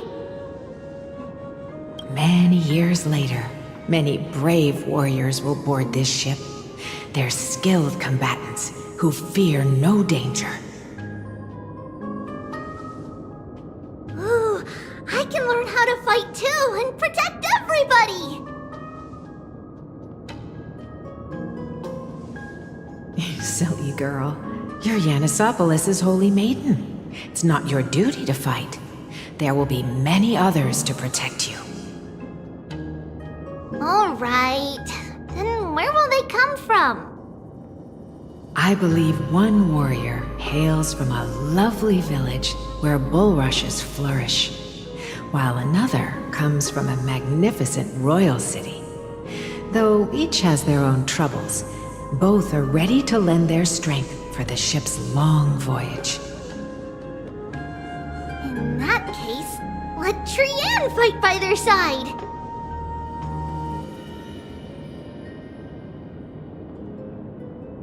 This way, they'll always stay on course! How could I have known the name Trian back then? Was it just a coincidence, or...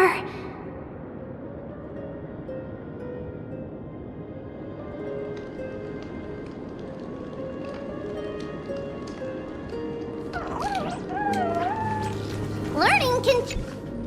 When navigating at sea, you need to know both astronomy and geography.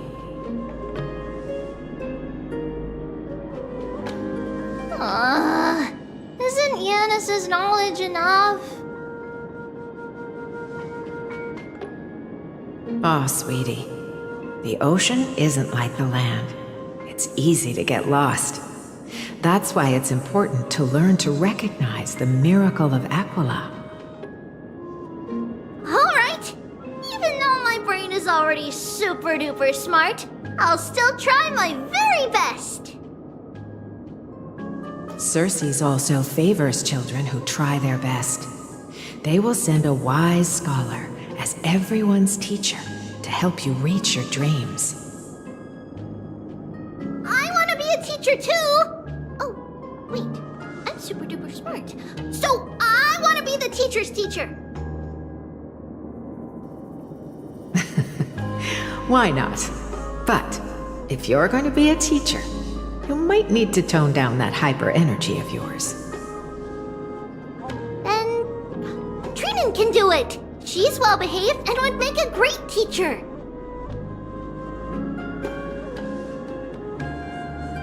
Mama and the others always said that I had a great memory. But now, I can't even tell if this is a memory or a dream. Come, let's line them up.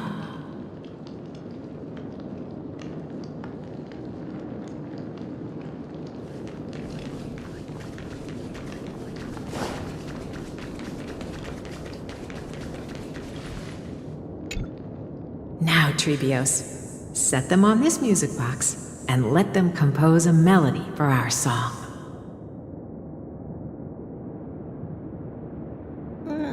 Music box? What's that? Sweetheart, are you still groggy from your nap? You invented it. I invented it? What does it do? Oh, my lovely Trevi. You're usually so bright. What's gotten into you today? Well, you might as well see for yourself.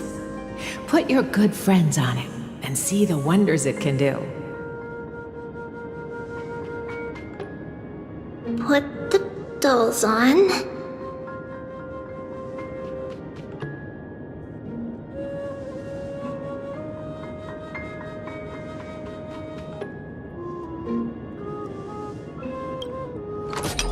It's rotating, and I can hear something. That's right. It's a music box. If you place the dolls in the right spots, it will start rotating and play beautiful music. Out of all your inventions, this one is my favorite.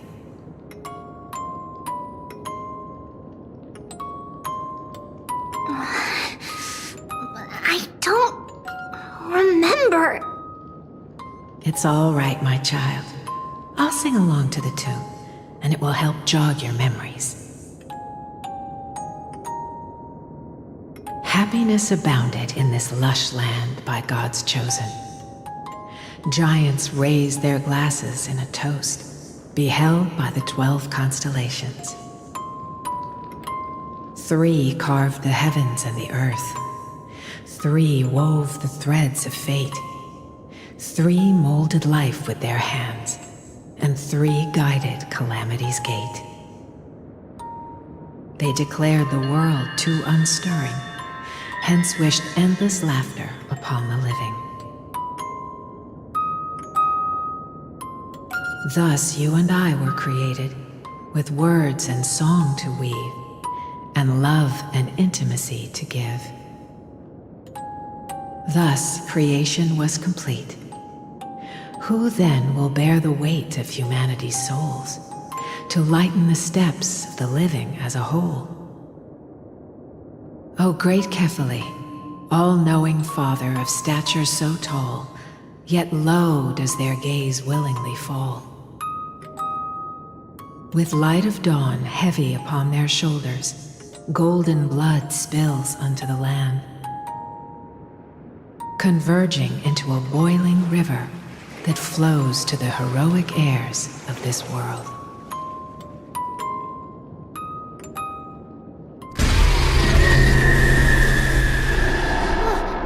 What's going on? Oh, Yanis, please lend me your ears. In the black mist, as death and fate draw close, on the bloodied earth, the living dead, but ghosts. What is this world? It mirrors your maze-like fate. What is this world? A silent lament without a trace. What is the past? Wandering ghosts that linger. What is the future? Souls scattered by fate's finger. What is the start? A voyage born in solitude. What is the end? A spirit, lonely and subdued. Lonely and subdued. And subdued. And subdued. Subdued. Subdued. Subdued. Subdued. Subdued.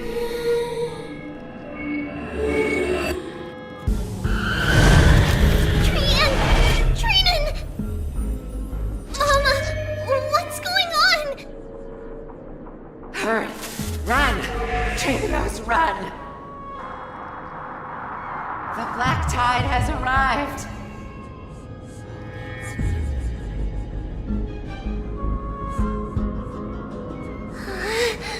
Where can I go?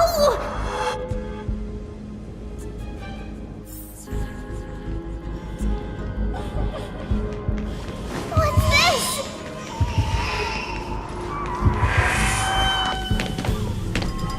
Why? Why are there dolls everywhere? This is the sacrifice of a holy maiden. You won't make it to the...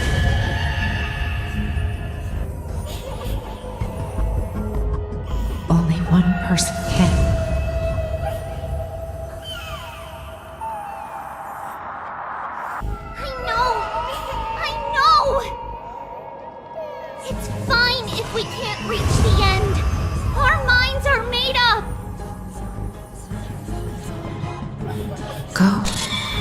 Bid your farewells, Trees.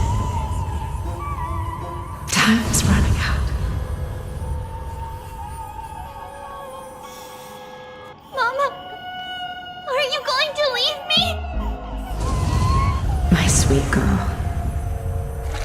I will never leave you. But remember this, Trevios.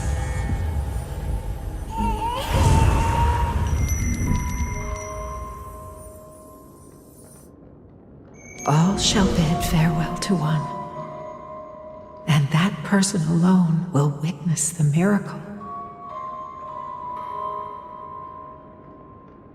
Since your mind is made up, then traverse the black tide and dispel the fog for Amphorius. I shall see you tomorrow, my dearest Trevios.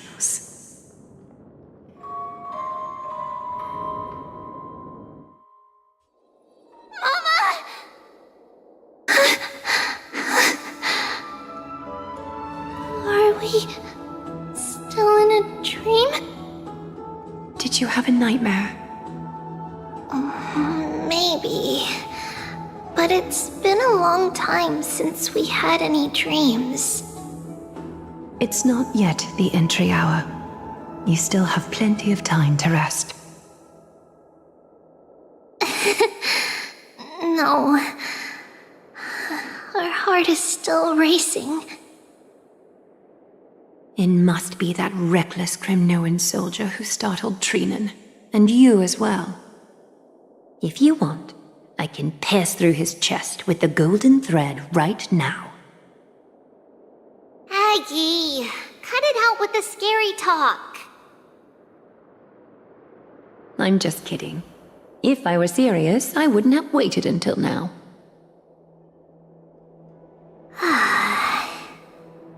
Do you want to talk about the dream? Keeping it bottled up is not good for your health.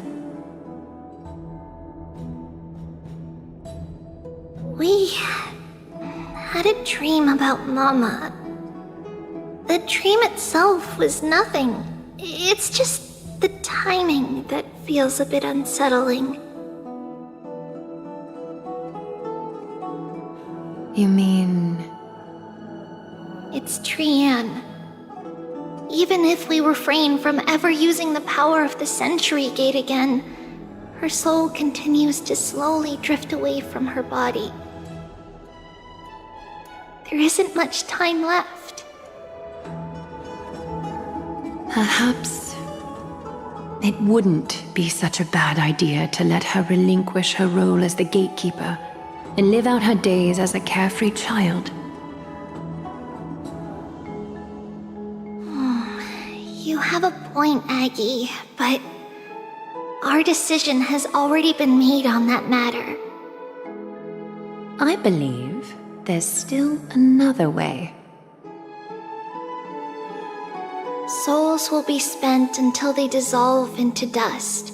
Such is our fate.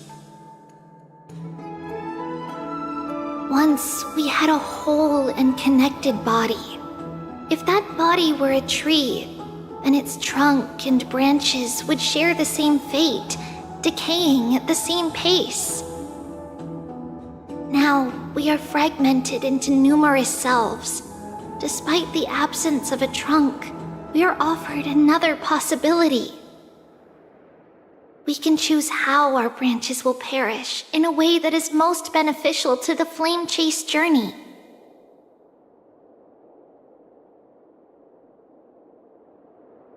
Compared with saying farewell to one person, watching many fade away before me is even more sorrowful.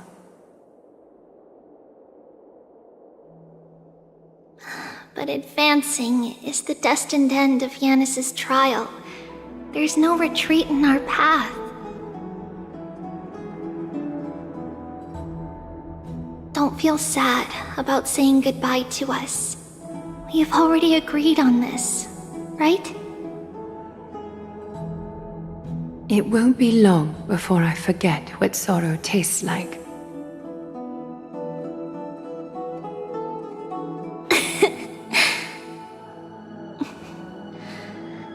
So, what would you like for breakfast, Aggie? What? Where did that come from? After all this talking, we are feeling a bit hungry. Plus, it's nearly the entry hour now. Do you remember when we first met, Aggie? You were still a little one, and we caught you secretly eating oatmeal late at night.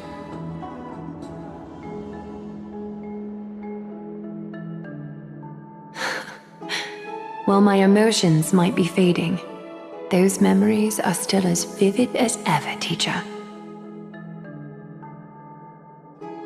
Please, let me do it. What would you like to eat? It's fine! Leave it to us. You should rest for now. It won't take long, and we'll call you when it's done. In that case, thank you. Then, see you tomorrow, Aggie.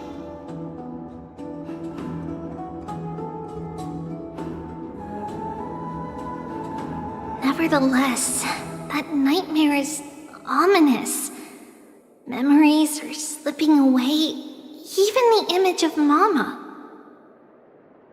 Just as expected, another trip must be made into the abyss of fate.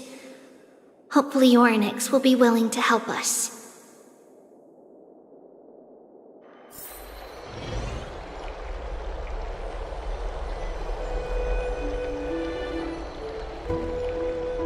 Long time no see, Professor Anaxa. Who are you? It's been a while. I'm the one who once overthrew the entire classroom in that spiritual physics lecture. Oh, it's you. No way. Do you really still remember that, Professor?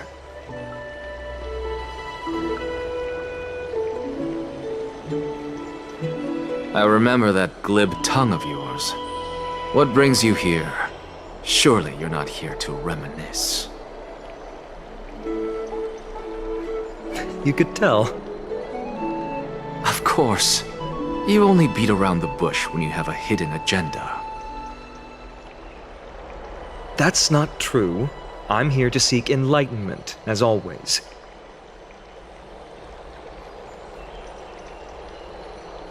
Could you please teach me everything you know about the black-robed swordmaster?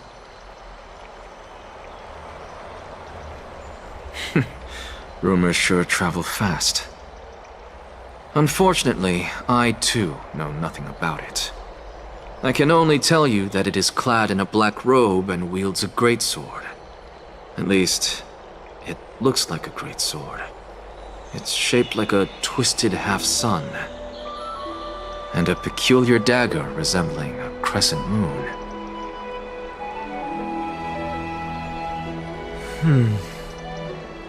By the way, take this with you.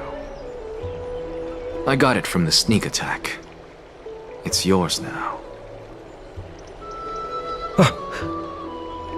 I was right. It is this thing. The one who torched Aedes Elysiae to the ground. And killed everyone. Don't try to be a hero. No one in Akama stands a chance against that thing right now. Is that what the Titan said as well? Not at first. But the god relented after having had a taste of its power. Even with the god possessing me, I couldn't fight against that blade. That incredible power doesn't seem to be granted by any Titan. Are you suggesting that it originates from beyond Amphorius? It's possible. Much like the Black Tide, no? Nonetheless, it's an enemy we must overcome.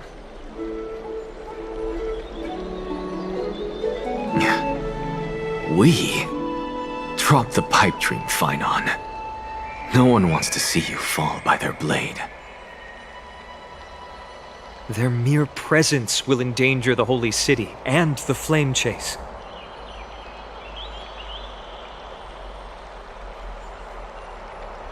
You know that I don't believe. You don't believe in the so-called prophecy, I know. However, I'm here to seek your assistance, not at the request of Aglaya or Treeby.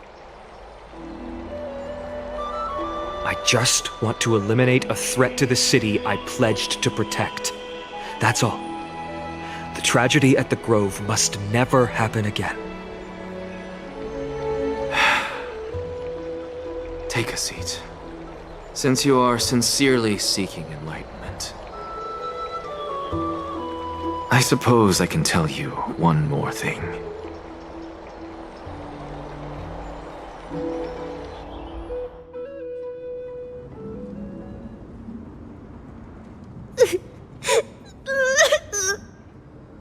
What's wrong, Trian? Nothing. Just remembering what happened at the Grove. Monster in the black cloak. So scary. Everyone in danger. Nightmare. I can't forget. Don't be scared. There are no bad guys here. Didn't you save everyone with the Century Gate, Trian? Trian threw it away. Far, far away. It's never coming back. We got back safe from the Grove because of you, Trian. You're the reason the Flame Chase journey can continue.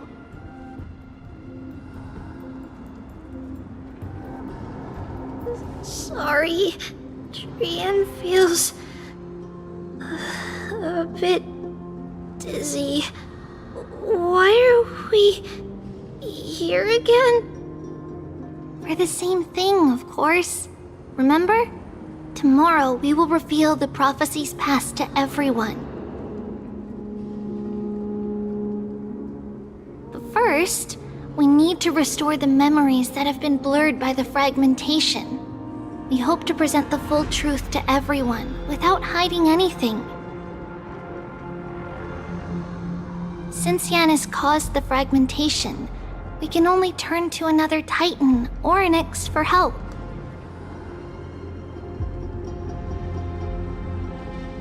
Also, remember to get breakfast ready for Aggie before the Lucid Hour tomorrow. Oh, yes! Trian remembers now. Oh, on that note, we had better prepare some saffron before we meet with the Titan. Saffron? Oh, it's an essential offering for rituals in the Temple of the Three Fates. You think we shouldn't go to Orynyx empty-handed? Yes.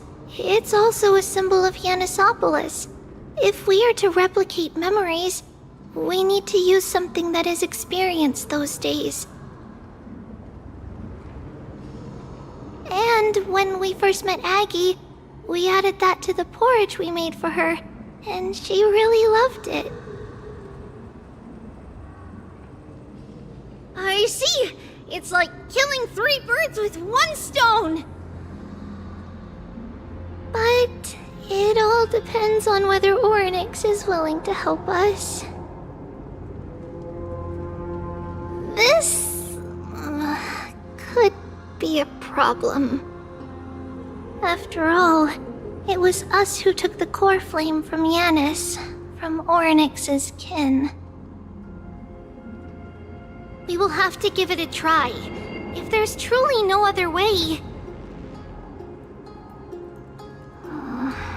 In our current state, we probably can't do anything to them. We'll cross that bridge when we get there. Leave it to Trian. Trian knows how to play cute.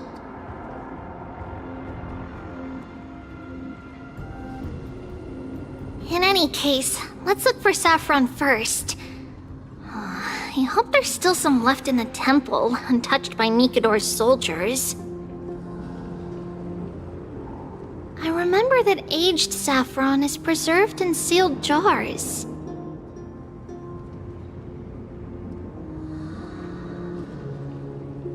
Let's be on the lookout as we go.